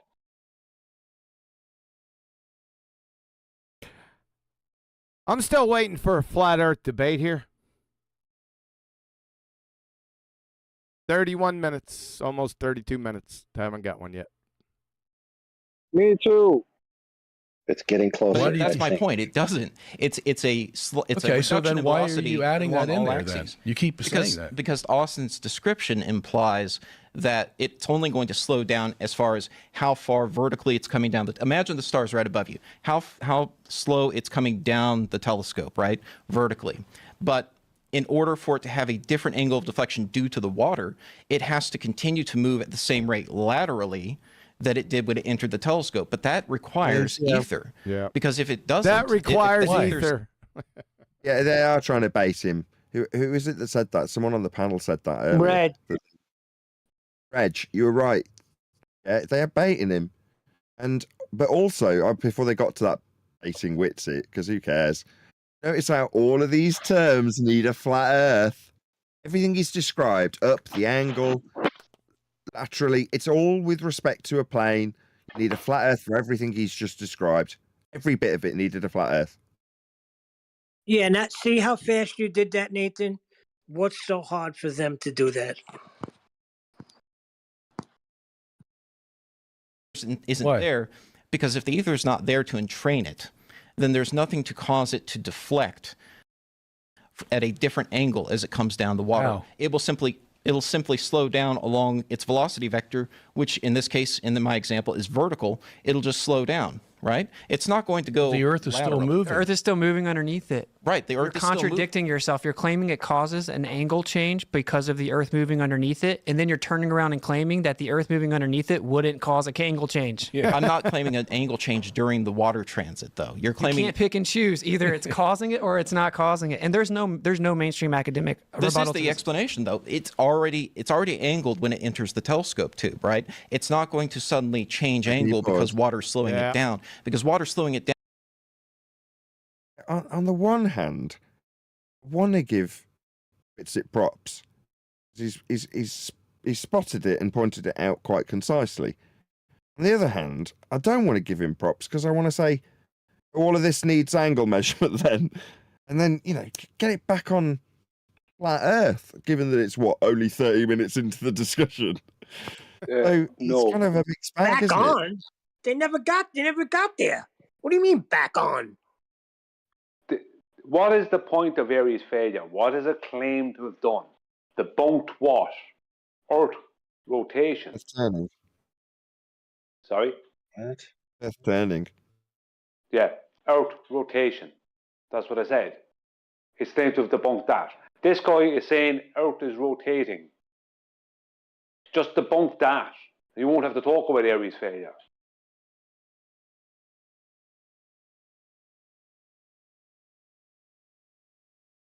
Okay.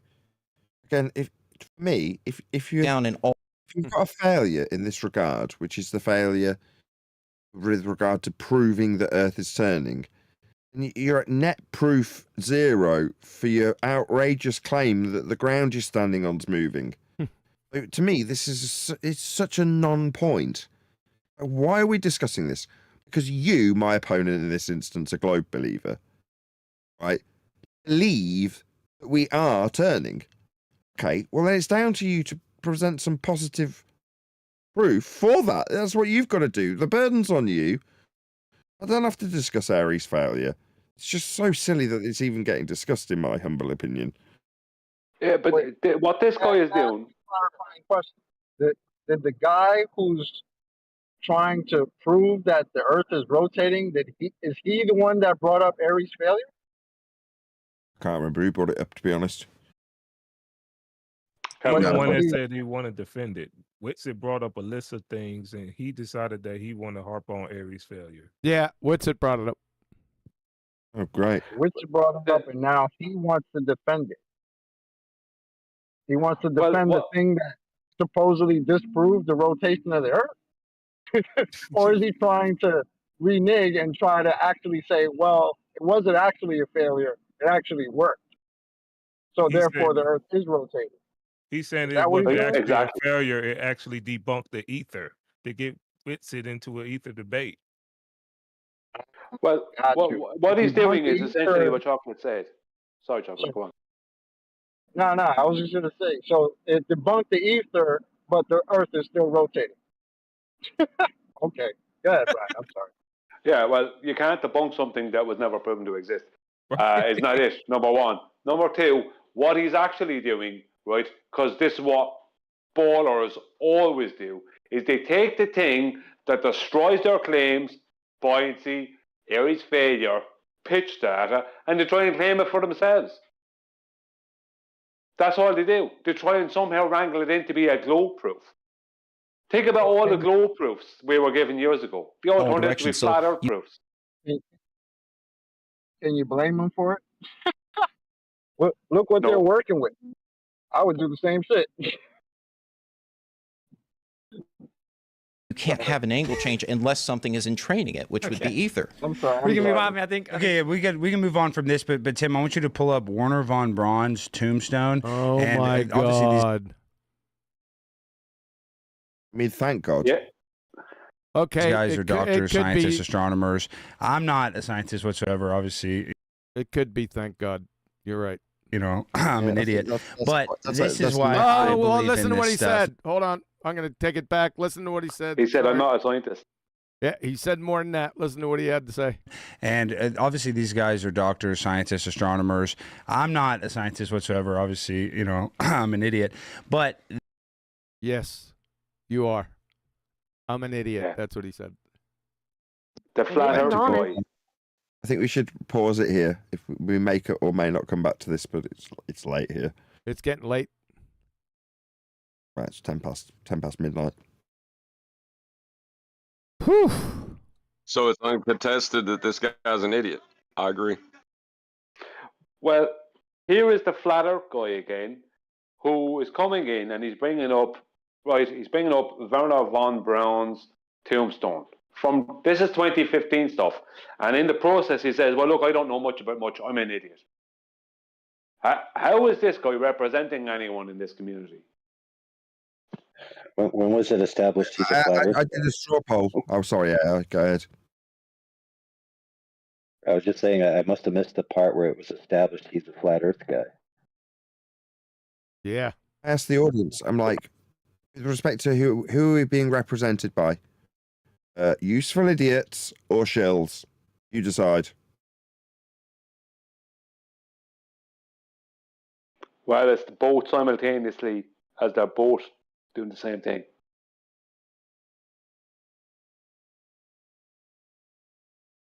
Alex Stein, as our representative, saying, I'm not a scientist, I'm an idiot. I mean, it couldn't be any more of a polar contrast between us and what we do, what we represent and what we talk about, that which is representative of us. And he's bolstering a complete lying shyster, Witsit. What? That's what we have. That's our representation. The game's rigged, isn't it? Well, we don't have representation. That's the problem here. Yeah. Like, the only thing... describe it. Yeah, because the only person here that could have represented us, the only person that would have been capable of it, on that panel there, is Witsit. And he's not doing it. He's focused on stupid nonsense, intellectual peacocking, so they're getting down to business. I tell you what, Baller brought up more flat earth proof. What we actually witnessed there was what we talk about when we talk about coming to a neutral outcome. Was any flat earth debunked, discussed, worried about, concerned? No. Was any globe earth really, truly debunked? Or conclusively, in the mind's eye of the audience at least? You know, any conclusions that they could have drawn from that shite? No. What was actually achieved? Kind of discussed back and forth about whether or not we may or may not be turning based on this telescope that has got a confusing, nondescript. No one's actually explained how it fully works concisely or doesn't work. It's described as a failure and an experiment incorrectly. So it's a completely neutral outcome in that regard. Earth wasn't touched. Globe Earth wasn't touched. Yeah, because globe Earth is kept safe because the person in there who could attack it is deciding to talk about a load of geocentric and heliocentric stuff, whether it be general relativity, Aries failure, whatever it might be. It isn't debunking the globe, and it's not proving a flat Earth. Now, Aries failure, you could say debunks rotation, right, the claim of rotation, but yeah, I can come up with better debunks of it. Go on, John. Sorry. Need to. It doesn't. It's lacking a positive backing for it as an outrageous claim. It doesn't. I don't have to prove that there isn't poisonous, toxic rabbits in the air. Don't have to do that. Yeah, that's true. I would like to say, I don't think it really bodes. Sorry, go ahead. John. I would like to point out that we are represented. The Glober brought up a whole bunch of flat Earth proof. Nobody mentioned it though. So yeah, the evidence is represented, just not by Witsit, I guess. I don't friggin' know. I called that, didn't I? I said I like the Astronomy Now guy because he often talks about flat Earth stuff.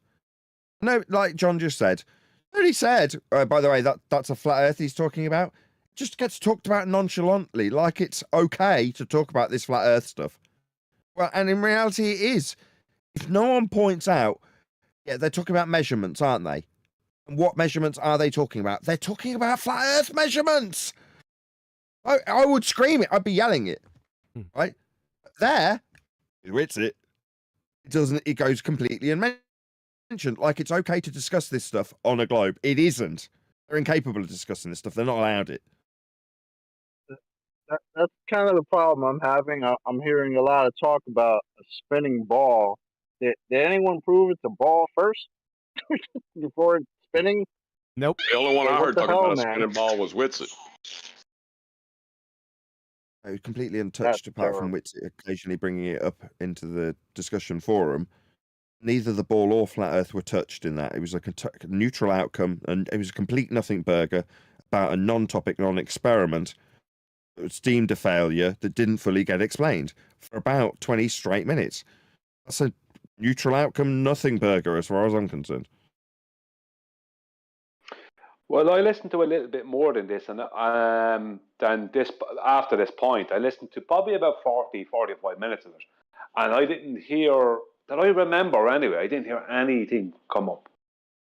That it's more of a discussion about stuff that's not to do with this most of the time, to be honest. 43 minutes is the first Don't give the game away. No, I just wanted to punk Brian out for being wrong. Well, yeah, I mean, I said 40 to 45 minutes. So, I mean, it could have been just coming in on it as I was stopping it. That's possible. My memory on it is not great. But... Yeah. Well, hey, to be fair, Brian, it wasn't that memorable. Well, yeah, I actually don't remember much about what happened in it at all. We'll find out on Tuesday. I don't know. That's the thing about nothing burgers.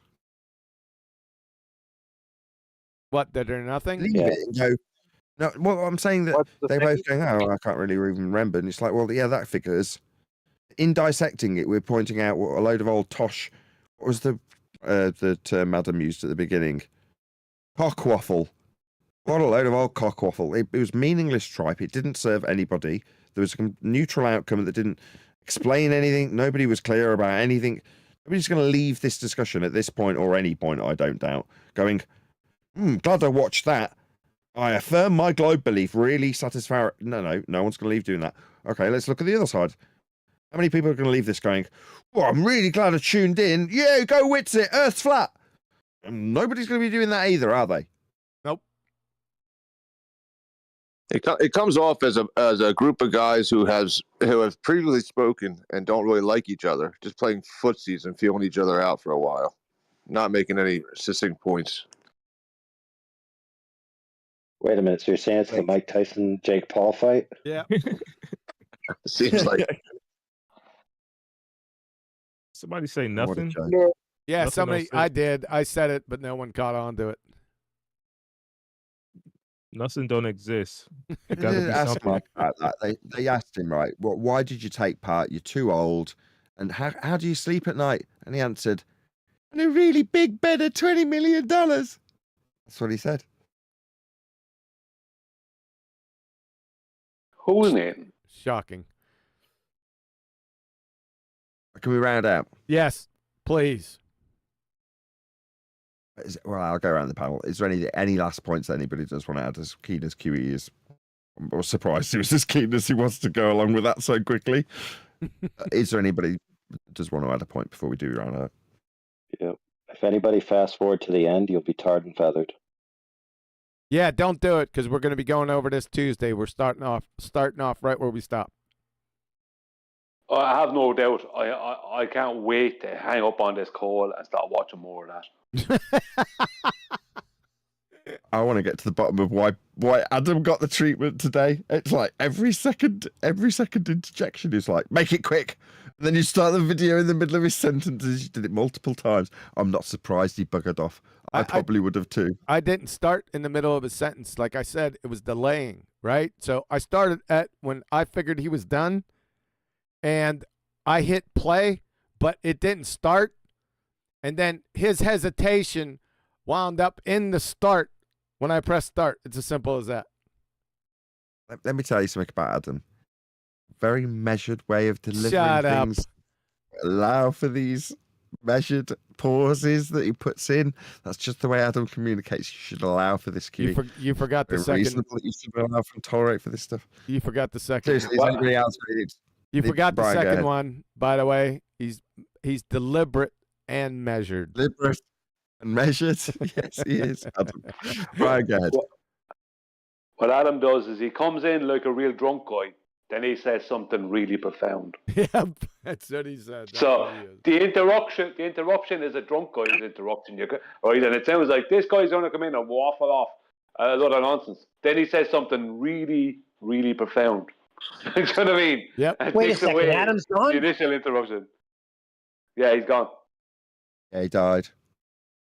He pulled one of my moves. Anyway, anybody us else home. got anything to add? No? That's a huge... Oh, go ahead, whoever that was, feel free. Divergent George just posted the Adam Meekin's YouTube channel in the text, so go check him out. Subscribe today to Adam Meekin. With that, I will say a huge, massive, enormous thank you to all of the participants that have joined the Discord server to take part live in today's Ballbusters. And, of course, a massive thank you to all the live audience for hitting the Super Chat queue up on PayPal and all that good stuff. Remember, also check out the globeterminator.com if you haven't done so already.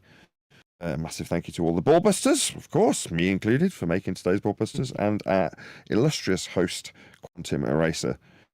We will see you all in next Ballbusters.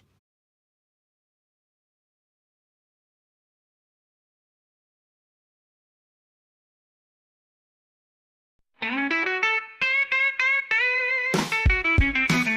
the fragile realm where mysteries abide, there walks a man with knowledge as his guide. They call him QE, the quantum eraser.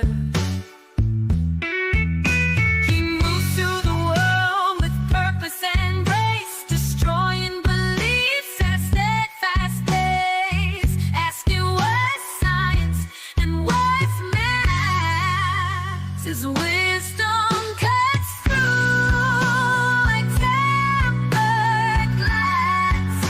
They call him QE, the quantum eraser.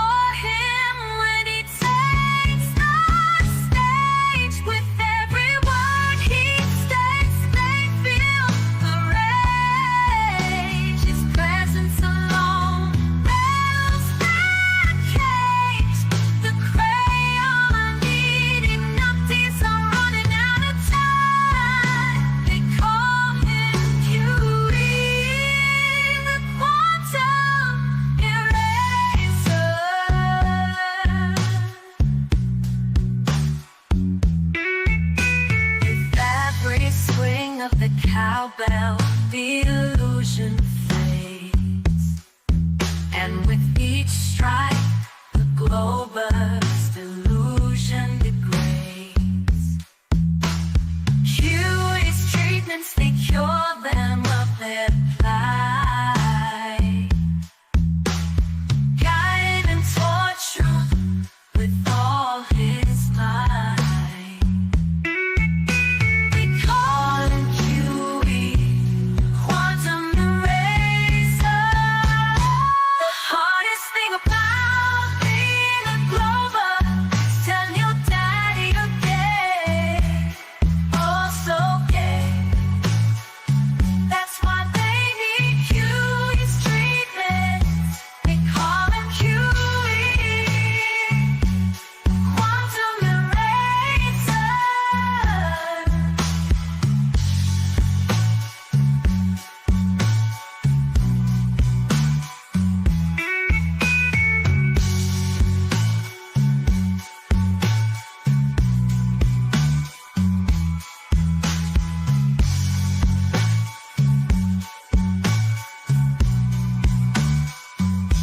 They call him QE, the quantum eraser.